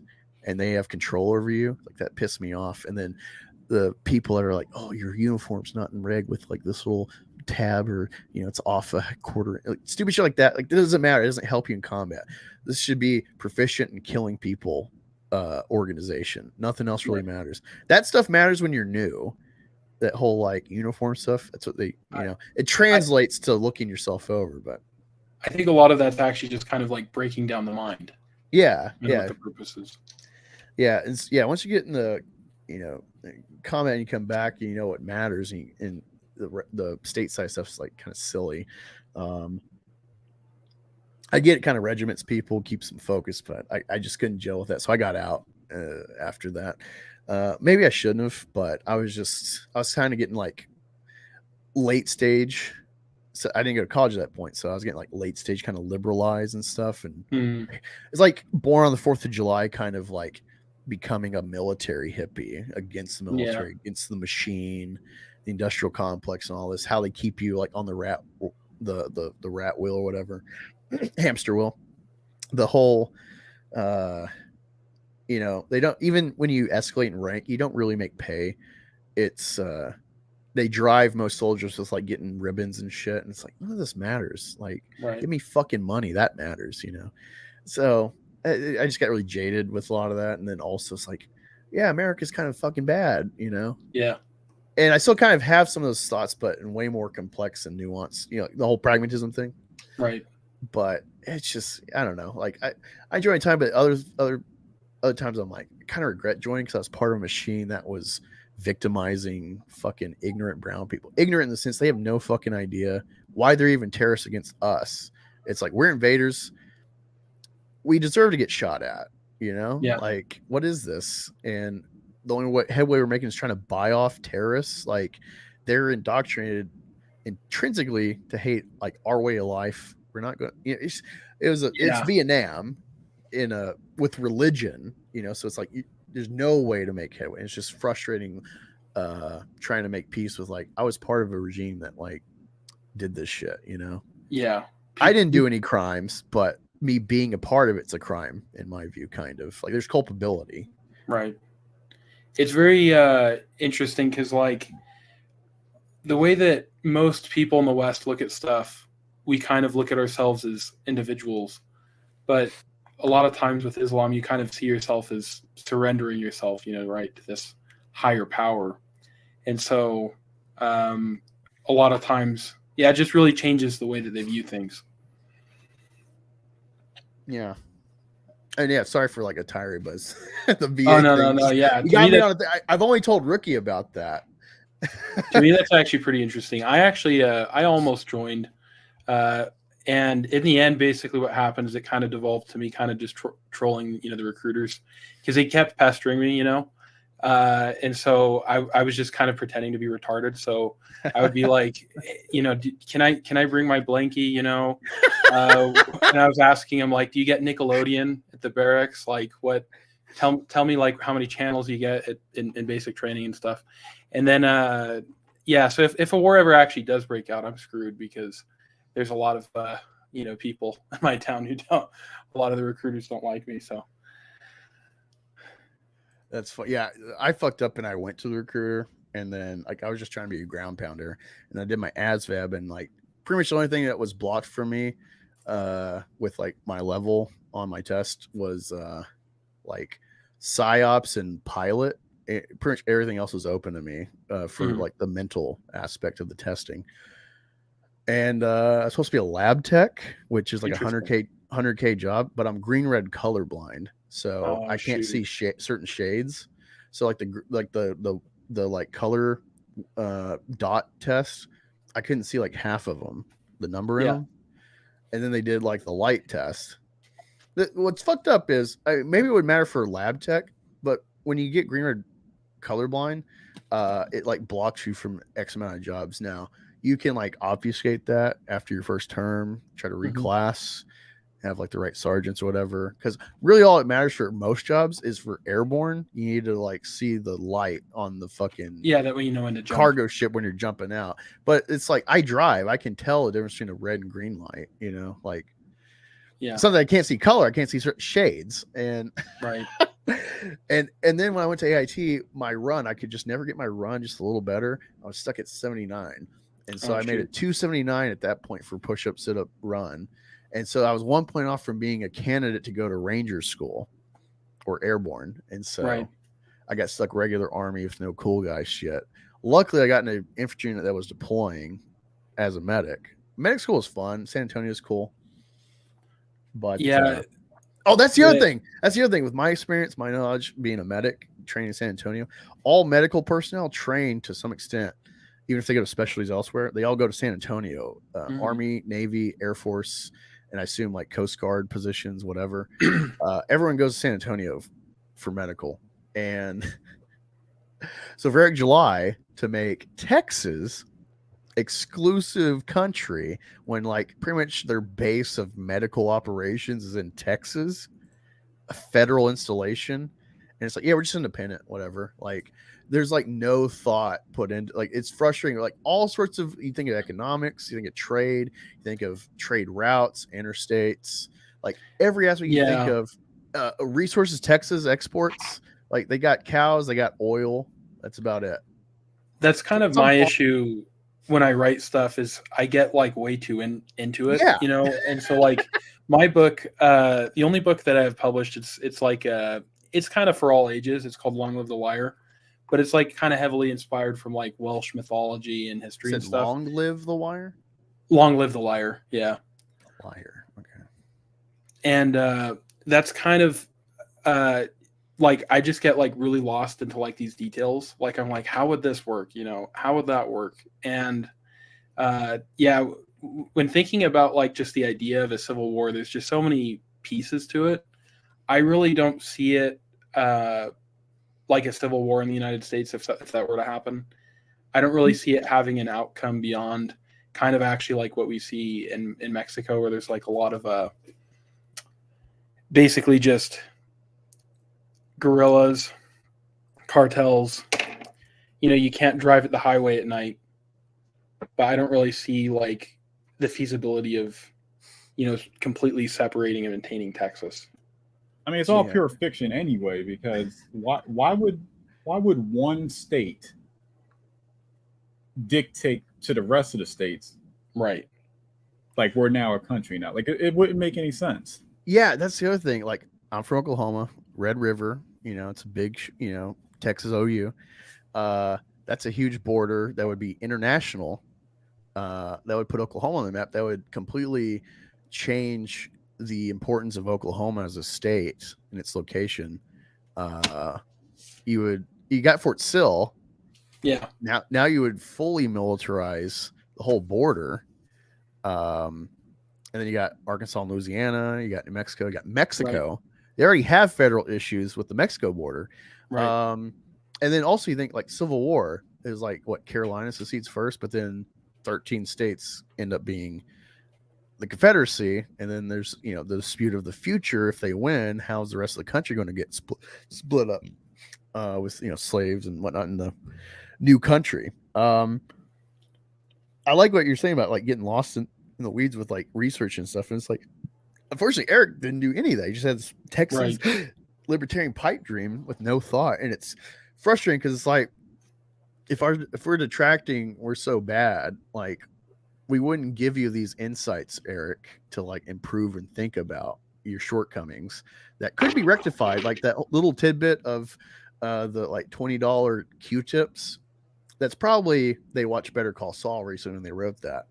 But also they have the advantage of, well, this could be insight into the state of Texas and how detrimental the secession has been economically. So they got a window there, but like they probably won't ever develop that. But they're not going to develop it because like they're making it up as they go. Like if Texas is suffering to like an economic disaster by just being its own country now, like, well, where's the money coming from affording Alpha Core space shuttle in the sky? Right. Oh my God! All the taxes that would cost for like one where does the money come from that? Did you read my a while ago? I made like what if a detractor had done the Rippaverse, and like one of my first thoughts was like, well, you can explain how Texas succeeds by having the rest of the country being a state where it doesn't exist anymore. And I made it so like, well, I have the Hell Monkeys destroy most of the half of the country, so the other states just combine to make their own like governments and whatnot. That would explain the whole that. Why war are the Hell Monkeys just staying in hell? Yeah, in their caves. Like, sorry, continue. Sorry. What were you saying, Super Tiso? I had made like essentially like fan fiction for it. So I made it so that the main threat was that the Hell Monkeys came up, covered the entire world. Each country was fighting them, and then certain aspects of America gets obliterated. So that's how you allow Texas and other states to combine to succeed, and that's the War of Secession. The War of Secession is the reality of between like fiction and reality. And now like monsters exist, and now people with superpowers exist, and now like everything is different. Yeah, that'd be a good inciting. Apparently, Dokkan Volume 2 has more information about the War of Separation. Oh, that's the only reason I even purchased it. It's I want to know what does he have for that. Yeah, I know what it's going to say. It's going to say the War of Secession. It is a war. It is. Brian Solari did some things that I may not be able to reveal to you. Oh, I gotta call out Brian Solari's rank. I gotta call out EVS for a little infraction. Talking about Excepts. You're talking about mutants, and now like Excepts just a mutant ripoff. It's unclear and whatnot. And he's talking about like the newscasting, and it's like we don't really know how she has her powers. Yeah. But it's like I'll give Eric credit. He laid a little nugget in ISOM 1 because this is why I think with the cross included, my guess is that ISOM is Neo. He's God born. He's not a normal Except from genetics, or like I assume Brian Solari is like Captain America. He's like a test tube creation in adulthood. They say something about like he survived this fall and whatnot, and we did tests, and he doesn't show up on our initial test as an Except, but we have like secondary, more invasive tests, or more specific testing for like secondary traits or something like that, and so like he leaves like a little insight of like, oh, like there's like so that actually makes it weird in Yairo. It's like, well, we don't know anything, and it's like it seems like Excepts is like a universal state that any superpower person has like an Except, even if they're from other races and stuff. That this is kind of an implicit genetic reality. That's what I'm adding up so far, and so it's inconsistent. But like he has laid a little bit of like Easter egg groundwork for the Except mutant idea, right? And EVS missed it. That's why I am God's chosen detractor. But I like this. I was reading your little pitch here and pairing it with what you're saying about like depth and stuff. I get a Game of Thrones idea here reading this. What would you do if the destined king were killed in front of you? Brennan, the royal manservant, takes the mantle as his own. Armies rally beneath his banner, and the charade soon spirals out of control as countless citizens give their lives to a false king and invaders gain a tighter grip on the land. As hope dwindles, Brennan must ask, is a lie worth living? And as soon as I read that first line about the king, it makes me think of Game of Thrones and Jaime and the unknown perspective everyone has of him as the Kingslayer when he actually threw away honor to save his father mostly, but everyone from a mad king. And I like that. Thank you. Yeah, you know, what actually kind of gave me this idea was, I'm not sure if you guys know who the General Joseph Warren was. He was the only general that sided with, you know, the Patriots during the Revolution. And he was actually killed, you know, a year before the war actually started in kind of a small skirmish that happened. And it really, you know, scared the crap out of a lot of the founding fathers because they said, well, we don't even have a general anymore. You know, he was our top guy. What are we going to do? And that's kind of when they sort of, you know, nominated Washington to kind of try and fill his shoes. So it's kind of that idea, you know, of like you have this sort of this, you know, just this minuscule guy where he gets basically thrown into some very big shoes and everything around him is kind of, you know, collapsing and he's got to, I don't know, decide if it's worth trying to convince people to follow him. So I'm not the best at making pitches, but I really appreciate you for, you know, sharing the book. Yeah, no, man, it's what we do in Comicsgate. You know, my problem is I have so much content. I hate saying the word content. It sounds so hollow, but so much content in my house. I got fuck ton of like a lot of these trades behind me, and my shelf is like I haven't cracked them yet. You know, got them on sale, got them cheap, traded them at the comic store, whatever. I just got a plethora of things to investigate because I'm a novice with comics. Like if I got to like Comics Explain level of knowledge, I would just still always sell myself as like a novice. I'm always learning. Right. There's never enough I can read. But I think that gives me advantage as a writer for comics in a way because I'm not skewed with like a favorite writer. I mean, I do have a favorite writer thus far, Donny Cates. Okay. At this point, you know, what I've read of his, God Country is fucking brilliant. There's two comics that have made me like tear up. Superman for All Seasons by Jeff Loeb and Donny Cates' God Country. And they're both, you know, short series, but fuck. The insights they had, they just blew me away. But yeah, like being a movie guy, I think like my plot focus, I think that like helps me versus like being a standardized comic, like, oh, well, like this and that, you know, it's like I'll rely on the artist kind of convey my more, I feel more like insightful writing where I'm like really thinking about like character motivation and stuff. Have you ever read the Superman comic Peace on Earth, the one shot? No, never heard of it. Yeah, it was kind of like this, you know, series they did where they were tackling like a lot of really big issues, and it was kind of about like solving world hunger, and basically like he was trying to like bring food, you know, to all these third world countries, but then like the governments would just like burn the food, you know, and then they would like kill the people, and he kind of realized in the end, you know, he'd do a better job like helping people, you know, being Clark Kent, you know, using his knowledge on farming than Superman. It was just kind of an interesting one. But I was just thinking about what you're talking about with like, you know, writing things in a way where you can, or when you're talking about that Donny Cates one you read, you know, writing something that's impactful and, you know. Oh yeah. God Country is like weird because I don't know if you've read it, but it's like they're the main character's like father is like cracked. He's got like moments of interesting. He's kind of like Joe Biden, and and there's I think like a power imbued or something in the father. and just like crazy shit happens, and then like I want to say that it's been a while since I read, but I want to say the dad passed him, but like somehow he gets like some sort of like patch or window into the father's memories, and he like sees all these like memories of his father with him and shit, and it's just like fuck, that was good.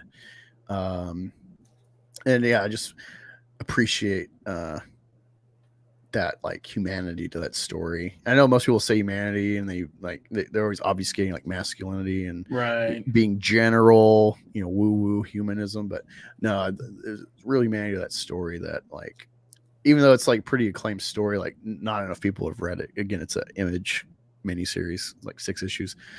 Yeah, it's amazing. But yeah, when I look at this Superman for Peace, the way you pitched it, it sounds very interesting. Because I really hate Superman because I appreciate like he's the Beatles. He kicked all this off. Right.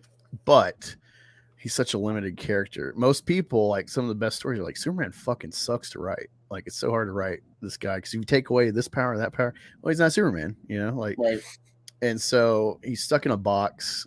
And I appreciate that he is a the appeal of Superman is that he's a human, that like his God status, he's like he doesn't covet it, that he's trying to just be a good guy. Right. I get why he's endearing, but he sucks because generally you want to see like heroes punch shit and stuff, and you want the story to be compelling, but you know, you want the action and the trials of the conflict. You know, how do I one up this guy? You know, you can't really have that with Superman besides outlandish, dark side, Brainiac, Lex Luthor's, you know, pretty much just giving him so many problems at once, you know, like it's just and then you watch like Guardians of the Galaxy 3, and it's not the best of the 3. The first one's the best, but Guardians of the Galaxy 3 is the most ambitious, especially the state at which they made it. It's just like, hey, I'm trying to save my friend, and we're in this like big cosmic reality, but it's just I gotta save my friend. And the fact that they grounded that story, and then it's half of it's like a rocket origin background. Right. I was just like, I appreciate that, man. James Gunn, please keep that energy when you're doing stuff at DC. And the Suicide Squad was a good little with a wacky team. That was a really good entry for him. But I don't know with what he's revealed. I don't know how much I trust. Because it's Warner Brothers, they suck generally. You know, somehow Barbie was made. You know, you call it ultra woke, call it feminist, whatever. Like such a unique film, and its perception. Like I really adored the Barbie movie.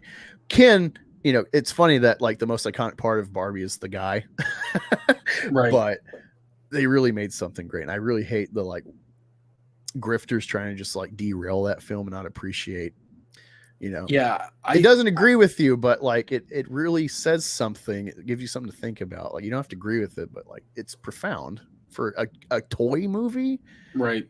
Jesus Christ. Like, so I actually haven't seen Barbie. And to me though, it's really interesting kind of here to decide the people who are saying actually that kind of the opposite meaning from what the griftosphere was saying, you know, kind of like with talking about Ken and like, you know, what exactly would be the ramifications of the society and whatnot.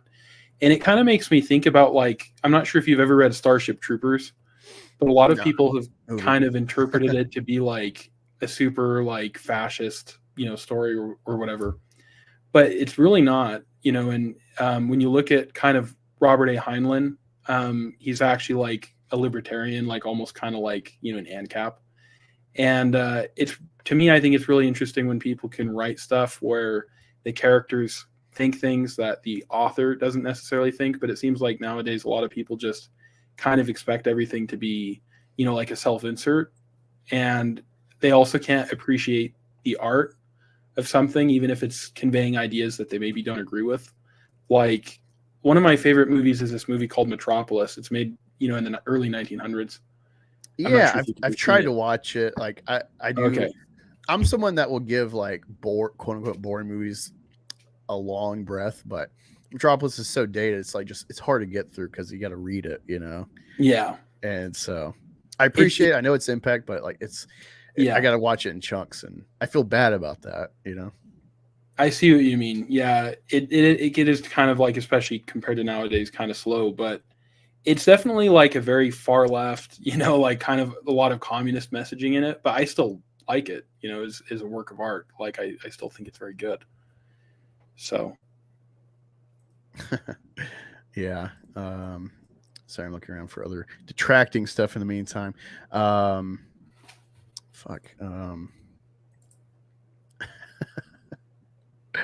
to see what EVS is up to. I just pulled up, so I was listening to you. Don't think I'll be like blowing you off. Really appreciate what you're saying about that. Oh, yeah, no that's problem. what's fucking frustrating. Being like, I still claim Phantom Menace, even though it's kind of like a dead title or whatever. Right.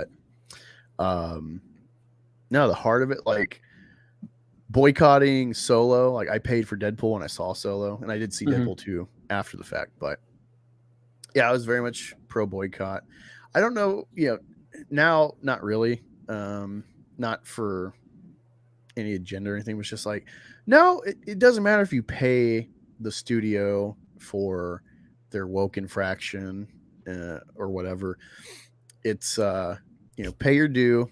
The anticipation of fans or lack of anticipation already dictates its success. Only like channels like us, collectively the griftosphere, only like something that's like, oh, dismissed or it's woke, whatever, it's gonna suck, it's gonna fail. Only a like, oh wow, surprise reviewer is like, I was going in to hate this, and then this is one of my favorite movies, you know. Right. That kind of like shift from expectation. Prey is a great example. Like if Prey came out in theaters like it was supposed to when it was being made, that was Tretchenberg had no idea it was going to be a Hulu movie. Yeah. There's all this, you know, woke stuff, and like the way they sold it, like they deserved all the ire of like, oh great, with the track record Hollywood's got, you first pitch you say is female-led Predator, like fuck me, and Indian, so we got like, you know, diversity angle as well, like Black Panther, even though it's going to be homogenous. Yeah, it had every reason to doubt it, but then you see it, and yeah, there's a little girl boss here or there, but like she gets, you know, her face in the mud enough where it's like, no, it's a pretty good fucking Predator movie. Yeah. And so like, you know, lots of people actually came around and it's like, fuck, they actually made a good movie. Right. That would turn the box off. That'd be like a Deadpool kind of effect where like, who knows, whatever. But then like, fuck, this is great. And then it has like a second, third week splurge, you know, making up for it. That's the only thing that's going to affect the box office. Like everyone kind of knows what to expect, generally speaking.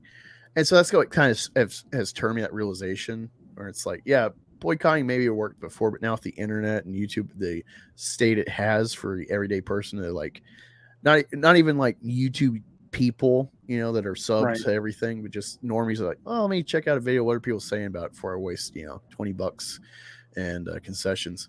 Like, oh, okay. That's kind of shifted me. And then also honest criticism. The criticism for anticipation is totally valid, but I think you got to follow through that actually. So that's why I appreciate Nerdrotic. That's why I give him some credit, is that he verifies his perspective. And sometimes it's probably ham-fisted. You know, when it's like, well, clearly it sucked, you know, giving it no real credence. That's the pander aspect, but he does pay it forward, gives it its fair chance. So, yeah, that kind of is what's changed me a bit with everything. It's like, just see it, give it honest criticism, and if it's good, people are going to go see it from the feedback. And so I don't know, like, again, I'm not religious. I grew up religious. So I do have some appreciation for religion in general, but me being kind of morally relativistic, for some reason, I just really hate lying about art and like science. Like that's just like, that's my like thou shalt not kill kind of commandment, where it's like, you know, Gary Glitter's a great example. He's a criminal for bad things, but his music's fucking great. It's got some great bangers, and you got to be honest about that. I don't know where it comes from. It's not from religion exactly. It's never been imbued on me by anybody, but I just really hate fucking lying about art. Being disingenuous. It really fucking that is my mortal sin that I avoid. And again, Detractor, I give the same to as much as I can. I really am objective and I give props or give insights. Like, oh, they got something here. Don't think they're going to fuck with it, but they got something here. Again, the Texas thing, they got things. The except they got things. So, do you remember the show Velma that came out like 2 years ago? Oh, you mean the prequel origin story of Homelander? Where they Mindy Kaling was like self-inserting. Yeah. So the Daily Wire recently made like some sort. It was supposed to be a sitcom, I guess. I guess that's what they were trying to make. It was called like Mr. Bertram. Yeah. So I know someone who has a Daily Wire account, and I was like, I'm gonna compare Velma and Mr. Bertram, just to see like how bad Mr. Bertram is. Like, that's crazy? Like, is it better than Velma? But it was actually like way worse. Like, no joke. Like, I was just watching it. Yeah, I'm dropping a video on that. Like, I have it recorded, but I didn't put in all the images yet. But it's just like looking at that. You see all these people kind of on the griftosphere where they're talking rightfully so about how bad the show Velma was. But then it's like we start pumping out crap like that, and then a lot of these people kind of turn the blind eye, and I feel like that's kind of that is Rippaverse to a T. Right. Yeah, it's not. I've always said it's not that it's bad. It's that it's the whole attitude of the creative process and the shills around it, the Rippetards. You get the title Rippetard because you're so obstinate to just shill because it's your guy. He says the right things, and it's like you can't do that with art. Right? Like, okay, great example for me personally. Tom Ford. He was a designer. He's a gay guy. He's married. He was a designer, helped revitalize like Coach or one of those big companies, Dolce or something like that. And for some reason, he got into film, and he's done 2 films thus far. Single Man, which had Colin Firth get Oscar nominated for. And it's a gay story, so there's like, kind of hedge your bets thing where it's like, well, of course it's going to get nominated. It's Oscar bait kind of stuff with, demographics always going to catch the attention, but it's legitimately just a really good film. Like my example of like someone like Rippa would say like, make new characters, don't like reinvent them or, don't make them gay. I'm like, well, I think you can tell an Elseworld about Captain America and make him gay in World War II. And that would be a really worthwhile story where his demographic matters to the story. If you wish to tell it that way, because what would it be like as a gay man who's like the face of America for propaganda to also be gay and have to hide who he is, and yet rah America, a country that hates him for an immutable trait? That's a worthwhile story to analyze and create, in my opinion. It can be for various things. Make Captain America black in the 40s. It's like, hey, some reason the black guy is the one that got the shot, and we're in racist times where he's a second-class citizen in the back of the bus. That's worthwhile. So Tom Ford, he did that film, and then he did this weird film called Nocturnal Animals with Jake Gyllenhaal, and it's really good. I need to rewatch because I can't remember the plot, but I remember I was just like, fuck, this is such a unique movie. But Tom Ford is a weirdo, not because he's gay, but he's got, woke sentimentalities and stuff politically. And I don't know what the context, how this came about, but he said like all men should be penetrated once. This is his idea to mitigate rape. And it's like, it's kind of like a cuties thing where it's like, yeah, you're trying to expose like sexualization of children, but you're sexualizing children to do it. Like, yeah. So like, that's really crazy. And that might just been an off the cuff thing and he didn't really think it out, but that's a very profound statement that can be very off-putting to normal people that aren't going to give any chance of nuance. And so that's like, well, it's very off-putting, but like he makes amazing art. and I can distinguish the two. I hate Rippa's politics, but I was very interested, good faith, to be a customer. Mhm. And I just couldn't afford the time. And then I hear Dick Masterson's review, so I got to read this. Everything was true. And so, yeah, it's exactly what he was talking about when people were like, why don't you just get on board? And why don't you just get on board with everybody? Because we're all on the same team. Turn a blind eye. And it's like, but how does this help? Like, we have to, like, the whole system's against us. We can only make headway if we're actually hitting their standard or better than what they're doing now. And yeah, I used to have kind of that mentality, actually, probably like a year ago. Me too. This is the drunk 3PO thing where it's like, you don't really mesh well. It's not really your team, but you can make money from it. Right. You know? And I'm not saying that's only what 3PO's done, because he's kind of more shown his true colors of his thoughts about things, like his recent Acolyte video of like, oh, gay. Well, you're having gay people in the show. Well, think about the children. It's like, dude, that's a fucking retarded take. But like, you're being honest finally, you know? Anyway. Yeah, there's a lot of in that whole sphere. There's a lot of like, be careful with how you word things type thing, and that's really kind of, I guess, what sparked a lot of this off. Yeah, no, and that's why I appreciate AVS, because he's like, I'm losing sales, losing subs doing this. It looks like success with my fans are super chatting me, but it's like I'm losing numbers potentially, because people just like are entrenched in their team. And but it's like, he's taking a hard right. He's kind of like the perception of Gina Carano being like a champion. It's like EVS is doing this every day and he's having fun too. Don't get me wrong, but like overall, his principled stance is costing him potential money. And because he's like trying to safeguard the art form. Right. It's not that he's trying to gatekeep anybody from being a content creator, but like, yeah, we shouldn't probably lock arms with fucking retards that will like try to contemplate killing trolls for, you know, petty jokes and just everything we've chronicled with Eric. Yeah, I'm actually working kind of on a video where I finished a video on that. I have like a backlog, you know, so a lot of that stuff will be coming out about how, like, you know, when Ethan was on Nick Rekieta's show, the time a little after Rekieta was like, or right before Nick Rekieta was like diddling himself, basically, you know, he said the hubris of a guy to think he could just come in, you know, and make a comic. And, you know, a lot of people are like, oh, Ethan doesn't believe in the indie sphere, you know, Ethan's a communist.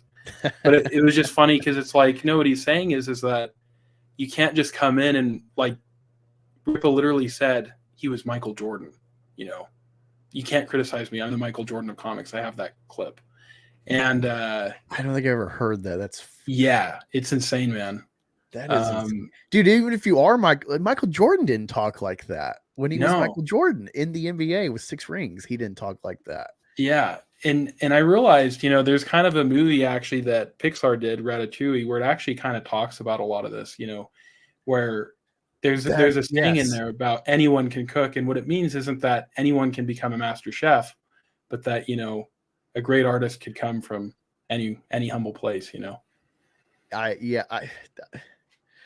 mean, that is kind of the overarching theme of the film, but the fact that you're tying it in with Comicsgate, specifically in our battles with the Rippatards and stuff like I love that. I love inventive comparisons like that.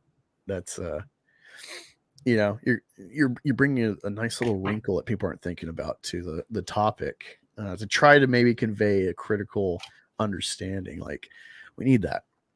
I'm very excited to watch that. That's I just love Ratatouille too.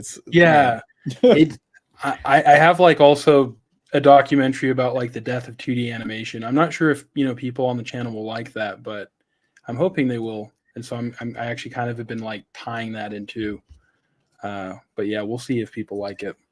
That's going to be your like creeper video that like blows you up, where it's like, oh, I only got like 20 views, but then, you know, give it a month. It's like, oh, I'm at 1,000 on it. And they're like, oh, fuck, I'm at like 2,000, 10,000. It's going to be like, that's what gets you all your subs. It's like, yeah, I just was looking at Ratatouille or Pixar, and then I found this video. And yeah, you got like a slow burn growth video.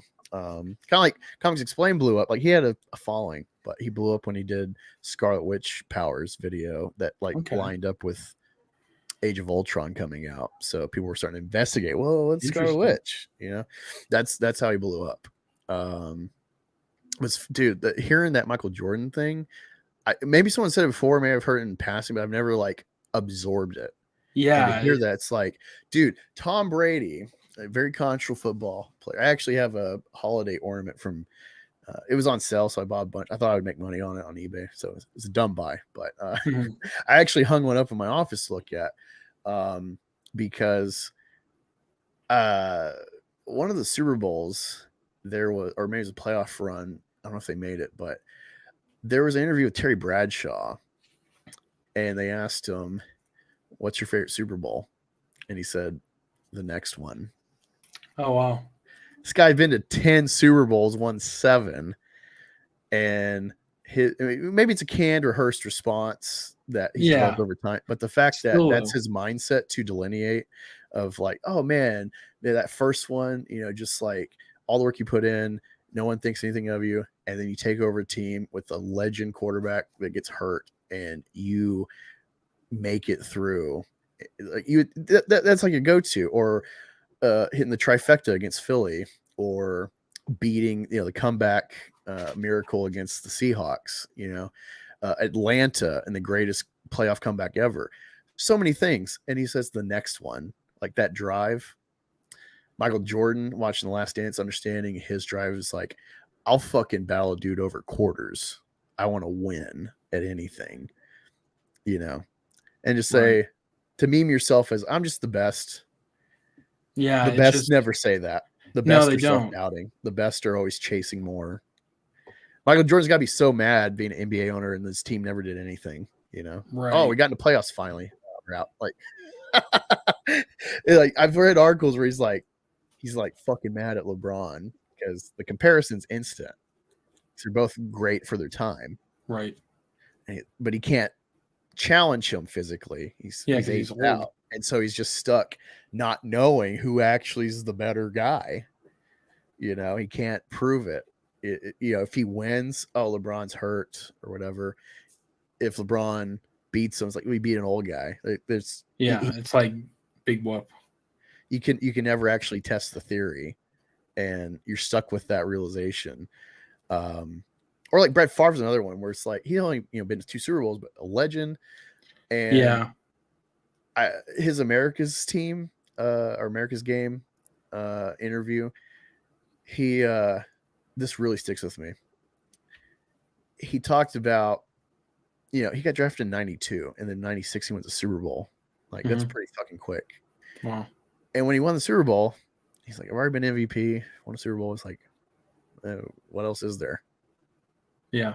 He's like, I already made it, and for him to keep going for like 20 years. Yeah, because he retired in like 2011, right?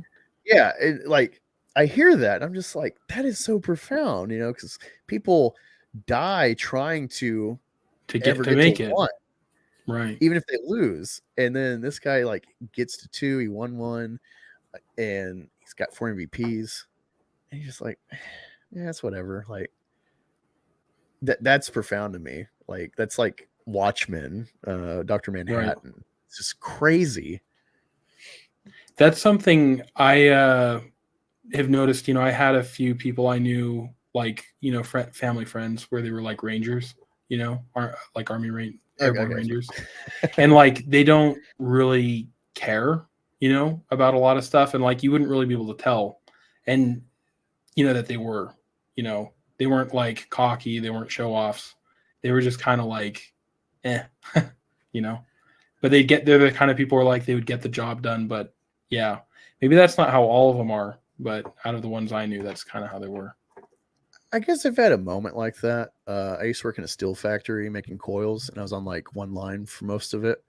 If you ever watched my channel before, it's the job I talk about I got fired at and the job that the guy died at. Before the shift before I came in, he like got crushed, and I kept his memory alive with a coworker we'd make memes about him out of songs like, you know where you are, you in the pusher, baby, you gonna die. We're just like, this is so crass and dark, but I mean, we're probably the only people keeping his memory alive now. Like, yeah. But it was a job that like I got really good at, and I really hate that they fired me because it wasn't job related, and I didn't even do what they blamed me for. And I never got to prove it, and I just got I just got kicked out from a job I put so much time in, so much effort, so reliable. And it was for money, but like I actually took pride in my work and tried to do good, and I did good. And I was, clearly in line for like escalation when slots open, and new guys come in, and some of them like kind of joke about like, I'm gonna take your job because I learned this thing. I'm like, you go right ahead, man. I'll teach you whatever I know. You ask me if I have time, I'll teach you. Like, I'm not afraid because I'm gonna keep my job because you don't want the responsibility that I'm like, it's like, yeah, I got like $3 more pay an hour, but I also I'm on the line when things fuck up. I got to be there. Right. I can't just pass it off. And so, yeah, like in a microcosm, like I've had like a window, like you're talking about the Ranger thing, where it's like, yeah, it works fucking easy for me because exactly I'm really good at this position. Or it's like I'm really good at like operating, and then like I was kind of jack of all trades as a floater where I could do all the spots to some proficiency, and so it felt good. It felt good to be good at something, even if it's mundane. It's like I so in a weird way I can appreciate and understand that Ranger thing in a microcosm. It's definitely not like super badass. I was just another guy plugged in when I was in the Army. I also was too young to really understand, like always trying to learn more. I thought like, well, I went to training, so I know what I need to, and didn't have mentors to like, hey, you always got to keep learning. One guy was a special forces medic that we were attached to at our spot, and he just had no understanding of how to like speak to me or approach me in that young phase. And looking back, it's like frustrating. It's like I probably could learn something, but like he still was a dick. But man, what could have been, if I just had more maturity, what would the Army have been like for me? Well, it wasn't like horrible or anything, but it's just like I said, I kind of mentally just couldn't maintain in that environment properly and really be invested. It was a job, as much people talk about military as a career and stuff, and there is some pride, I guess, of like, well, I did it. I stepped up. That most people are pussies. They like to be patriots, but they never put on the uniform. There's a little of that like edge of like civilians, but overall, like, I don't know. It's funny. Is there anything else y'all seen Detractor wise that'd be of note to check out? Shoot, let me think. I haven't seen anything other than just what happened today with all the Riley stuff. I mean, I'm sure more stuff will happen. Have there been any more GoFundMes for Yaira statues? Have we seen the update for that? No, I'm sure there's more statues. The last one that got funded was the Rippaverse, the Wiki page or whatever. Yeah, he said if he gets more than $500, he'll start dishing it out to other underprivileged kids. Hopefully he'll do it. But that Eli person, as soon as he like pulled the plug on his campaign, I was like, I was immediately against all the GoFundMe stuff. Like even as the joke when I had mine's up, I just had to stop it. Who had it up? There was some guy named Eli that was like that. I guess was the first person that started it, or someone helped them start it with a GoPost. And then he was like, well, if I get past the 500, I'll keep it open for like someone else, some other fan. And then he got to like 590 and closed it immediately.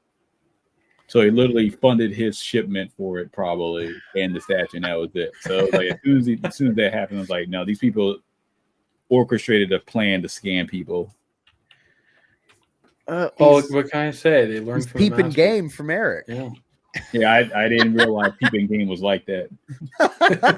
See, I saw you share some, and I thought that was yours. No, I had a GoFundMe up as a joke. So if you read it, like I still have it up as like a pause thing, so you can read like what I wrote on there. But like it was clearly, obviously a joke. Like I was detracting them having their own GoFundMes, and then like I reposted like the Eli thing, like oh yeah, I was being like legitimate supportive of it up until he like closed his thing after he got his statue. Does anyone know Student of God's Axe? I have that guy blocked. Because he's fucking like kind of hostile, but also it's kind of preventative. It's like one way, kind of like how Vito has Flash blocked, but he still like will pull his tweets. You know, it's one of those. Do anyone know his @ No. Who are you looking up? Let me see. I'll look it for you. Okay, wait. I found it. Okay. All right. Let me, because he shared some. I think it's from Eric. I've never actually had any of those Rippatards go after me, which I'm not sure. I'm not sure if it's just because like my stuff, goes under the radar. But they go after a lot of people, with smaller accounts. So I'm sure Sturgis has made a video on you. Yeah, he probably. That's true. I don't watch his content, so Yeah, apparently Eric has put out a statement. What about the Riley stuff, or just like we had a good event yesterday? Blah blah blah. Oh, sorry, I didn't kick you. Okay. It must have just been my internet. Yeah. It's like I heard something. I'm like, oh, I got a new person here. Then it's like, oh, it's you. What the fuck? Okay. Yeah, I'm trying to. I thought everyone knew Iceland's powers. It's his ability to fly. Yeah, he can fly. Okay. All right. So I guess this is from a live stream. Student of God says Eric July makes his official statement about the retard that went to the Rippaverse meetup. Eric tells us the obvious truth. All right. So I'm going to share this. And what's up, Stony McInternet douche? Welcome back, my friend. It looks like there's more information for about what happened with Riley. Okay, we'll put that in the private chat on StreamYard, and we'll pull that up. I'm gonna pull this up and see what old July's line. You had multiple people that. Got it. Well, yeah. Let me just address that real quick. Yeah, it's such a weird thing because it's like we had Beardo in there streaming, so you had multiple people that were streaming, and people saw how tied up that I was the entire night. I was stuck. I won't say stuck. That's not the proper term. I was contained to this spot because I had to meet all these people. You guys saw the line. So it was weird seeing that. I guess some folks were confused and out of what happened, because I'll tell you this much. From my perspective and from what I pick up, this is what I believe happened, or I won't say what I believe being told that happened. So apparently there was a goofball at some point that was like outside, right? And remember, this is an RSVP event, so I'm assuming that it was always going to be rebel rousing regardless. So it was an RSVP event. You had to have your name and all that stuff. We had to have that documented before anybody was going to get let in, either way it goes. I mean, you have to do that stuff. I mean, you guys saw the line. We don't want the event to be closed down for fire marshals. That's why we do the RSVP at those events. And yeah, apparently someone was rebel rousing outside, and the owners of the venue, right, told this person to leave. They gave him some rules or something like, hey, stay over there past that property line or something like that. And then they still kept like bothering, being annoying to like some of even like our patrons, or rather the people that were there coming to see us. And remember, right, we got kids and stuff there. They were like putting cameras up, and people like it was weird, man, all around weird situation. Again, this is what I'm picking up. And then at some point, the owners, I guess, after trying to give the person a break, ended up calling the law boys, and the law boys got them out. Law boys. Funny thing is, I didn't know anybody got arrested outside the event until a fan actually came up to me and told me that was the case. And I was like, oh, well, sucks to suck, I guess. But yeah, it's a weird thing. You got some people are like, Eric called the cops on someone. I'm like,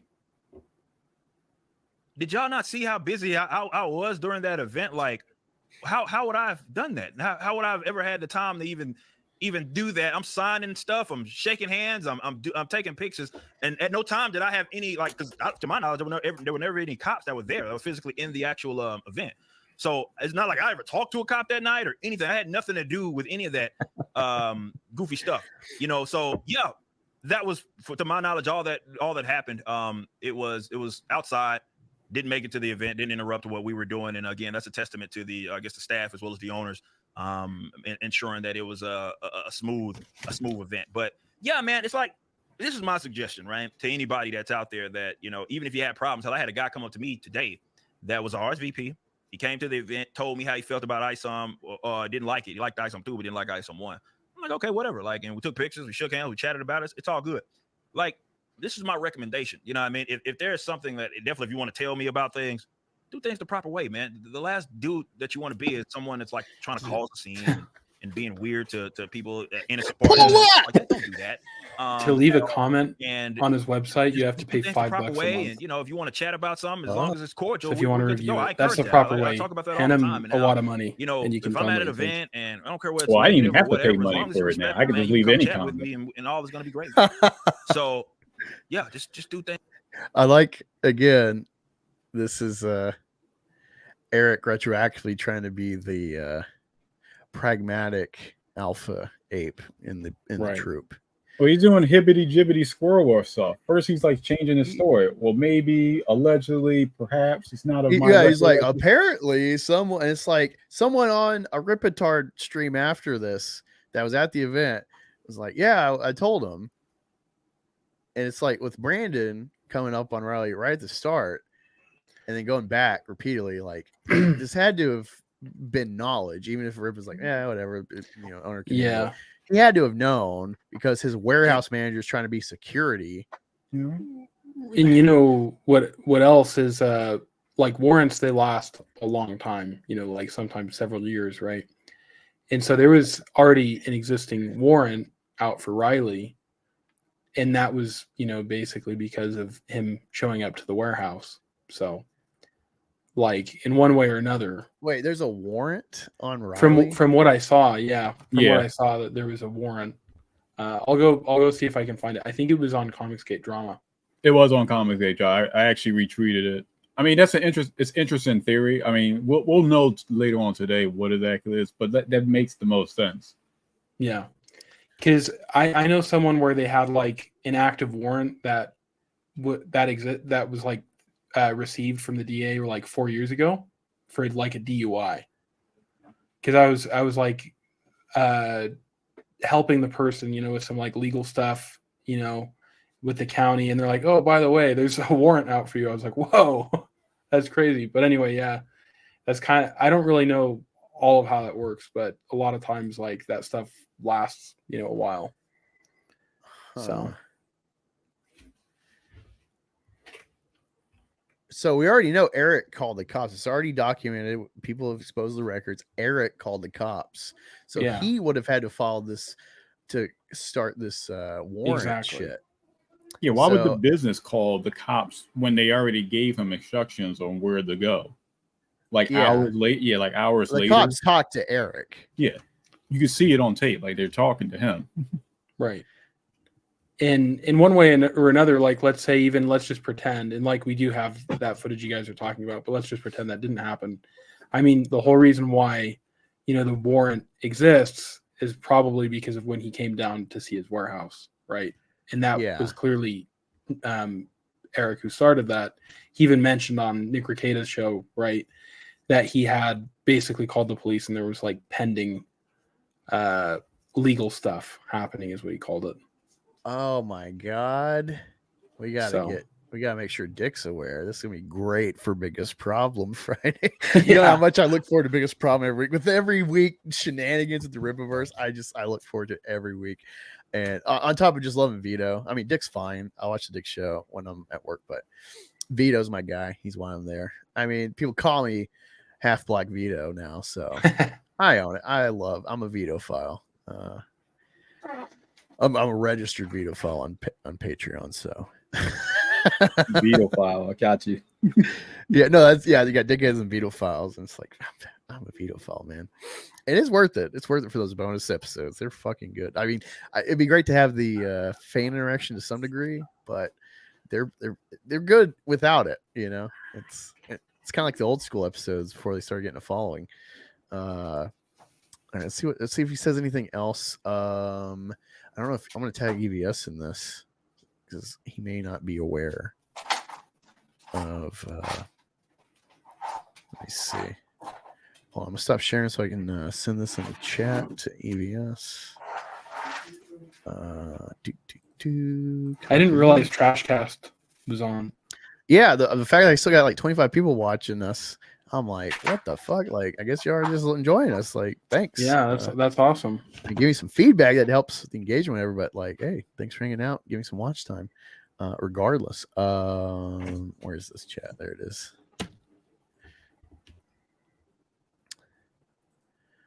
Okay, that's very interesting. Let me say hi to the chat some more. Rabble rousing isn't illegal. Bootlicking hack cowards, a samurai snowman. Agreed. Mm-hmm. Hey yo, Plunge Cats, what's up? Thanks for coming a member earlier today.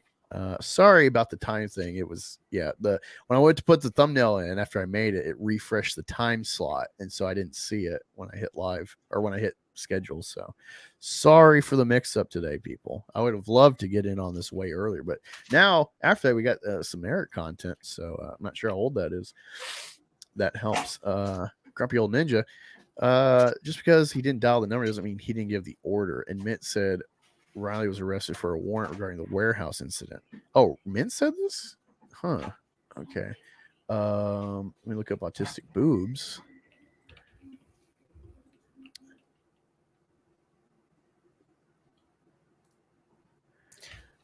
Yeah.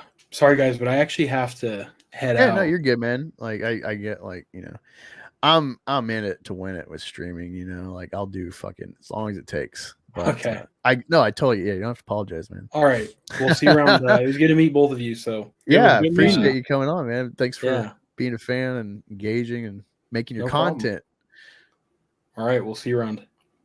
Yeah, everyone goes sub. I shared it like earlier, but I'll put it back in the chat in a second. JJ's channel. So you can go sub if you haven't. His videos have appeared repeatedly on Trashcast as of late, so good stuff. Let me see. Let me look up autistic boobs. Autistic boobs. Fuck. It's so hard to find her because probably because she's not safe for work account.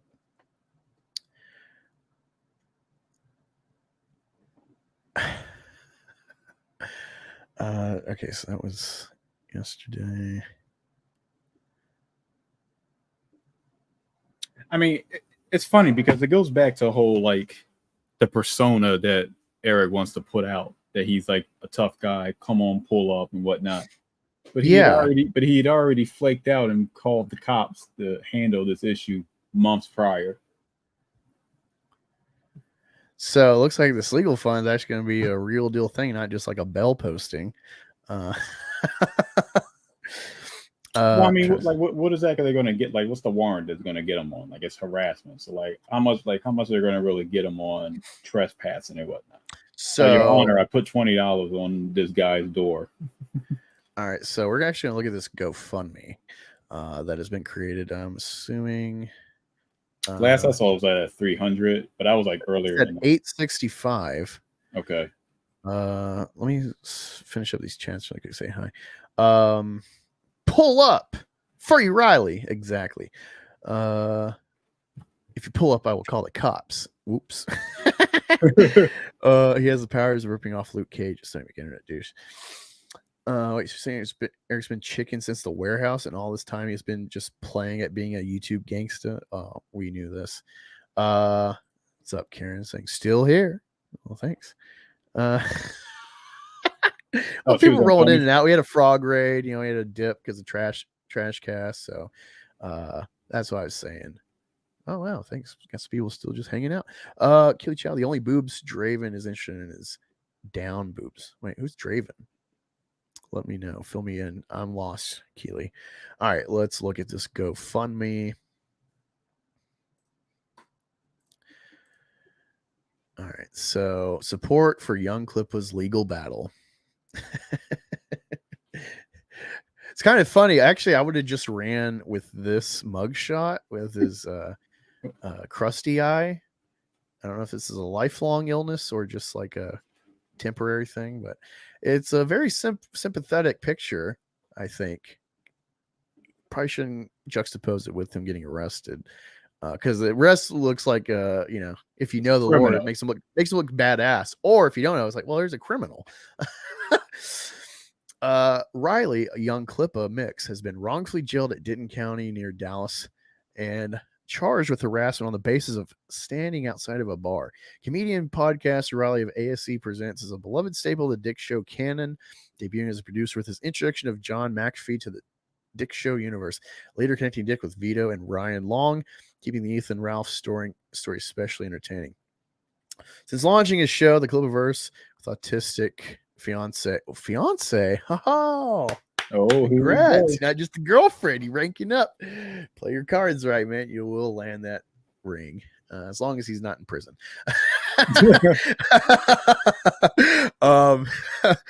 YoungClippa has notoriously been hounded by detractors for his First Amendment audit of the Rippaverse warehouse building. He went to go audit it. I love this.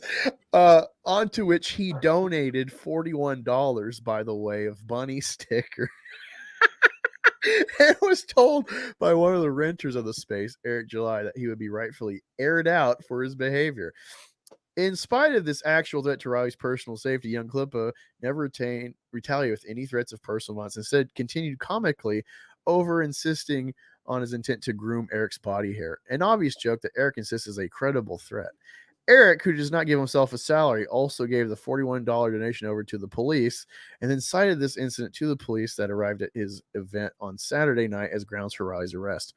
This entire event, including the rest, was live streamed on the Clippaverse channel. Mint Salad recorded for the entire time that she and Clippa were on the premises, which began with an amicable greeting from Alex Stein.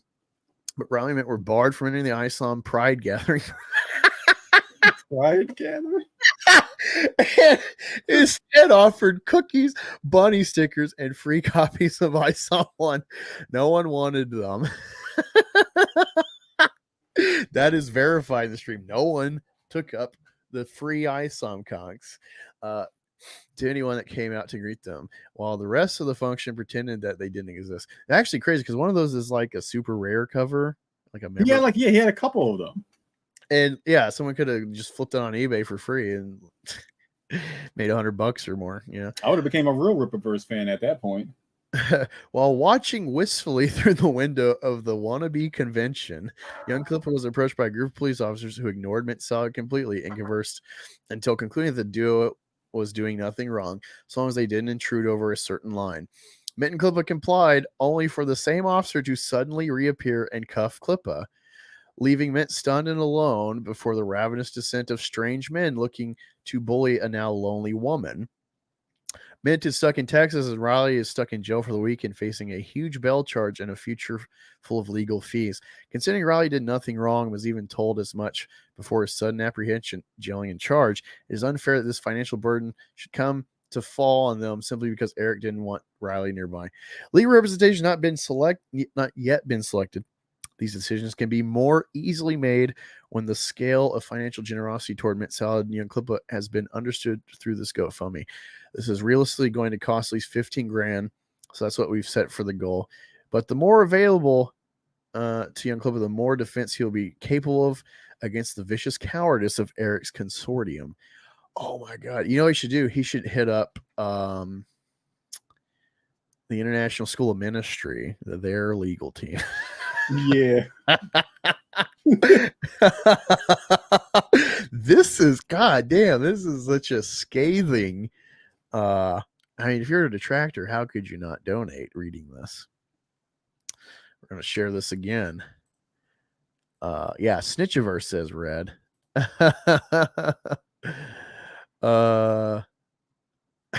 Oh, okay. Angel Straven. Like to joke that he is into hot women with Down syndrome. Oh, that's funny. That's the woman.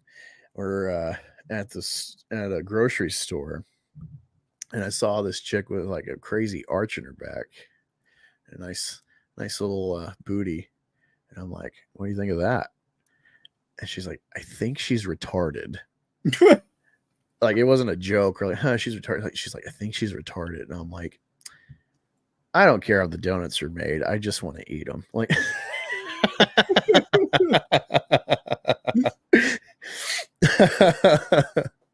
So yeah, sometimes retards can be hot. I will sympathize with Angel's Draven, Keely Chow. I'm C. Are you trying to say you're sad? Did you miss like a colon to make a saddy face? What do y'all think of that GoFundMe pitch? That's fucking great writing there. Great synopsis of events. A bit subjective, but clearly as a detractor, I think they nailed it. Good pure fiction. That's what I got out of it. Yeah, grumpy old Ninja Kintaro says needs a bit more scathe, but it does the job well. It's well written and well spoken. Yeah, I think it definitely. You read this like, what an injustice! You know, this reads like your boy Zach, tortious interference. Like, how could you not? If you believe in American enterprise and plucky attitude of the aspiring entrepreneur, how could you not buy Jawbreakers? Do you hate America? Man, Eric is 2 for 2 right now. First, he took Clippa's fake business, and now he took Clippa's freedom. He's got to go for the trifecta. Oh my God, this is amazing. You got to take mint salad from him. Oh my God, let me see what other updates we got. Let me go check out Trashcast. Let me peruse real quick, see what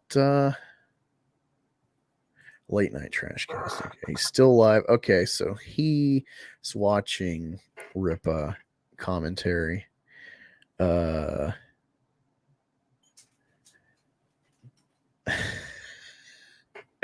I mean, with this shit coming out, like they're friends with Nick Rekieta, and so even though he's got his own baggage, like he got someone that analyzes legal shit. Now you're gonna have a mega internet lawyer give him fodder to cover the saga of this retard. Oh, he's definitely gonna enjoy covering this. But Oh I would hope that Nick doesn't get involved, because like he'll make the suggestion to hire Ty Beer just so he can lose his case, like he lost Vic Mignogna. Yeah, I mean, I didn't follow that Vic shit, so I can't really comment with knowledge if it's was worthy and just, you know, an unfortunate loss or not. But you know, if it's kind of skewed because of the Me Too era or whatever. But with like Tug, I'm assuming Yellowfish being associated, it's like it's kind of glad he lost. And also Vic's a bitch. He's like dropped Nick after this you know, all allegation stuff, the arrest. So I'm kind of glad Vic Mignogna lost, because he's clearly a phony friend. Fuck him. It's kind of a retroactive, like, oh well, actually it's good you lost. I guess you deserve it. Couldn't happen to a better guy. Which is really weird given like how that whole fiasco really smeared his career for all time. There's always going to be, that's always going to fall on that like smear about like he's a harasser, he's grabby or whatever. So that's actually really bitch made that he's like drop Nick. Let's see what y'all are saying. A typo. When Eric gets the trifecta against Mint and Rally, Eric will go belly up. Well, here's the thing. I think Nick can only be a counsel. I don't think he could actually be, because he doesn't practice representative. Yeah, he doesn't practice. I don't know what the hurdles would be to be licensed in Texas. Like they seem to have very unique laws, given their history as a republic. So the Vic case was a judge not following the fucking law, so much so that the slap statute used is getting thrown out. Okay. I don't know much about slap statutes. Tybeard's screwed up doesn't reflect on Nick. Vic went turncoat, so he deserved to lose. Yeah. Well, it's like whether he was in the right or not with his case, like it's just aesthetically good he lost in retrospect because of seemingly the investment Nick had in him and how fickle Vic Mignogna is. He's showing he's a 0. He's only legal in Minnesota. His business is registered in Texas. That's weird. How does that work? Does he have like family in Texas? So he says that's his address. It's probably the YouTube business. No. I get that. His Ricada LLC or whatever. Yeah. I get that, but it's just like that's fucking fishy. Yeah. I know. Like, there's a few states that let you like kind of have like ghost LLC where you don't have to register the owner. Like it's like hidden. Like the law knows, but like no one can find who is the owner. It's like Nevada's one of these states. So that's interesting. I don't know how that's like feasible or legal. It just seems weird to me. Trying to understand how that could ever be a thing. Not that I'm against the protection of a owner, but it just, I don't know, with America and taxes, and it just seems like something they would eat up. I'm trying to peruse trash cast, see if there's any other clips he's shown. I think it's very damning though that all these Rippatards were like cheering. I think that said a lot about him. Oh man, we got $2 from Red saying, "I'm setting off fireworks inside Eric's warehouse." He's stalking me. I don't have it clipped yet, but Jesse Power sent me a clip link. Let me find it. So I'll play that as a fill-in super chat. Stinger for what I wanted to clip, but didn't have available at the time. Let me scroll through my notifications. Nope. Shit. Where is it? It's close to here. Come on. I'll have to go to his page. I want to serve you right, so bear with me. I will have this ready for the future for detracting. Where'd you go? All right. Justice for Clippa. Applies. Do somewhere. Come on. Fuck me. All right. Where did I? No. There it is. Okay.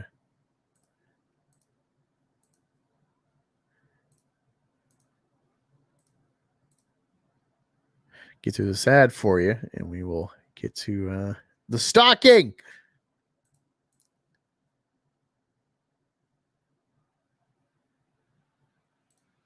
That I got employees that I have to protect, that I'm responsible for. I cannot act like, oh, it's just some fat motherfucker just doing weird shit. He's stalking. He's stalking. The motherfucker drove across the country to appear at a business that is not public. It's not listed in any in a DMCA that he got. Never was the place that it appeared, right? He got it from somebody else, showed up, started filming a bit. That's not a location that we invite people to other than the folks that have to be there, right? Eric, let me ask you a question. He's talking. It's not in the DMCA, right? So he must have gotten it from somewhere else. Who would have given it to him if not someone who works there? Oh, okay, yeah, because he's from Houston. All right, now I get you. Okay, so he's probably got family ties. Well, because he lives in Minnesota, so with like registry, you have to have, even if you have like a registered agent or whatever, I'm pretty sure you still have to have like a home address for them to like send to you in the state as the middleman. So, but yeah, thank you, Red, for that $2. Thoughts and prayers. Oh, if you don't know, because some of y'all are new, I should have, when I had the raid, I should have promoted. Again, I suck at promoting because, like, I'm not, it just feels weird asking for money. But, I guess this is part of the grift that I need to get used to if I'm going to grow. Let me present this. Here we go. All right. So I'm trying to create Meth Gator. I got promo posters on Fund My Comic. You can find the link in a lot of my videos, or just peruse Meth Gator on Fund My Comic. And they're already made. They'll ship out to you once I get paid. But this is a new thing thanks to Stray Beans, great artist, making some funny art. I asked him to make this Nightfall homage, which I didn't even realize was a Chuck Dixon product. Famous creator or writer for the Alpha Core, creator of Bane. Here is an homage to Bane breaking Batman. It's Meth Gator breaking Isom's back, and the stinger in the description. I wondered what would break first, Eric, your body or your warehouse. So we got regular shirts, women's shirts, hoodies, and mugs. And then let me see. How do I explore myself? Oh yeah, but chiefly perfect merchandise to pull up to your favorite Griftosphere event, the free Riley shirt. Let's get a hoodie, a mug, and to carry all your ISOM merch, all your Rippaverse merch, the free Riley tote bag. That'll leave a statement. So show your disdain for utilizing the state to suppress detracting, to imprison detractors. Get yourself some free Riley merch for your next Griftosphere event. Yes, it was Mr. Juneteenth. He got the address from a DMCA. Also, the Cult of Homeless Larry. Buy Meth Gator, kneel on Isom. Oh yeah, I can't show his page because it's very pornographic filled, but I will pull up some fan art Stony Internet Douche made in honor of Meth Gator. Also, speaking of pulling up, use code PULLUP and check out good till the end of July for 15% off of Black Angus store merch. And that's that. Let's go look at that fan art by Stony. I do love it so much. Although I do feel bad for your girlfriend having to make it. Where are you? As Terror. He's stalking me. He really was stalking him so much. All right, this is fan art made thanks to Stony McInternet Douche. It says, all right, new art's finished. A special piece for my buddy Angus reviews Meth Gator kneeling on Isom. I hope everyone enjoys it. Look at that juicy booty Isom has. Got them cakes right there. Gonna have to go. Gonna have to clap them. Go Ted Bundy style on those claps because, of course, the kneeling will suffice to mitigate the threat of Isom on society. Pull up! Oh, don't mess with Texas. Yeah, that's hilarious. Oh, man. Last call. Super chat me if you wish. Any links for new detracting material to investigate, new updates. I'm going to call it a night. maybe hit up Rookie and watch some Better Call Saul, because I got him through Breaking Bad, and I don't mean that as like, oh, he slugged through it, but I've watched it like 5-6 times. I love it. I find new shit insight all the time, but he never seen it. Been bugging him for going on 6 years ever since I met him. Watch Breaking Bad, and I find it. This fucker, we watched Breaking Bad together. I'm like, sometimes he's like fucking blue balling me, where like I'm excited to watch it again, and he's like, yeah, we can watch like an episode instead of like 5. And then this fucker starts breaking Better Call Saul without me. So I'm having to like watch it like 8 episodes in at the point he's at now. And I'm like, oh, you whore. I wanted to rewatch all the first episodes with you. Well, he's the rookie. I do appreciate his drive to just start doing it, you know, because he's failed at that a lot, besides Cobra Kai. Yeah. Stoney's a great friend to have made that for me. Kneeling. Nothing will be funner than super kneeling all night. What did you think of that when they revealed that? What, the super killer kneeling? I don't think I saw that. You never. Oh man, that was great. Oh man. Hold on. I'm gonna deep dive, because this is how I got aware. I think this is how I got aware of Rippa Goalpost. Was he kind of blasted it on Twitter, and it's like, you're only promoting Biggest Problem. Let me see. Is it part of that fan art stuff that was in the page they had on their Biggest Problem? Yeah. Okay. I remember looking into there, and I was just like, I regretted looking at all the fan art. It was just so terrible. But I don't think I saw the Isom one.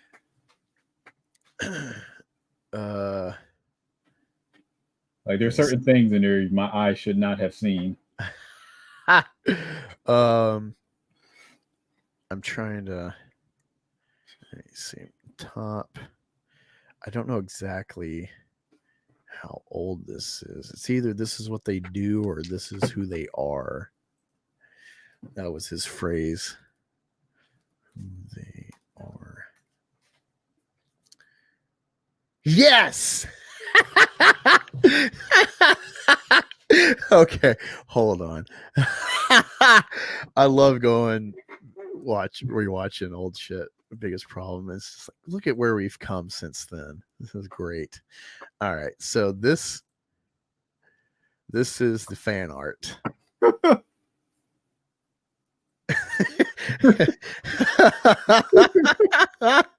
This was the shot heard round the Rippaverse. And what's funny is they tried to like criminalize. Yeah, see, this is who they are. Don't let them forget. Save and repost this image to remind them and others. All right, because Vito's laughing, and so they're like, "Ha, gotcha. You're evil," you know. All right, so this is the clip. With that, this is the with that. What's weird is he shares the context actually. Isn't that what your guy does? He kills superheroes. Stop. So that's Isom. Stop. That's Isom that Eric July made. Able to make that's Isom. And your guy, Super Killer, whose whole job it is to kill superheroes, has kneeled Look at that face. back of Isom's neck. And it hurts. It hurts. And he says It hurts. he's holding a little baggie of something. I don't know what it is. And he says, "Don't do drugs." He's also Super look at his Killer face. kneeling on the neck of Eric July's Isom character Yeah. while holding a baggie of fentanyl. He's got it. His job is to kill superheroes. So it seems like he understands So it dumb. exactly. I'm banned from the comic industry forever before even getting one book out. What do you think? You're like Kneeling on a black man's neck with a baggie of fentanyl, and I go, "What?"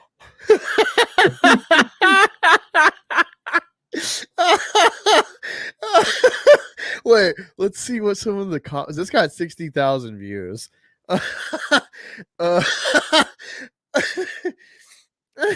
This came out last year? Yeah. Oh my god.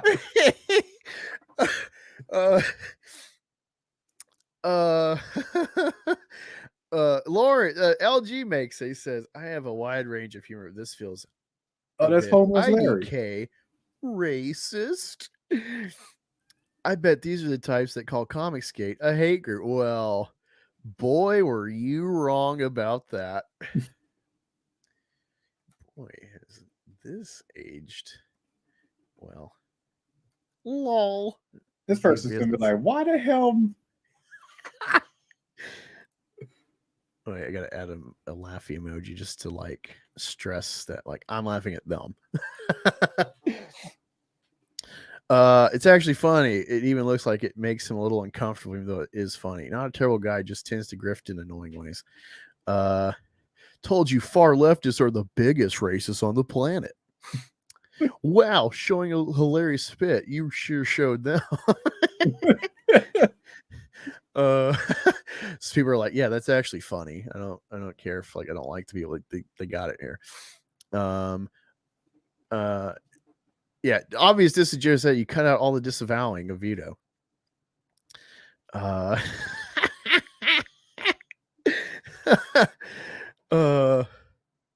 my god, I love seeing that clip. And yeah, so that's why if you ever see me with like a meme of this part right here, this is who they are. This is who they are. I love throwing their memes back in their face. Uh-oh. Oh, damn it, Stony. I already found it. Thank you, though. You're like being on the ball. I don't like A Christmas Story, Other Side of the Fence. I fucking hate Christmas Story. Like, I guess it's finally well written. Like, it's not that I have a problem with the plot. It's just the adoration around it. Like, I just don't get like what this. If you ever watch Parks and Rec, that weird town in Indiana, they're obsessed with Sebastian the horse, the tiny horse. And everyone just like stops what they're doing because, oh my God, Sebastian the tiny horse is here. And then he dies. And they have like a whole community like farewell for him and stuff. And everyone's like got candles and stuff. Like he touched everyone's hearts. And then like the like out of town boyfriend of Amy Poehler is like, I just don't get it. Like that's me with Christmas Story. It's not great. I don't get it. What's so great about it?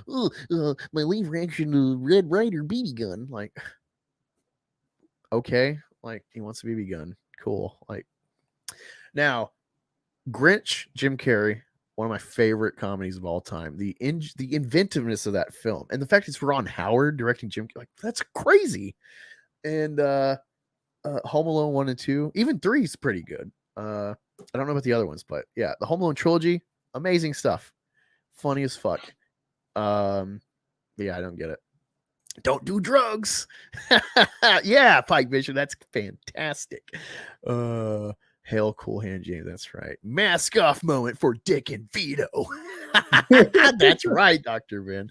What a great throwback. It's funny because with EVS talking about Eric's ISOM and him doing 4, so this must mean he's paying the church some fee to do it. I sent him the link in a chat. I'm like, oh, this will be great to watch on Trashcast. I was going to go in the Wayback Machine and watch Eric's like settlement video. You know, it's only like 3 minutes, so actually, let's do it. Let's fucking do it. We're live. Let's do it. I'm already here. But this will be it. It's enough detracting for me today. And I thank you all for hanging out. You know, it's just interesting that Eric keeps changing his position on ISOM. I want to write something else, but now I want to write ISOM 4. But wait, I have someone in mind that wants to write ISOM 4, so maybe I gotta trust them. But now I will never let anyone write ISOM. Like, what is it? Yeah. All right, it's taking me a minute to scroll up, but I know I'm close. Yeah, I woke up checking the chat and it's like, oh, there's, you know, like earlier it's like, yeah, we're in Texas, me and Mint. And I'm like, haha, that's funny. You look hot. And then Mint's fine, I guess, you know, making a joke. And then it's like, I wake up and it's like, oh, he's arrested. I'm like, what the fuck? What is this? Come on. I know I gotta. Yeah, okay. Fuck yeah, found it.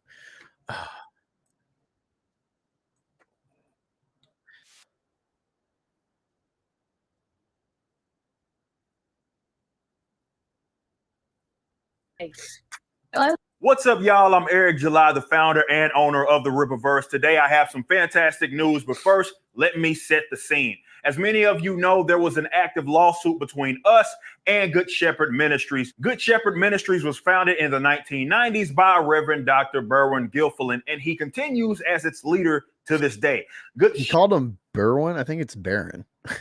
Why the history lesson? Why are you so happy about it? I love someone should do an edit like how Vito edited when he clipped Nick Fuentes to get him like temporarily banned on Rumble. And he put like he added like the Rumble logo in it. He did like font stuff, and it's like, oh, come on, Vito, you like free speech and shit. This is a YouTube alternative, and you're trying to like take down Nick Fuentes, the star of Rumble, because you don't like that he doesn't like Jews. Come on, man, what are you doing? But this is a huge fucking hit. I think Elon Musk retweeted. So props to Vito for grifting. So it's a double-edged sword how I feel about that. Again, I'm at odds with Vito a lot politically, but God, he's so funny. So I biasly cut him a lot of slack, honestly. But I also, if I actually went after Vito, when I don't agree, like he probably blocked me. So he's a sensitive guy. So I held back.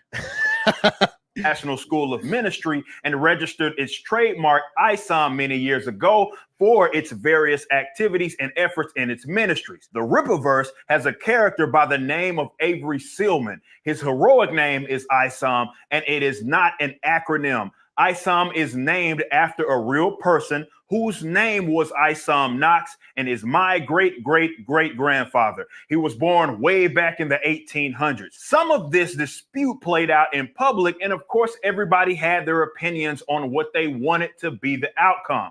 Despite this being such a hyper-divisive world, two men of God were able to come to a mutually beneficial, simple understanding. There are no... Praise the Lord. Squirrel words. Mutually beneficial. All right, before he continues, you know what this means? It means, hey, we've clearly defined the lines so people don't misconstrue you being tied to us. And it's beneficial for you, Eric, because when you pay us money, we'll let you keep making ISOM. Just, you got to parse out what that quick little phrasing actually means and how he's trying to gloss over. He's trying to gaslight his rippetards that everything's great over here. Actually, we just settled. It's a-okay, man. Yeah, he won the settlement. Did you know that? He won. He won. He beat them. Oh my God. No losses here, and neither the Rippaverse nor Good Shepherd admit to any wrongdoing. As this played out, both parties understood that it was best we resolve this outside the courts, especially as Christian men. Let me explain some things. Both Dr. Gilfillan and I wanted to resolve this amicably. And the more we converse, the more obvious the common ground is. They respect our business and what it is that we've accomplished as independents. And the Rippaverse has no issues with Good Shepherd and finds their mission to be admirable. Yeah. This whole suit has nothing to do with you having issue with them. They started the suit because they had issue with you. Not that they had the trademark years ago and that they were fighting you over the fact that your trademark is called ISOM. That was so fucking horrible. Woo, we will win. We won the settlement. Woo. It's not an acronym. It's in the city. I was so sad and deflated when the church settled because like they had him by the balls. The fact that this guy has sold two, at that point made $6 million off 2 comics with that name. They were looking for a fucking great payday off of just off the top from his earnings. They would have winnings to be had. And they had him dead to rights because, and you see like a pattern that would be damning too as a business where it's like, trademark, apparently from what I hear watching lawyer stuff, trademark law is like something like the most brutal, unforgiving law to practice. But the fact that he trademarked Rippaverse and then proceeded to like, if you see like when they investigate and do discovery, if they found like, oh well, like Yaira is trademarked and this is trademarked, but then ISOM is not. This shows like a willing skirting around the law. You know, like that would have been damning if there is evidence that they've trademarked all these other things and his company name. Like he knows the process. He dismissed it with this because he knew he couldn't. You know, that would be fucking damning. I'm so sad that it's a church. Like it's funny that it's a church for the memes, but it's like actually fucking sad it was a church because then like, oh look, these soft-hearted Christians are gonna forgive like Christ would want. Fucking pussies. Bend them over a barrel. I wish it was like a southern, like racist, pretty like homegrown, good old boy white guy church. Oh yeah, they would have definitely took that dude to that. We don't take kindly to people taking the Lord's IPs. So regardless of the circumstances that brought us here, we made the most of it. We sought to further ensure the distinction between Good Shepherd's International School of Ministry, ISOM, and the Rippaverse character known as ISOM. Both parties will continue to do their own thing, staying in their own separate and unique lanes. We both have agreed to take steps to avoid any confusion between our respective future uses of ISOM. However, the Rippaverse maintains that there was never any act between to avoid our own separate and unique lanes. We both have agreed to take steps to avoid any confusion between our respective future uses of ISOM. However, the Rippaverse maintains that there was never any actual confusion in the first place. We only come to this conclusion due to the willingness of both parties to resolve this amicably, and we wish each other well in our respective future endeavors. Well, exactly what steps did they take to clear the confusion? Oh, what a sad fucking day that video was. Sad. Eric, you see, look at Eric. You know, his church, they forgave, and yet he goes forth and sins more. How great are those fake Christians to just forgive him outright like that? God is good. Wait, did I see the image of Eric kneeling on Riley? Please send it to me. I'll show it next stream. That sounds funny as fuck. Oh, Cat in the Hat. Wait, animation. I've never seen the animation. The live action is amazing. It's so fucking. You think Grinch is bonkers? Like they just went full bore with Mike Myers and that. It's like it's really brilliant. You know, it's one of those like if you like Kung Pao Under the Fist, I think you have the right temperament to enjoy Cat in the Hat. But if you don't, probably don't fucking watch Cat in the Hat. It's one of those kind of like yes or no. There's kind of no in between in your temperament. Iron Age, no, it's the Cyber Age. Cyberfrog, I get it. EJ the Chipmunk. Yeah, I was saying I wish like Vito could edit that and put like Hippocam, you know, like hungry. Yeah, Eric says Monkey Jeebus. That's right. Oh yeah, we got to bring back the grave memes because they're trying to. All these ripitards are trying to bring up. He desecrated a man's family's grave, and it's like I don't. Did he even go there? I think he just. No, he never Pokemon. went there. He memed Pokemon on a picture someone gave him. Squirrel words. The ver definition, huh? The very definition, I guess. Oh, okay, yeah. I'm like the verse. Is he trying to say the verse? What? That's some country shit. Naming your kid ISOM. I think you should name it to like, oh, look in the sky. It's Islam. Definitely won't be any confusion issues if he names it to Islam. He wanted the settlement, which is why he has to put a disclaimer on his website that ISOM has nothing to do with the ministry. Like even that is a fucking like gotta hurt his pride. He made it as tiny as possible too. Future uses of ISOM will be made by ISOM, not Rippaverse.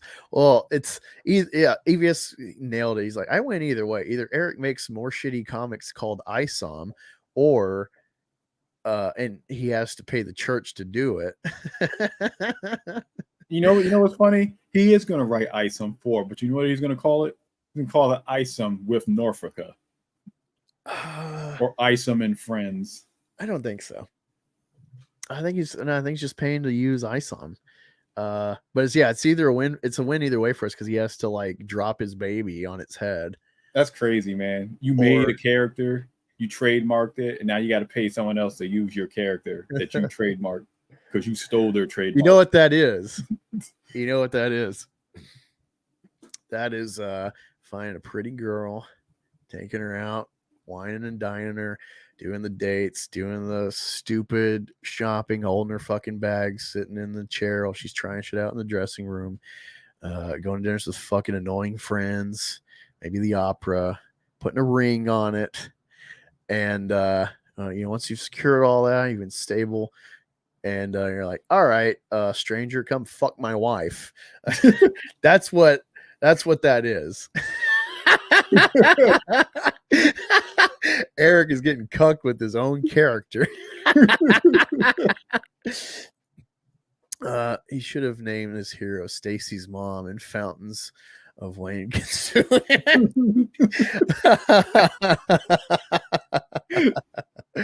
Oh my god, what a great night of Detractor. What a roller coaster it's been today.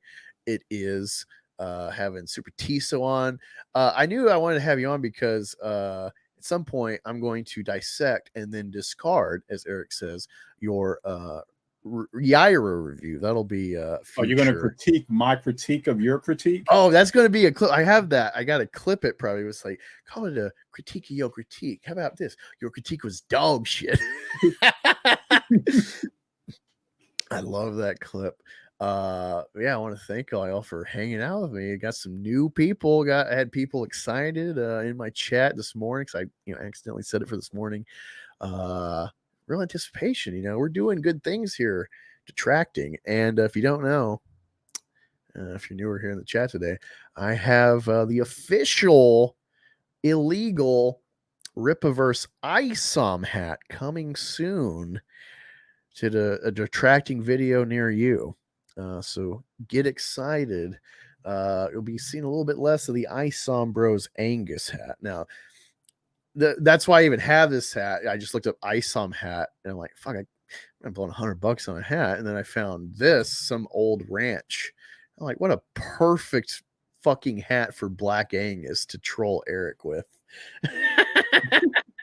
Because it's not stylish. I mean, I like the green because I'm a Philly fan, but I mean, it's fucking like Farmer Brown, like, gross.